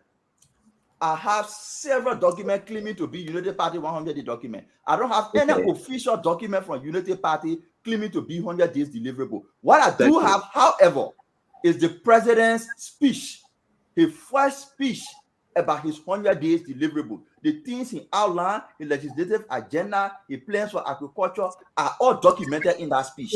So, mommy, you are now saying whosoever wrote that 100 days document, that Mo Ali, Stephen Johnson, everybody ran on this show and said that the 100-day promise that we made. You are not saying we shouldn't believe it. You yourself, Stanton, just read it. Don't listen to my word. Read from page 25 to page 38. It's empty. No, I just wanted to object to 10, please. Dr. Richardson, you won't come in, Mama. You've been so quiet. Thank you for being so. You are our only sister on the show today, but you do it extremely well. You're so calm. I believe now that Fatima and Glennie can be pushing you to this step. You've been very, very unique on the show. Thank you, Dr. Richardson. Talk to us. Well, first of all, I'm busy doing something. You know, the semester just ended, so I'm finishing up my work, and that's why. Secondly, if I read what the president said, that you had that poster that I'm talking about, I'm not talking about the plan, the one that the deliverable that he had today. He talked about a sustainable plan and boosting the economy. I have not seen that. I don't know how to measure that. I don't know how to say he has boosted the economy with his agriculture plans. The second thing he talked about was making farm at LU University at Fendel. Do we know that's happening? What's the preparation level for that? He said the government has launched and started the cultivation of the University of Liberia farm in Fendel, which is aimed at feeding. So he's going to use this farm to feed the students. That's what he's saying. And it's going to be generating income and for practical training and research. To me, I'd like to know more. For example, how many students they intend to feed with this farm? How large is this farm? What kind of income are they going to be generating? Are they going to have students planting their own rice? work on a farm? Are they going to have like a little market booth where they will sell rice to the general public? And then they're going to talk about practical training and research. I mean, are they going to have agriculture students coming in there for practical training and research? So I have all these questions that I wish he would have elaborated on in this plan. It would have been a comprehensive agriculture 100-day plan. And he talked about reducing rice importation by 70% started this quarter. What is the projection? What trajectory are we looking at that because they said that they wanted to reduce rice importation by 70% started this quarter. So in the last 3 months, have they reduced rice to the point that we can see a direction in the 70% mark? And of course, I think Mame addressed this with the acquisition and cultivation of 2,000 hectares of land in Pong, Lofa, and Nima County. You know, where are they having this 2,000 hectare of land, and have they begun planting on this land for us to see, you know, that the land that he's talking about going to produce a lot of rice that will feed the people of Liberia, 1,000 hectares of lowland. I was just in Foma not long ago. Nobody showed me the multi-purpose cooperative in Bon Mines. Nobody showed that to me. I drove around Bon Mines. I didn't see that. The only thing I saw was the Chinese people's farm. They do have a history of making farming Bon Mines, but that was all I saw. So it would have been nice for me to have seen, you know, what the president is talking about. And nobody want to badmouth this president for his 100-day deliverables. The point is the direction in which the president is going. All right. There's so many mistakes for somebody who spent, and I was here before, I talked about the length of time this president spent in the government, the length of time he even spent being Minister of Agriculture and spent, you know, with LPMC. He was solely responsible for, you know, some of the agriculture products in our country. Now, I would have loved to have seen a robust agriculture plan, even if it's a 100-day plan to be mentioned for the future. Okay, but no, especially in agriculture, this is what this man is known for. This is what he told us that he was going to come and help Liberians with. All right, which I respect a lot. But yes, I'm not expecting, you know, Liberia to be made of roses and gold in this 100-day. But too many mistakes have been made for somebody who spent a lot of time in government, and too little conversation about agriculture for somebody who claims to be an agriculturalist. Thank you very much. As a though, then Fadiga will close us on this agriculture. So, you know, Santa, like Mr. Jackson was saying, was just for me. When I listened to the president today, I was wondering if we're still campaigning, because almost everything that was said was said on we will, but you should be telling all what has been already for the 100 days. So it's like, we will give the people food tomorrow, we will give the people food next year. Okay, what we're trying to see or hear about were those things being done already, not the will, then in 200 days. So you know what, for me, actually, in my 2 minutes here, I don't want to be a bad person. There are times we have to be, you know, there are times we have to be generous. People say I criticize the president, the government. I don't think that's something we want to do. We just, the fact that the government has said that everything we were doing, everything that we were doing was all nonsense, was all nothing. They will come and change everything. It is those places we are looking at them. We want to be fair. I have few principles that I know the president achieved, and I know my citizen friends will not be happy at me. Say, oh, what the President Barker has done some things. He did some good things that we have to be sure that we can mention. We all know for a fact that President Barker has been very successful in dividing the country. We know that. No, I can hold you. Let's talk about agriculture. Yeah, I say I beg you. We'll go to general talking point and you can raise those issues. If you get nothing to add to the agriculture, wait. No, I'm not 2 minutes now. Don't quiet. Yeah, so again, the successes of the government, we have time to list it. It will be happy. Right. So there's someone is saying they reduce certain thing about rest by something about 75%, 20%, 100%. Now, why is it? Let me borrow from Freeman. Who's like, you know what? Forget about the words that they put on that campaign talking. Abo, let's see, they do out of open. Show it to us. Yeah, we know you brought fish. The fish, it was so plenty, we all around the country. Our Abo won't see it. The ABBR. Why about talking? You just talking something like that? Like, what's going on? I thought it's crazy.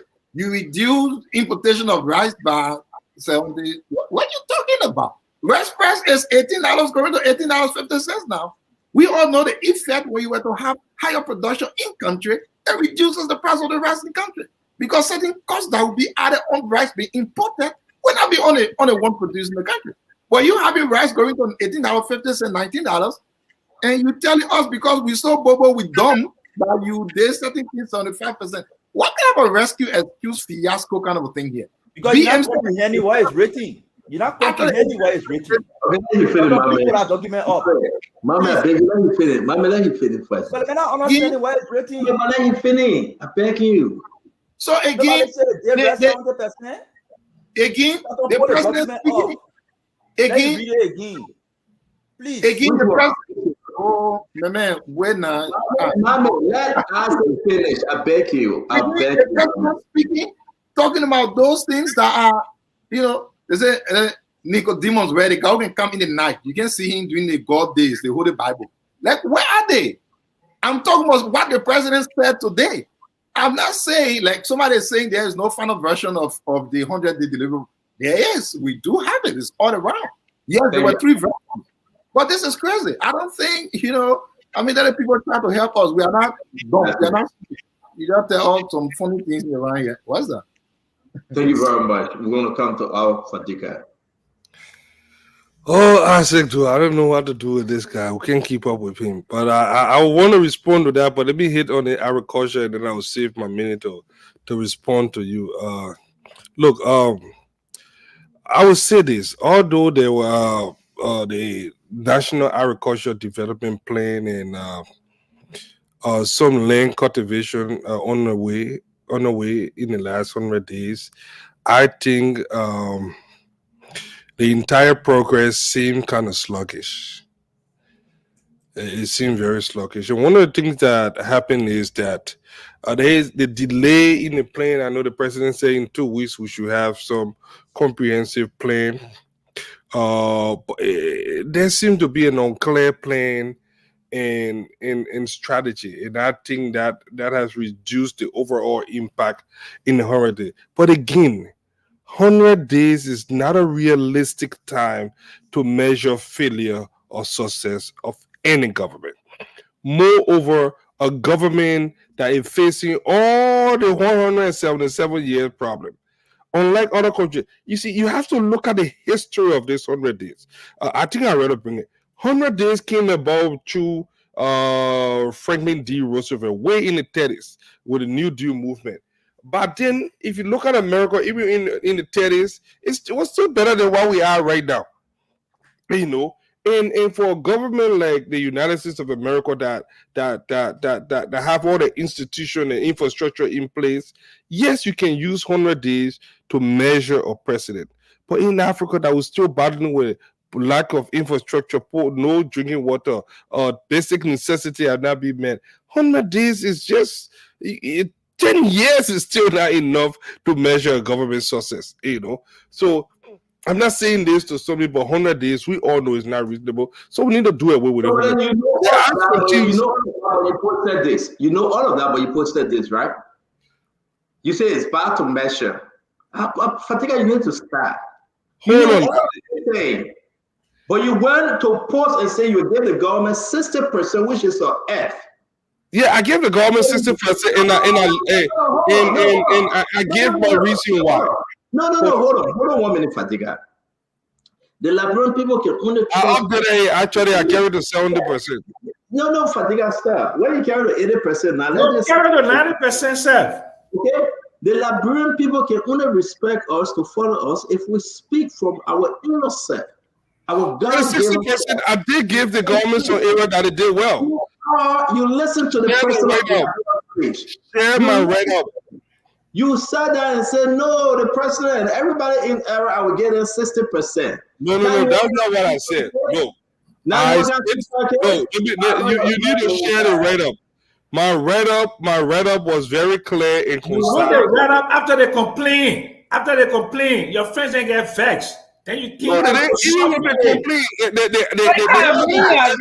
your write-up, you said the agriculture plan is not fully completed and major projects are still in the planning phase. The acquisition of 100,000 hectares of land very sufficient. Let's see. Let Dr. Richardson say it. Dr. Richardson read it. An F. Dr. Richardson, F, right? Dr. Richardson, and that's the same thing I'm saying. By your way, I beg you, Dr. Richardson, my sister, I beg you, mama, way. You know why?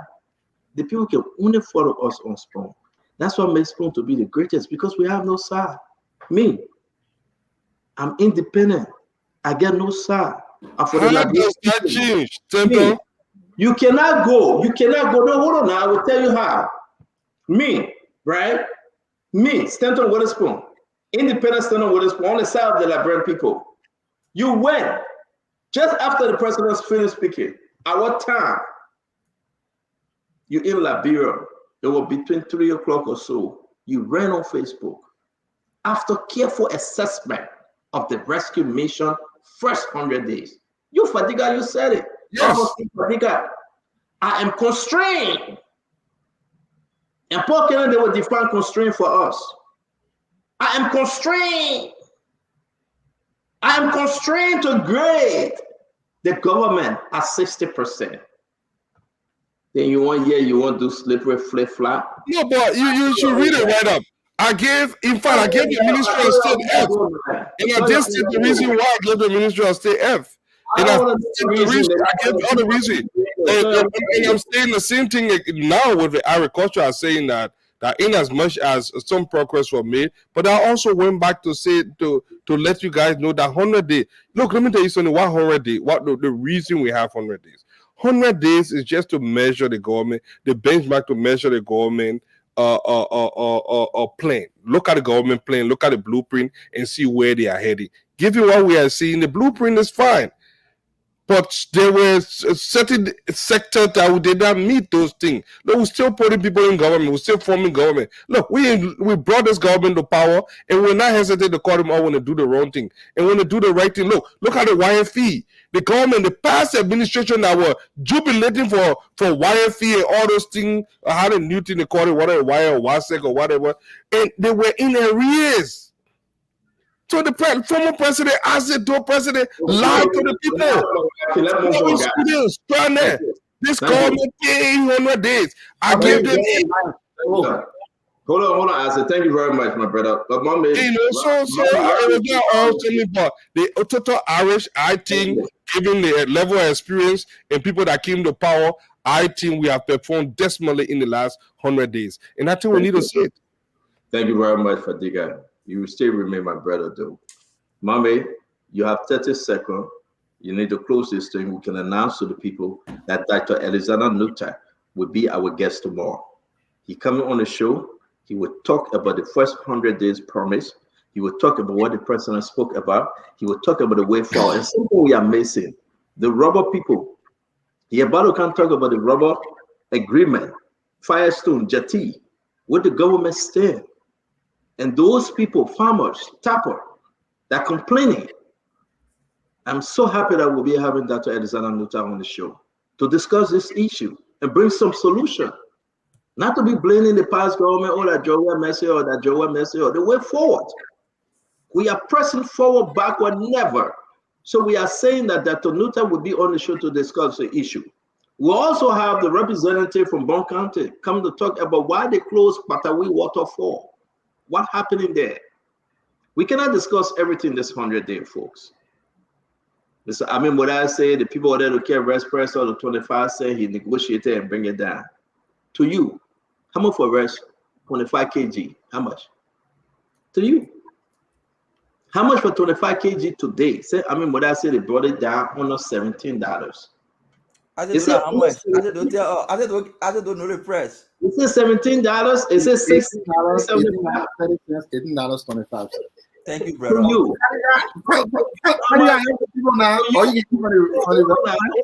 So then we're going to understand who receiving that 25 cents.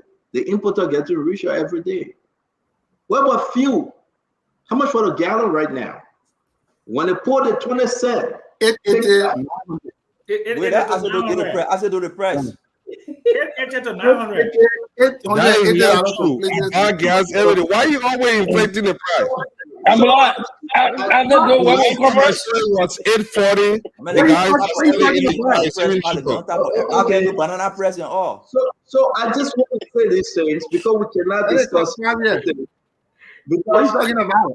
Mama, we got evidence. Because we cannot discuss everything today, we'll keep some for tomorrow, okay? Because we have limited time. It's 7:15 Eastern Time, USA, 11:15 Liberia time.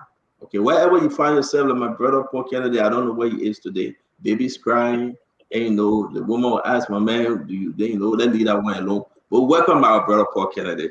Glennie said that they stayed in her building. All right.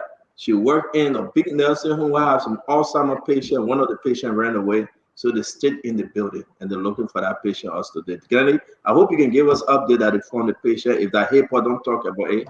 But again, we hope that you also one of your patients that you allow him to run. That will be in trouble. Mommy, talk to us. So this talking now with closing or that what? Question. No, you want to do it wrong. I said to all the price. I said to the channel. That man know the price of baby that about pin. Oh, I know. You know, listening might not know. When I come to America, I will show you how you would be on that side. But now I'm here.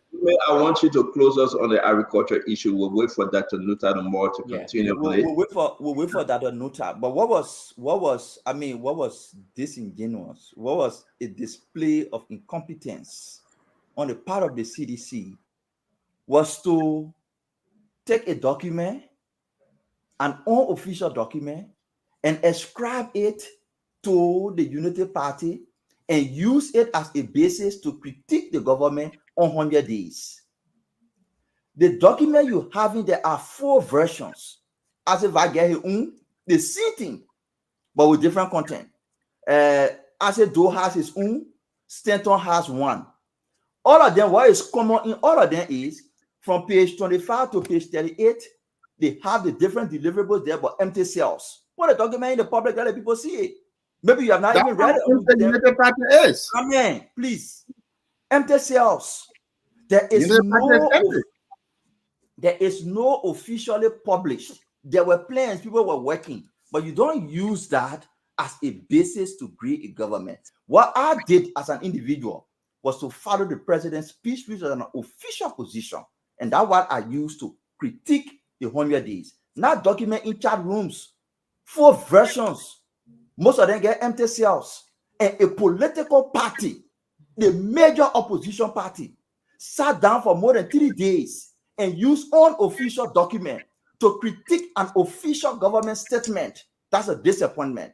Then you saying the president promised to reduce rice import by 70%. That's not what President Bouaka said. President Bouaka said, and it's written in black and white, you just need to read it. He said for 70%, the intervention that his government is taking to ensure he achieve his objective of reducing rice by 70% has started. That's what he said. He did not say we reduce rice import by 70% in 100 days. It is written there in black and white. Then you come and want to blame him. But long story short, I just wanted to make those clarifications. The Minister of Agriculture will be on tomorrow. We'll ask him the hard questions. I myself have issue with this 100 days deliverable plan on the agricultural development plan. I initially said 100 days was short. You needed massive consultation. You needed validation. You needed people to give input because agriculture is critical. 100 days will not be sufficient. But because they are experts, they on the ground, they felt they could do it. We'll listen to him tomorrow to know the progress on it. But do not make claims. Do not take documents from chat rooms and blame it on the president, and do not misquote what he said about 70%. So, Stanton, let me. Wait. Man, we'll do that in our close. Let's bring in Glenny. I beg you. Let Glenny I wanted say to make up something about cities. No. Let's bring in Glenny now. I beg you, Papa. Glenny. Let's try the chat room. Yeah. Hello, everybody. Hello, Doc. How are you? Pay no attention to sentence assertions. That's what he does. He'll check on you. He'll tell you something, then he will kind of make it public. But like his story that he fly, let him live with that one. You told me, right? But so anyway, would you like for me to speak on the issues now, or you want to talk about something else? I care about you. Look at trouble. Take your care somewhere else.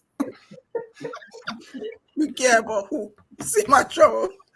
No, but I was listening to the show on my way from work, and I think, in all fairness, what's his name? Roland Giddens has been on this platform twice. And if we have any questions, it will be important for us to ask him those pertinent questions. I heard a lot of people, a lot of different views, which is it's okay to question, because when you see the money, see the amount that is being used is pretty exorbitant. But I think it's also important for him now to address these concerns that we have, because I don't know what it costs to even do a 0.5 kilometer roads. I have no idea, but I think Roland Giddens is capable of explaining or capable of saying how the funds were allocated for which role. So I think it would be important for him for those questions to be answered. I also agree with what Mame said. This is a government. I am not a UP partisan, but this is a government who came to the Liberian people and said that these are the things that we will be addressing in 100 days. We will anticipate that after the 100 days, they should be able to, based on, I heard President Berger spoke today. I listened to maybe a little bit of it. It will be important to address each of those things that they said they were going to be delivered. To tell us how far they've been able to go, what they've been able to reach. Of course, there'll be a lot of innuendos that people can say. There'll be different versions, different interpretations of what people want to understand, what has been delivered and what has not. But I think it's important to ask these questions, but to also wait for an official statement from the government. Like Mohammed said, then you will be in a position to criticize them instead of us making assumptions and interpreting it based on how we wanted to fit our narrative. So, great discussion. It's important to hold the government accountable, but I think it's also important for us to ask them to back whatever they're doing with facts, so that we can be informed when we come to address some of these issues. So, thank you. Thank you very much, Granny. Thank you very much. Don't forget, you have the phone. When they call you, while the investigation is going on, maybe they will find a patient. Let me say this. It's very important. Listen, I honestly how this thing goes seriously. It's very important. One thing while you're doing your closing tonight, I appreciate everyone. To each his own, right? We'll come here to disagree and agree, because we love Liberia. You have these people, ministers, commissioners. They left our country and they came to attend a spring training. I call it spring training.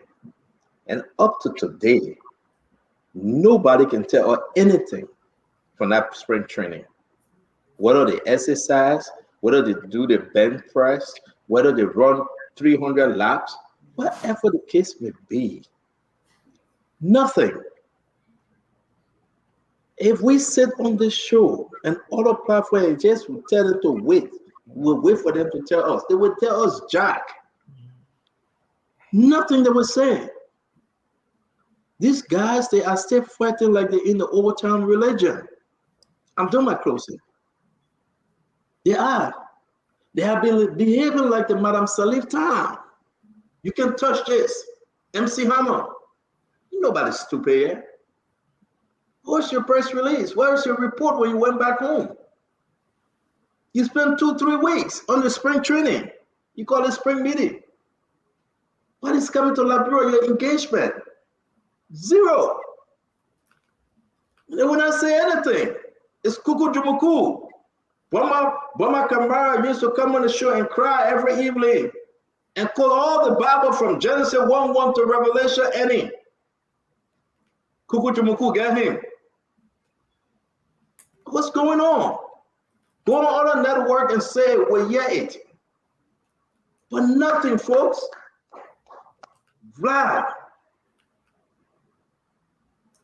All the great engagement. Why can't you be like the RG, Gregor Coleman? You would beat him. He would go and send pictures and say, these are my engagement. I'm fighting for Liberia National Police. Every day I'm speaking to Dr. Nuta, I'm pushing him. Dr. Nuta says, we're trying to change our place. Yeah, we are. Go on other network if you don't want to come and spoon.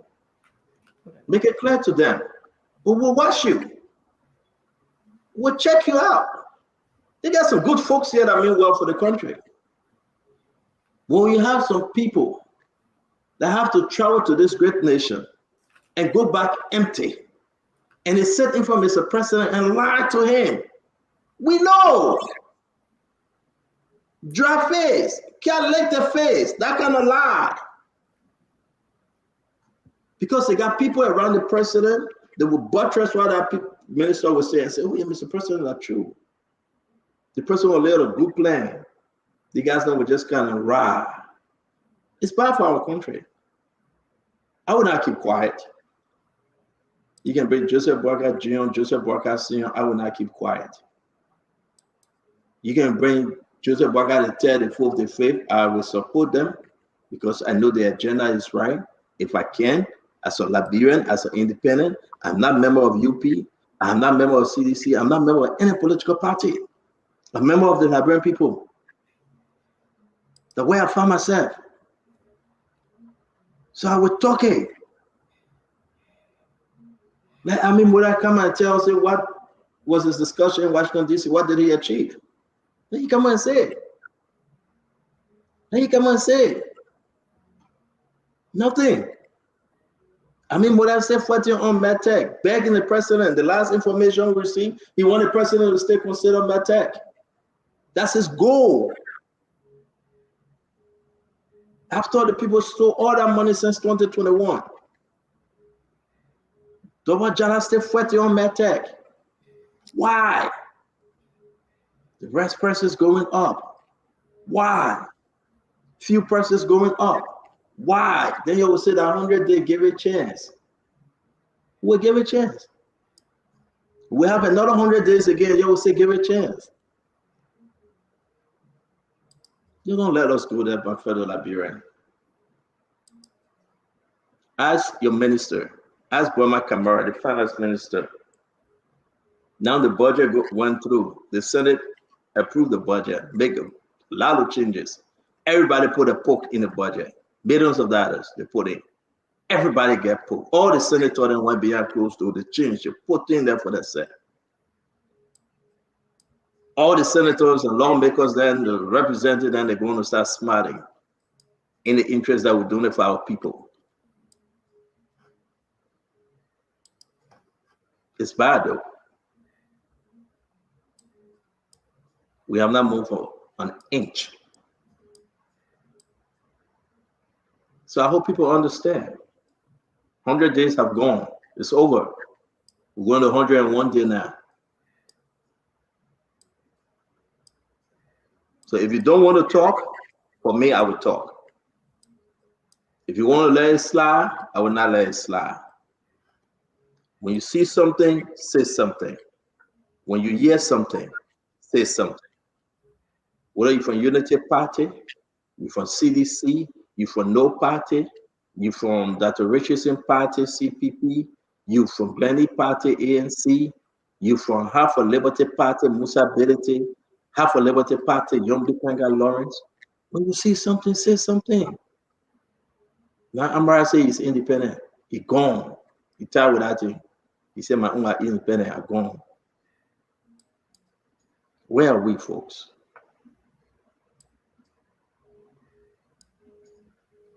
Dr. Richardson, Uncle Sam Jackson, Azido, Glendy, Paul Kennedy, Ahossin Fadika. Then Mama will close up. Let's just wrap this thing up. A beautiful show, guys. Thank you for being part of it. Yeah, it was a good show. You know, one of the beauty of Spoon is that we can come here and share our different views and provide the Liberian people with a diversity of thoughts, which is good for democracy. Um, so today I heard basically three views, if I can put that in those categories.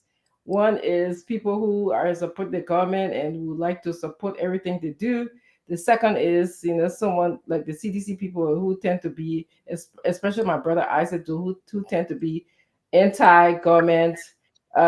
He criticizes the government. He wants to see everything negative the government does. This is what he presents to us here, as if his government was better. And then, of course, I'm just here to state that I'm tired of mediocrity. I want to see a holistic plan. I want to see no more of the past. If you just come to me and tell me I purchased 100-acre because I want to reduce the importation of rice, what does that mean? What does it mean? It doesn't mean a jing thing to me, because you didn't add any measurable ideas or concept to it. If you tell me, okay, this is what the studies show, by me purchasing so and so land and having students or people working it and planting this amount of rice, this projection shows that I will reduce rice price by 70%. I will clap, you know, and feel better. But I'm just hearing all rhetorics, all the same things that I heard in the past. And Liberia is too old for us to continue to hear the same old thing. I expected this government, and I have said this in the past, this president, especially when it comes to agriculture, this is where he spent the bulk of his life. This is one of the convincing things he had to tell the Liberians who believed him, that he is an agriculturalist. Okay, he could make Liberia a better place, and people bought it. They voted for him. So I don't expect for him to come and give me Ellen Johnson's budget. I don't expect or United Party old budget or CDC's budget. Okay, I don't expect for him to come and tell me how many millions and millions of dollars is spent on, according to students said, pliable roads. Okay, I'm tired of being happy for my grandmother in the village because she saw a grater come to the road. She sent me to school for me to know better. To tell her, no, grandma, you need to expect better now. That's what she sent me to school for, because for 100 and something years, that's all she saw. A grater coming to the place, and she clapped for that grater. She didn't see better. So I want better for my country, Liberia. So that's why I come and speak. And yes, I've been quiet today because I have a lot of protesterone on the show for lack of a word. And sorry. So you're laughing and nobody getting first, right? No, what you know what? That is something you come in answer now. All the other things they can talk. And that protesterone is not a homo. You got trouble. Isn't that true? Isn't that a lot of homo are protesterone? Stanton, last thing you say, they want Glenn and I yet you can be quiet. Yeah. Thank you. Got your that homo can handle. You know, ain't here what talk. Exactly. Okay, so So Glenn, you're from the man already or not yet? Can you lead a story? I'm begging you. Okay, I didn't tell you to tell me your story though. You volunteered. You told me your story willingly. I didn't ask you. Got trouble. You got trouble. Thank you all so much. Let's just be very clear. The 100 days was it's a disaster. Not take it from me. Take it from my friend, my bastard brother, Sympathy. He said 60%. He was very generous. And Doc, you are a professor. If you grade something 60%, that is a failing grade. It is a failing grade. It's a failing grade, right? But let me just go item by item. It's up. You can read it, Uncle Sam. After careful assessment of the rescue mission's first 100 days, I'm constrained to grade the government at 60%. Then when your friend get vexed, they start calling him. Then he won't go rest on a long team. But anyway, I will leave my picking alone. Look. No, in that report, he gave them an F though. Yeah, I know you did. You did. Yeah. But this was an afterthought because when he did that thing, it was very controversial. I put in all about CDC chat room, and it went viral. So anyway, look, let's go to agriculture.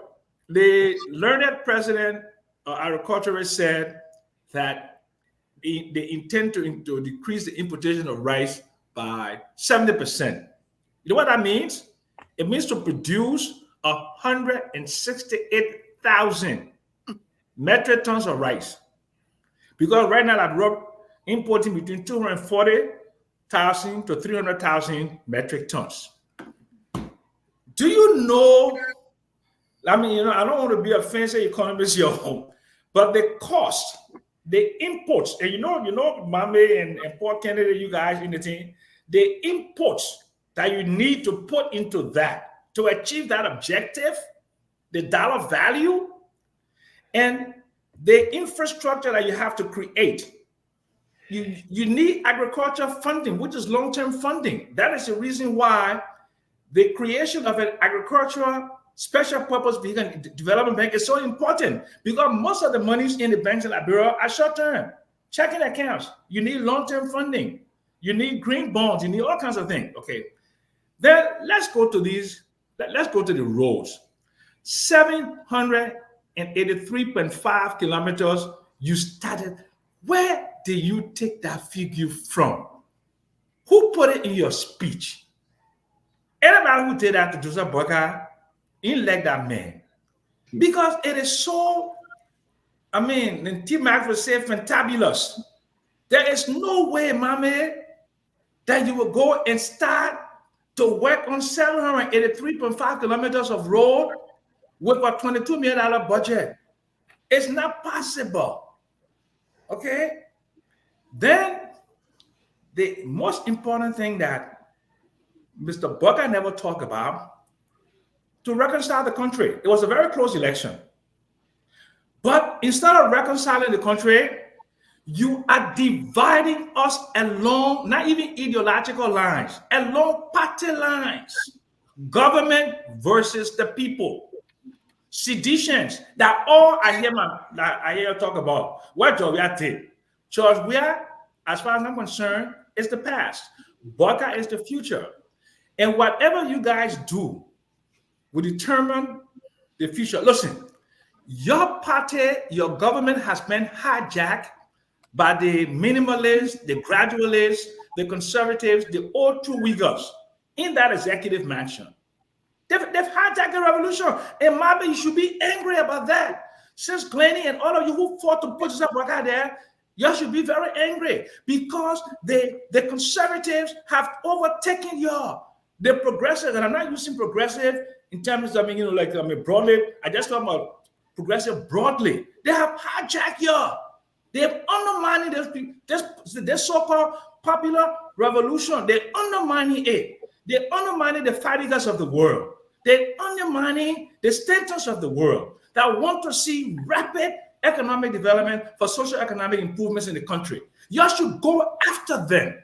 You should make sure that you break the shackle from around Joe Boyka, so that when people like us go back home in our twilight years, we can live in a country, we can turn the light on and go to sleep when no mosquito biting you. That's all I want in Liberia. So no mosquito can bite me. That's all. Is that too much to ask? But you still keeping the same people, the same methodology there for LEC there. Why are you doing it? Then you're keeping MedTech, you're keeping CTN. Then all of the road contractors that from Taylor Town, SSF that from Taylor Town, SSF there, all the West African construction, all the people in BMC there. I know them where I was a minister in Taylor government. If you say you came to change, you should be changing these things. You be changing these people. You don't just give me a sense asking muff to put muff on you. I should not be putting muff on you. You should do things to invest. Now, you tell no lie about it, Uncle Sam. You tell no lie about that. Yeah, you should close my mouth. But to still give me muff to talk when you're getting power, you're shaming the people in the street right now.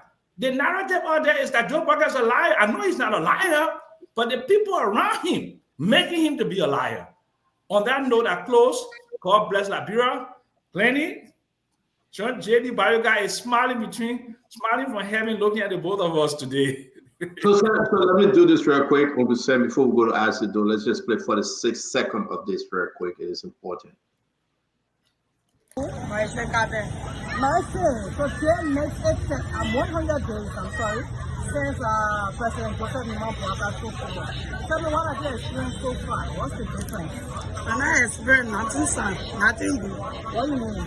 Because our business, I said no buying. I used to take 5,000, 6,000 and go back, but I'm not about there. Everything's spoiled, I'm not steady. Now I take my borrow money about 4 days. I said it, no buying. So it's tough. Why is it so tough? Now the government printing prices down for us. Are you saying that things prices started changing? Yeah. In the last 100 days? Yes. Thank you for talking to me. All right, thank you. Sir? Yeah, hello. What is your name? My name is Momo Sanon. Momo Sanon. This is your computer shop? Yeah. Okay, sir. Today makes it 100 days since the Unity Party government took over, talking about President Joseph Nimampuaka. So tell me, what's the difference? What have you experienced so far? No different. In fact, it was an open. The behavior of him, it was an open. Everything going sky high level. Nothing dropping. And he said 100 days no car will stop in mud. We not see that one. Many promises the papa made, he's not going by it. So that one. When we just say that now, we look at him, what he want to do, let him do it. But the 100 days, it failed.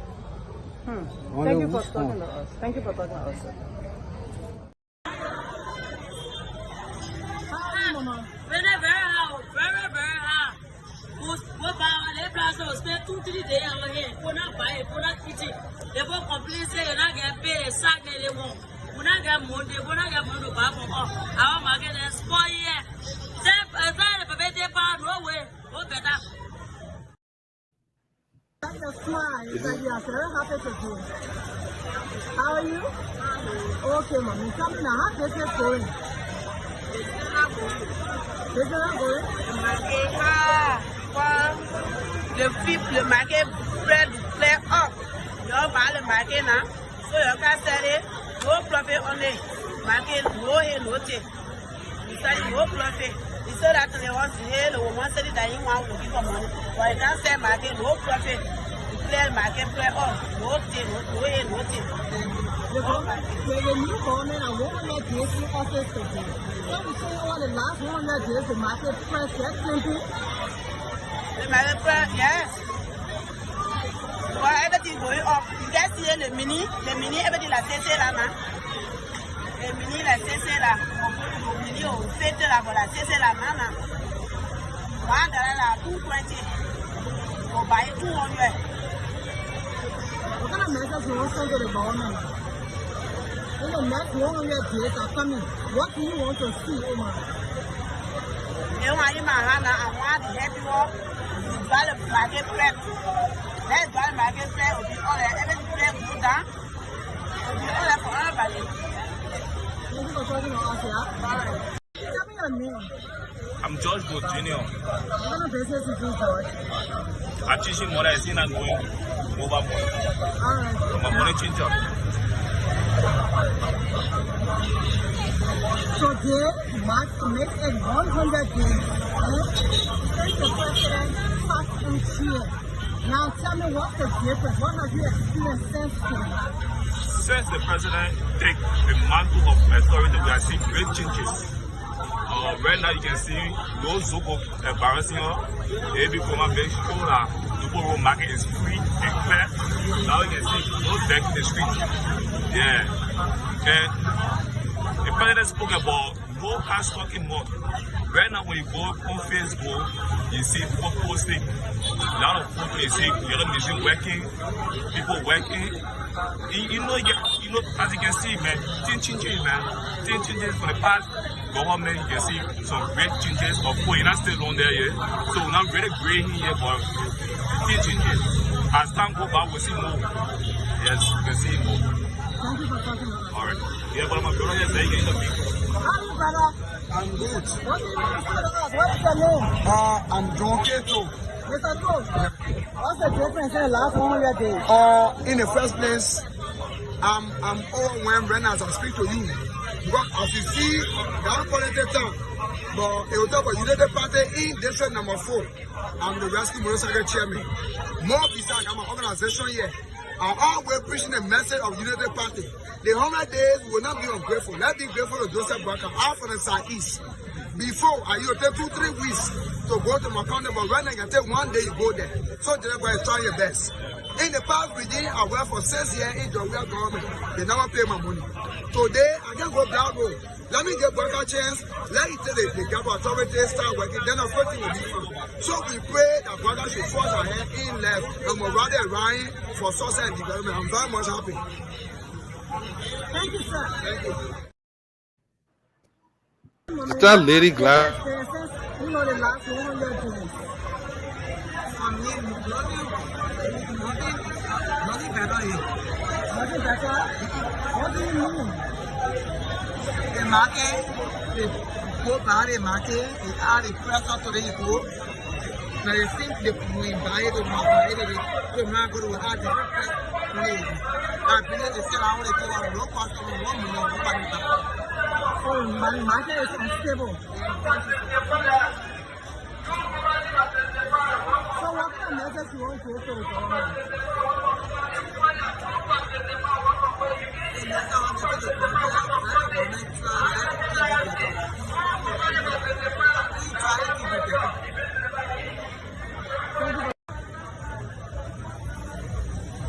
So what's your name? Marcella. How business? No, buy. They buy the business, I not buy it. So the money I put it down. Since I put out the money, I buy 1 year, still on the table. And now I buy it for 3,800.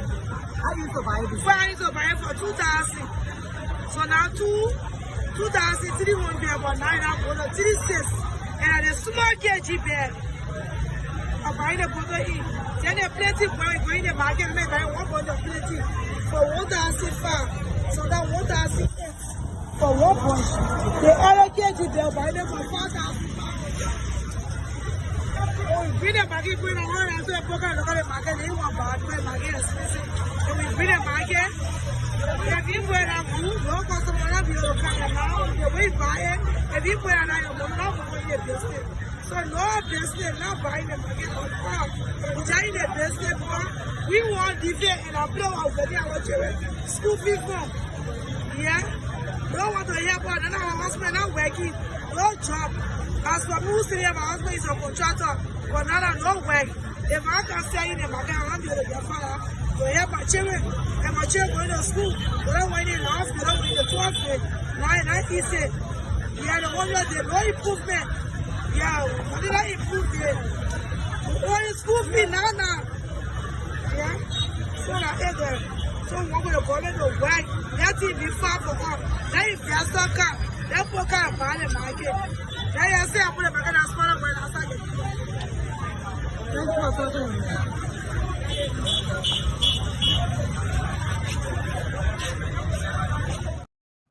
All right, guys. Thank you very much. Those are some of the people. Those are the people actually we should listen to. Those are the people, beside the 2 gentlemen, the money changer guy and the other guy that are working for Unity Party as the community chair. As you can see, women are saying it's hard. Let's do our closing. I think Uncle Sam spoke. Who's next? Who's me? Go ahead, Fadika. I do empathize with those people. One thing, Stanton, the budget have not been passed. I'm on the ground. I do see that it's a little tough on the ground, but it's everywhere. Because of the delay in the passage of the budget, it has put some strain on our people. Government is everything. What comes through government flow through all sectors. And I think that one of the factor. But I also, it's very early. We have enough room, enough time to make mistake. Ain't no get it right. I knew you were complaining about the grade that I gave. Yes, I was very specific in most of those instances. I even gave the Ministry of State F, and for those competent individuals that I respect highly, to be making amateur mistakes, I think it doesn't go well for me and a lot of us that support the president. There were other errors. I like that he maintained the wife fee and all those other things, and pay for those areas for students that are on scholarship, both international and domestically. I give them A for that. When it comes to the assets recovery, they are going in coma. They kind of dormant right now. Nobody know where they are, what they are doing, or something. They need some PR it's like that whole assets recovery is dead. The first two cases with Gracious Drive, Patrick City, and all those things, one or two litigation, boom. And those were the things that we ran on. Another thing, I gave them B plus for the payroll and personnel audit. I think my good friend Josiah Chuka did a good job there.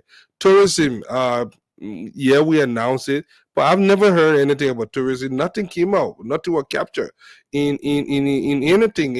At least we do not expect the whole thing to be formed, but at least what was done in that city. The healthcare, everything kind of remained the same. I gave them a sea agriculture, some security, is in the sea, but there are some areas that the president did make something, but what the Liberian people need are things that will stimulate the economy, create more job in the private sector, let the cash flow. That has not happened. We all know why it didn't happen, but we don't intend to just be praising the government. That is how, when the emperor is naked, you do not. Nobody tells him that what happened when something. So I think, in as much as we love this government and we want it to succeed, I think we need to be truthful to ourselves and to the president.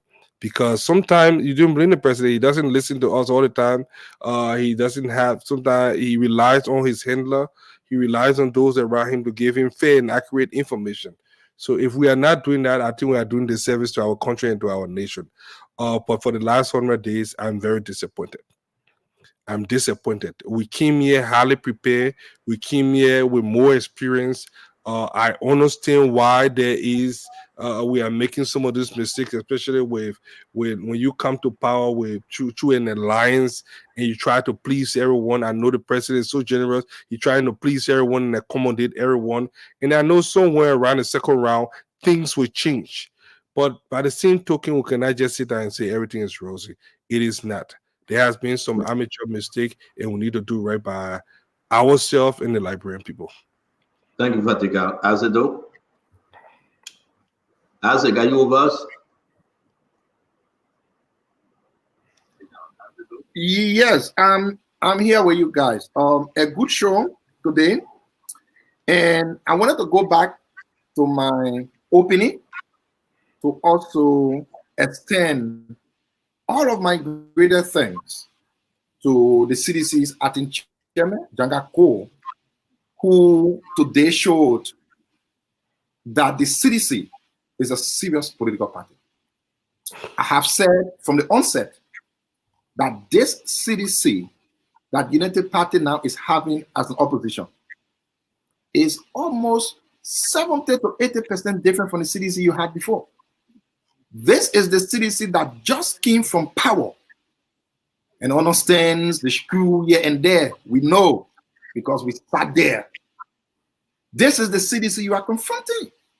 This is the CDC that just had the president of this country. This is the CDC that just had the finance minister, the agriculture minister, and all of the ministers. You are confronting this CDC. And so you will be confronting very serious people. Like you can see today, the CDC went step by step to tell you that indeed they understand what should be done. And I know my brother is saying, oh, CDC just went in chat room, please call Boyman Kamara, the minister, I think to give you the real one. We get the thing here that President Bwaka signed, that Minister Bwama Kamara signed, that the people think. The empty spaces you see in there because Unity Party is empty. So they leave empty spaces there to reflect what Unity Party is. But please do yourself a favor, call.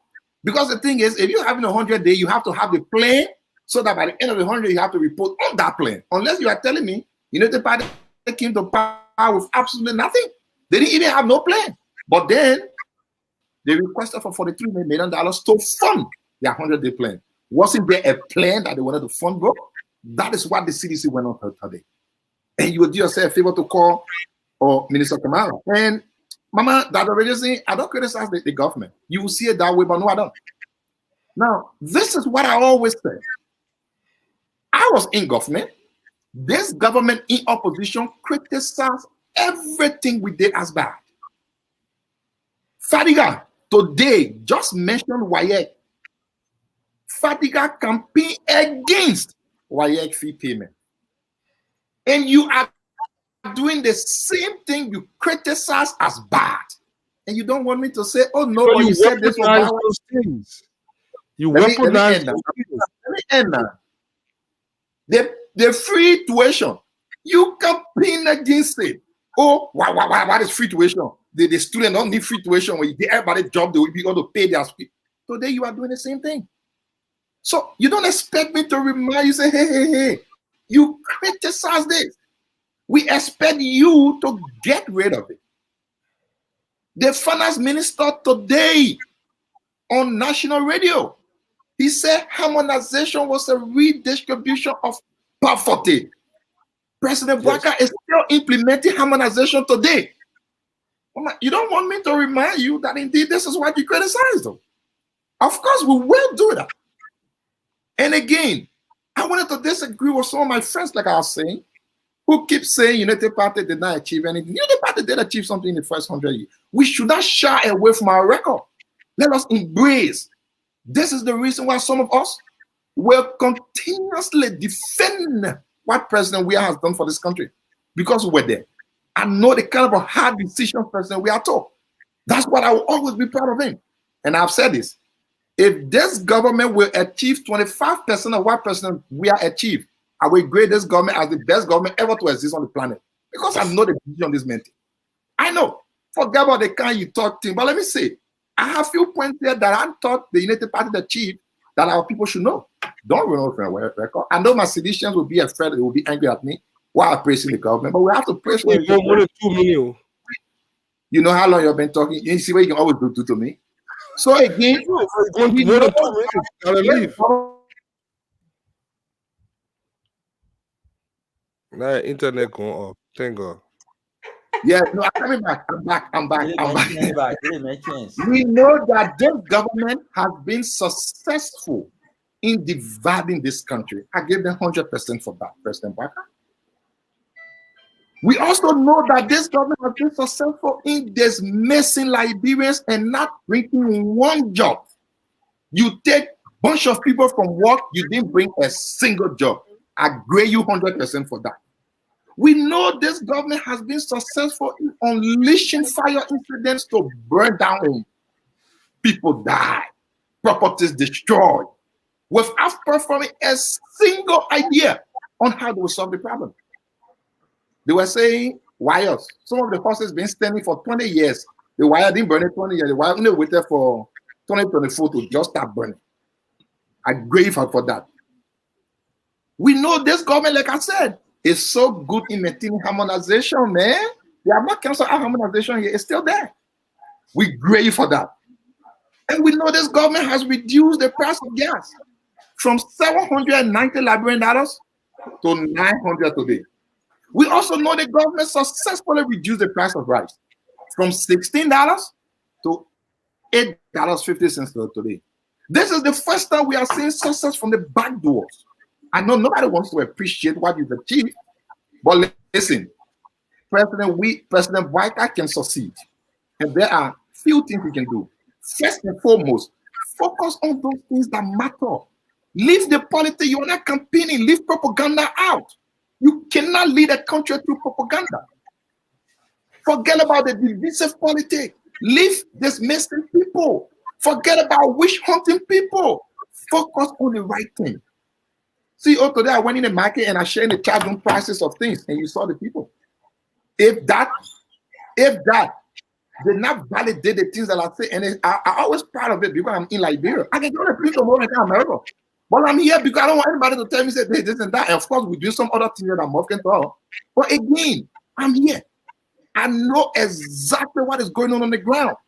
If you were to go on the street, just to end, if you were to go on the street, CEO, you cannot see anybody proudly talking about rescue today.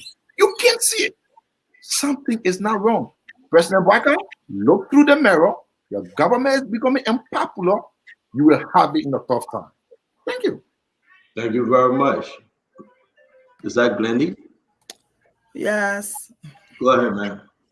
So I want to first acknowledge Hassan Fadiga for being bold and unbiased in the grading of the government. In 100 years, 100 days, what is even alarming is that we're fixated on the fact that we expected the government to build banks, pave all the roads in Liberia, have an efficient market where people will have no need to suffer within 100 days. Suffice it to say, this is the expectation of some of us, which is a bit ridiculous, but it is what it is.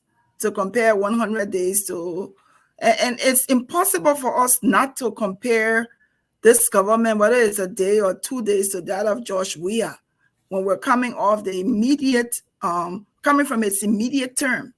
We have to compare this government to George Weah. And I want to say to Uncle Sam, no, I will not be angry that I supported Joseph Boyka, because I still say today that Joseph Boyka is a better president than George Weah, who was there six years. 6 years, after 6 years, I can still say that I will support Joseph Boyka again, whether I'm a Unity Party, Partisan, Independent, ANC, whoever I am for. I will support the presidency of Joseph Boyka proudly in comparison to that of George Weah. I also want to say that I'm happy that this fact, the government, people will say that we're divided. We're not. Because the people of Liberia, the market women, are informed on what is going on in the country. And that's the conversation. They're talking about it. Compare it to where we've come from. People were afraid to speak out. So I would give the government kudos that the market woman can be proud and bold and say, we are struggling, we're suffering, we want better. I applaud them for doing that. I applaud them for the fact that President Boyka has created an avenue where Liberians can speak out and speak directly to the ills in society and not be worried about being killed, and not be worried about being marginalized, and not be worried about people coming after their families. This is the government that Liberia needs, that people can speak out and people can be fair to say whether they're doing right or whether they're doing wrong. No, I will not grade them, because like Fadiga, I don't think they've done enough in 100 days. For me, it would be unfair to grade them because there's really nothing that they've done that we've seen substantively. The way they issue their deliverables, we also need to see how far they've come, whether they've been able to meet some of those things. And when they do that, then we can grade it. But based on what we've seen, I don't think they've done enough. And I can say it without a doubt. I'm able to say that some of us who supported George Weah, even up to today, we don't even have the impetus to do that. We don't even have the courage. We were never able to criticize Weah and his government. And how can we even still today still not be able to criticize? So I think this is a mark of good governance, that the people of Liberia know what's going on in their country. They're able to talk about it. They're able to criticize. They're able to say to President Boyka, we are struggling, we're suffering. That's a mark of good governance, that the people are free to some degree, they may be hungry, there may be struggles, but they're able to say where they are. Let me end by saying this.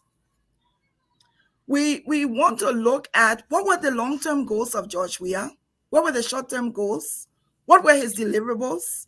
What did he accomplish for the country? Those things that he accomplished, was it in the country's interests or his interests? How did we benefit as Liberians from the era of George Weah? That's what I want to know. What were the 100-day deliverables? Forget 100 days, 6 years. What did the Weah government accomplish? Everything that you can counter for George Weah in his government, almost 95% was about self. And so I would say to Boyka government, we don't feel what you've done in 100 years because we cannot measure what you've done. We hope that you will divert your focus towards helping Liberians so that the Liberian people who fought to vote for you and put you in power can feel the reason why they voted for you. And I appreciate that the people are free and they can speak their minds freely without fear of retaliation. Thank you. That you can tell Joe Parker, you ain't do much here, you got to do better. That's how I will end. I will close. Thank you, Glenn. Did Mama take us home?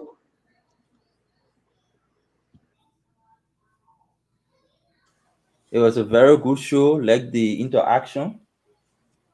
We talk about the road, we'll keep talking about it because the road is a very big thing. We'll talk about agriculture. We're looking forward to the minister to come tomorrow and speak more to the specifics. Hopefully he can come. We'll talk about prices on the market. The president needs to take action. I mean, the ordinary people you listen to there, the way they determine whether the government is working or not working, or whether the government is performing or not performing, it's on their pocket. What they take from their pocket to buy their rice, to buy their fish, that's how they determine whether their government is working for them or not. So we need to put more efforts to that. I will talk more about the 100 days tomorrow, hopefully when I come on the show. I mean, in terms of introduction, because what we expected in the 100 days, to a larger extent, that's what we saw.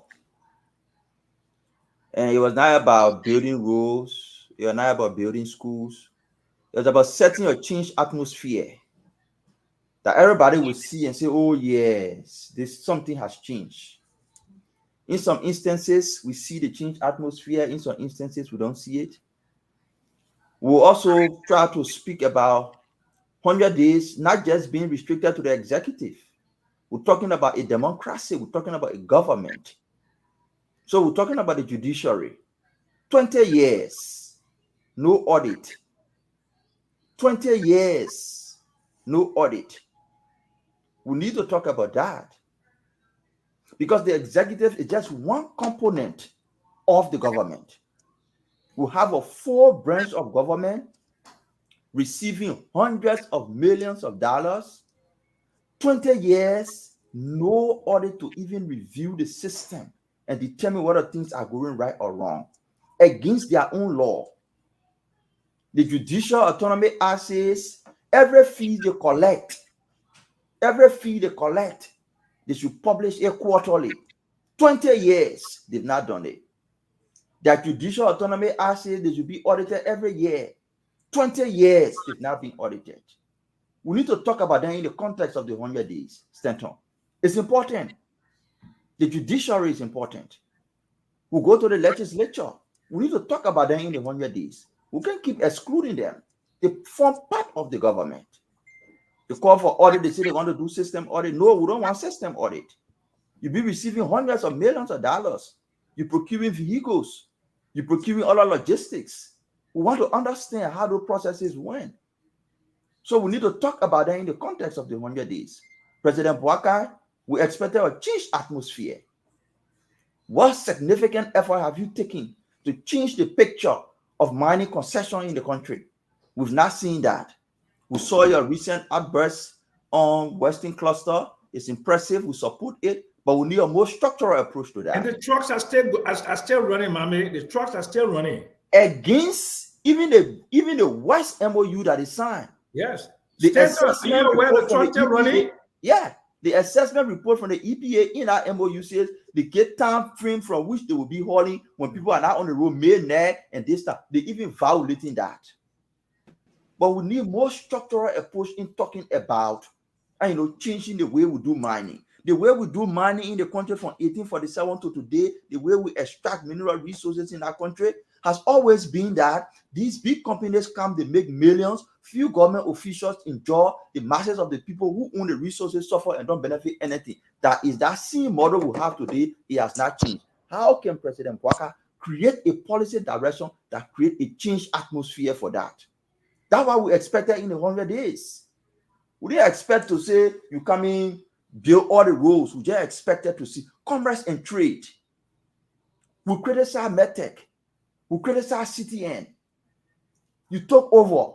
It's over 100 days. What is the policy direction? Are you maintaining them at a lower cost? Are you canceling them totally after their contract? What is the position of the government on commerce and trade? So even if you're not canceling them now, or even if you operate with them at reduced price, your people will have expectation that in the next 6 months, MedTech will be operating at a reduced price, or MedTech will not be here at all. But no comment, no policy position on critical issues around commerce and trade. 100 days, you can make decision. It's not what we expected. But we can talk more about it. But yes, the 100 days has basically been marked by business as usual, elements of progress. But we are still hopeful for a better Liberia under GMB.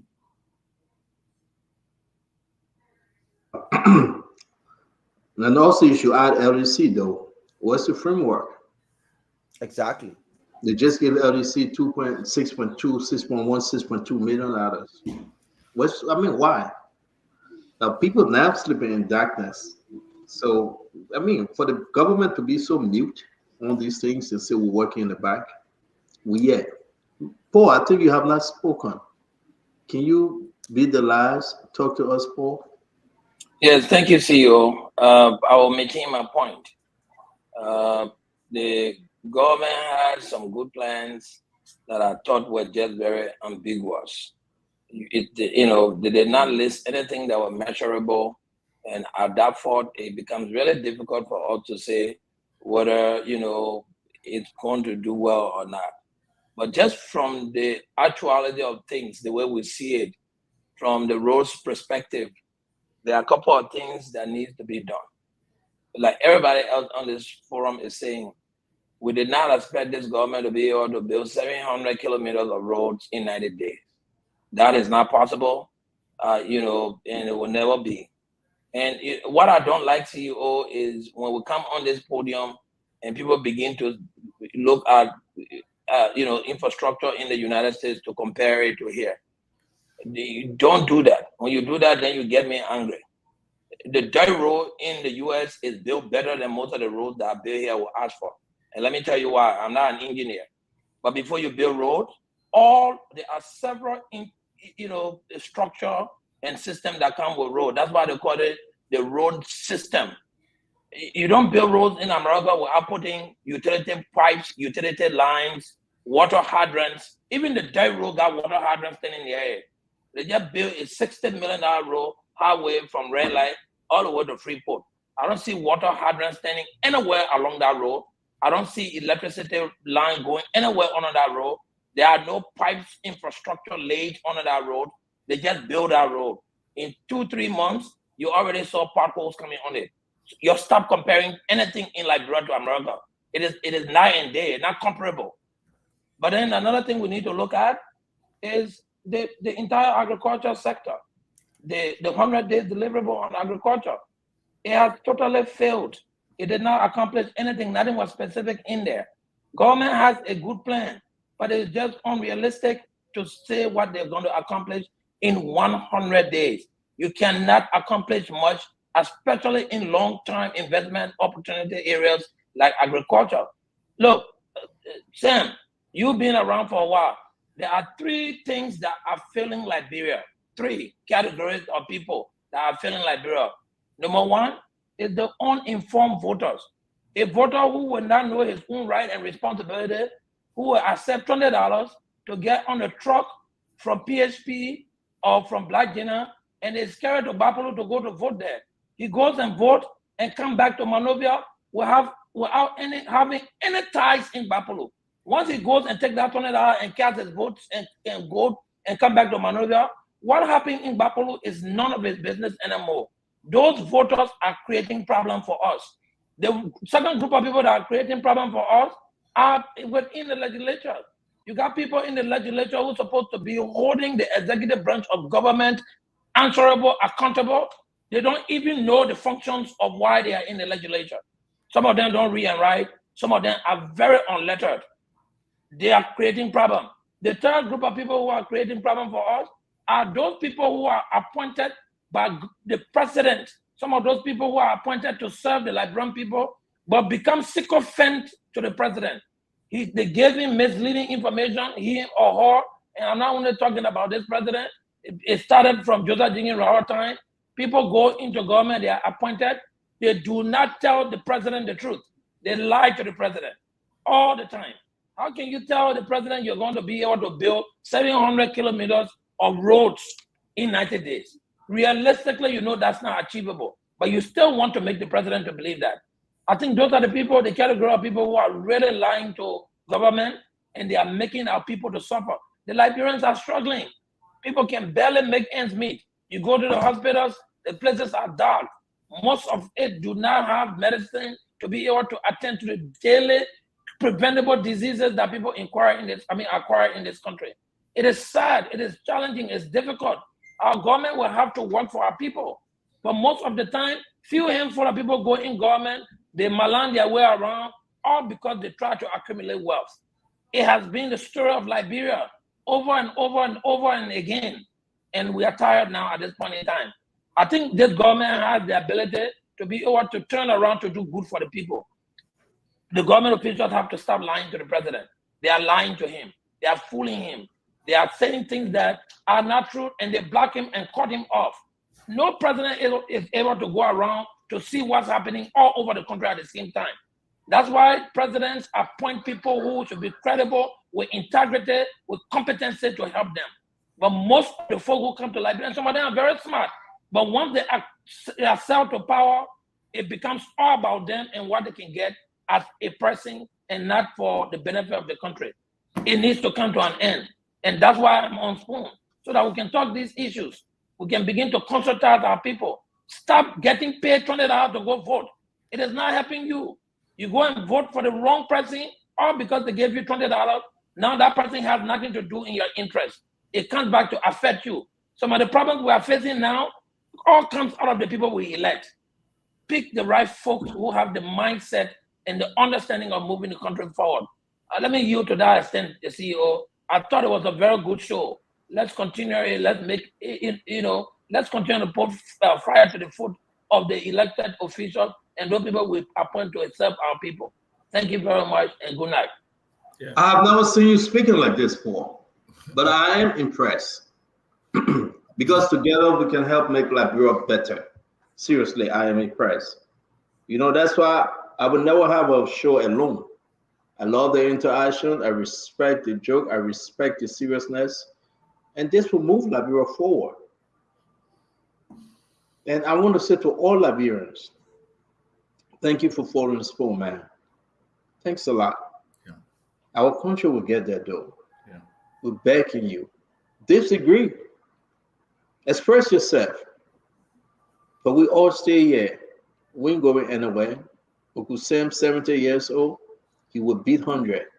And he was 80 years. It's very frustrating. People that were fighting and say, yeah, beg you, my man. Let Papa put me there. I will do better. My man, let Papa do this. Those are the same people today being the first to hustle on the back of the Liberian people. Those are the same folks. It's embarrassing. Those people that were calling, I will make a good minister. I will make a good director. They are lying. I honor the water with them, I know. They are lying. And it's painful, man. They're lying seriously. Paul, you're right. President Baga didn't go to the southeastern part of the country to see the road. He didn't. Paul, you're right. President Baga didn't go to Lofa to see the road. No. He trusted folks. They brought him Facebook picture. They show it to him. They say, we're working. Look at all the yellow truck. It's pliable for $22 million. President Barker asked them, you're firing 40,000 people? No, Chief. We ain't doing that. You know, we just restructuring. We got to set the budget. President Barker asked them, how much you're giving the hospital?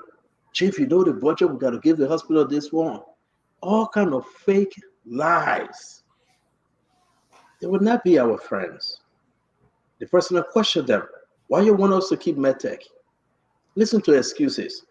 Now, one of them told the president that MedTech was in court. MedTech was involved in money laundering. Not one of them. Not one of them ever said to the president, MedTech got a bank account in Dubai, secret bank account. Can you imagine? But it forcing the president that sign here, sign the one. Where was CTN? Mr. President, that woman came from Sierra Leone. She helping the Liberian people. And you know, better try to keep her. Some of them say, Papa, Uncle, Daddy, they try to keep her. Imagine, they're convincing Mr. President. Mr. President, I said that Mita will come and see you. You got to embrace them. These people are doing great in the country. And, you know, these people will help. But did they ever tell the president, say, our people are living in tent like dogs and cats? Did they ever tell Mr. President, oh, you got to drink champagne with them? You have the glass. We got to put the champagne in the glass. You got to drink it and pretend and laugh. The optic. Who's telling the president that people are sleeping in darkness? Mr. President, you know, money captain, well, he can do this thing. The partner say, everybody running on partner that. The partner say, if you move money captain, we will not face the LDC problem. Bunch of lies. But let me say that, folks. God will show us grace. We will speak truth to power. Yeah, you can come and help us. Yeah, I said, one of my friends died today, man. I just want to put please. I know Mr. Winter. McDonald Winter, man. Oh my God.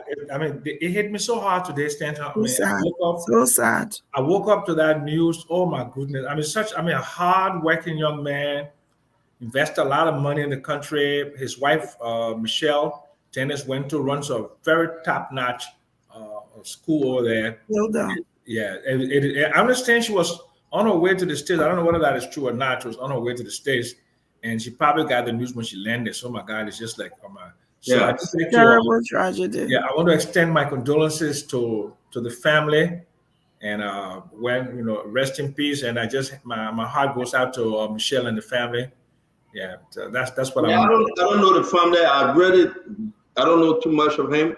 But I will stand with you here on Spoon to wish the family well and keep them with the peace of God, the strength of God, the wife, the children, and everyone, that God can take them through these really terrible times. Okay, so I didn't even. I heard that he was strong. It was so surprising. Yeah, I mean, I heard the story just when I got on Spoon. I'm very close to the family. Paul know the family. We know the family. So I got off and called his uncle when I heard it while I was on Spoon. McDonald actually ran for president. Yes. Yeah. In Liberia. Very hardworking. My heart goes out to his wife, to his uncle who watches Spoon every day, Mr. Gidio.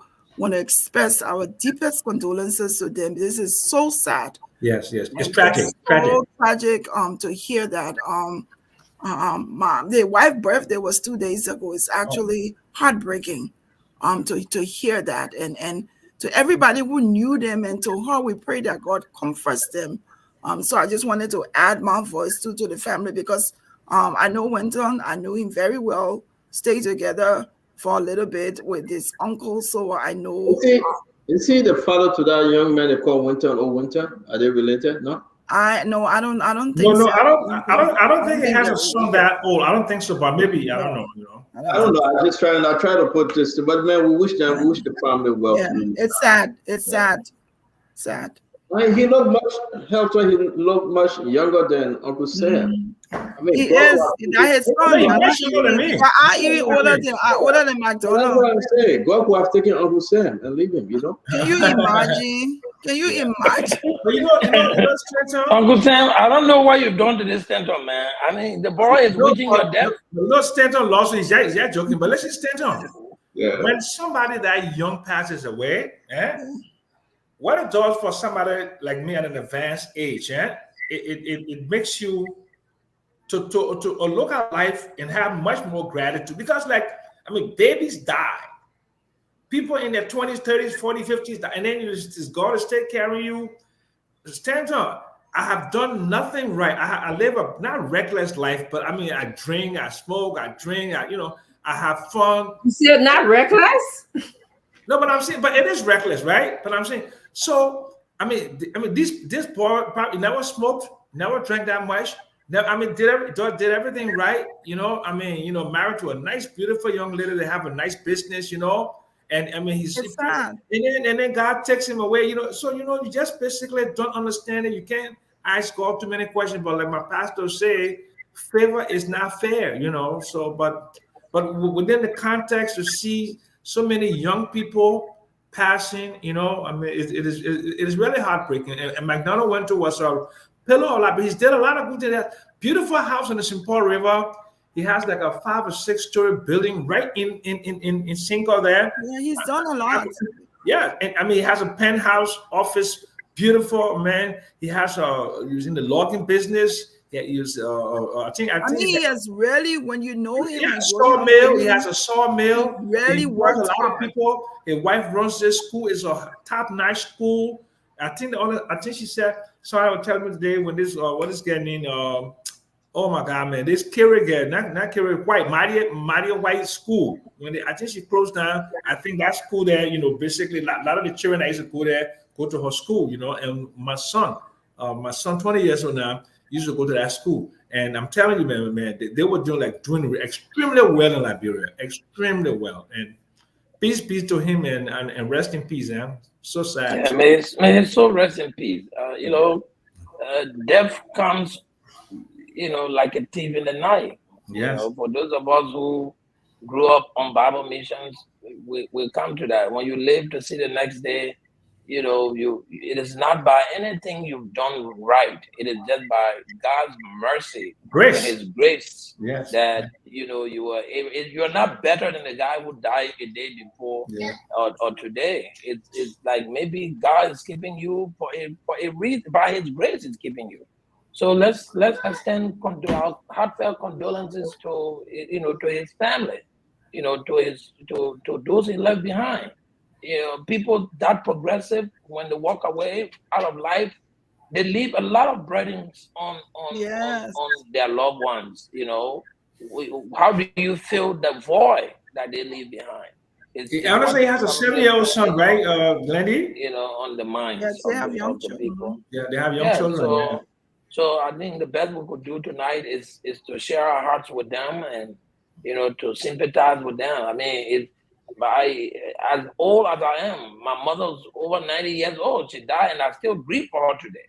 You know, you never want to, you know, to lose a loved one. There's nothing can console you to that. Mm-hmm. You know, you only try always to get out of it, to console yourself somehow. So may the peace of this earth lean upon his family, and you know, may his arches, his soul rest in perfect peace. Thank you very much. That's all I can say. On that note, guys, let me go and spend some Thank you. rest of the evening. I'm going to come into the Mankind program. You know, you going? Yeah, Nancy, you making every day. You going? Yeah, I think about my ticket. I put my ticket in the chat room. Where are you going? I see that man. Oh, Uncle Sam, where you going? You. Who? You got 3 gentlemen on the show. Who you asking? I see you, Stanton. Yes, again, I'm inviting everyone. You know, it will be my birthday by God's grace. I will be there. She's asking. I you to wish you happy birthday. She asking. She want to cook you the yellow split piece. She asking what time you're going to. She asked me what on Sunday. My flight to come back to Atlanta is 1 o'clock, so I won't have enough time. Because I was partying all night. I was sleeping. Let me say this, so it's very important because that split pig get calf skin in it. and pig feet. So I will change my flight for I will change my flight for the Congo baby got a guy hog ass in it. Yeah, it got everything. Stand on when the people come from China, you have to be careful with it. The Chinese people putting all kinds of things in the barrel. But then which one we eat now? It must come from Guinea. People in America come from China. Yeah, mama, you don't know that, Uncle Sam? Where you think the people come from? But I can look at the box, so I can't. If you say if it comes from China, I will not eat it. Most of the pig food coming from the Asian market come from China. And pray on it. Wash it, boil it, pray on it, eat it. Boil it. The Bible say, pray it and eat on it. Kill and eat. Okay? Wash it, boil it good, waste the water, boil it again, put it in the soup, season it, enjoy it, suck it. Dude. I don't buy the salted pig food in America. And 70-year-old man, that's how to be cooking. People are supposed to be cooking for you. So if I love the men like cooking, the men like cooking. Good night. About that man there. You can't take that from him, Glenny never cook. You know don't that, take right? that from Uncle Sam. Glenny mom is well. Hold on, Uncle Sam. Uncle Sam, hold on 1 minute. Glenny mom not well, but she always cook.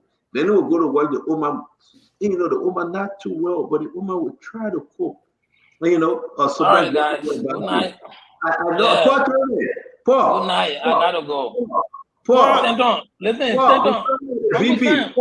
Uncle Sam, I don't like to stay on the show last minute because I don't think I can talk nonsense. The moment you stay on the show in the last minute, it will drive you into an argument that you cannot win. So I'm not going to have that argument with you tonight. Stand up on the board line. Stand up on the board line. It will be who I've become a friend of. You can't show me who to be my friend. I ain't even going to give you a chance to start an argument. Yeah, good night, man. But you guys come on the show. Come, you guys, let's wrap this up. Thank you, Paul Kennedy. Thank you very much. So we're going to bring in, who's in the back? Magic, Yagazi, Nelson, who's in the back? Come on, let's wrap this thing up. We want to say thank you, folks. I said, saying, Mama in the back. Mama, you finished. What you want? You want to come by again? You finished talking. Yagazi, what's up? I'm okay. Bye-bye. Oh. Well, you guys knew right when you said that Yantua was going to win. He won. And Yantua promised to come on the show, right? Yeah, so, he promised. Yeah, he promised me. Call him. I get it back calling him again, said right now. But for me to say, man, you promised to come on the show, Jack come. He will run away. Let me see. I think I still got his number though. Yeah, whether he will answer because it's late here in Liberia. No problem. I think I still get it number though.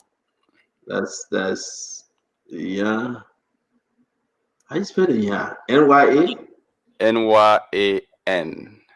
Oh, but I didn't say yo. It looked like I didn't see it up here. Okay, I can send it back to you. Please do. Okay. You remind him. Papa's play. All right. And I sent you a congratulations text though. Okay. Where's Nelson? Nelson hasn't arrived yet. He's probably on his way. He got his show, right? Yeah, he has his show. And so you got to drive safe. You've been very, very, very, very good at way. I appreciate you, Yakazi, as always. But please be safe. Let me let you go. We'll talk Yantuan later behind close. Tomorrow. But let me let you go because you got to go home. Okay. Okay. All right. It's good seeing you. All right. Yeah. Okay, folks, you can join us tomorrow when another edition of the Spawn Talk will be right here live on your radio. But coming up next will be the nighttime politics with Nelson Cole. So you can still stick around. Once Nelson Cole is around at 1 o'clock, the nighttime politics will be on. I'm Yukaz Izogwe. Bye-bye.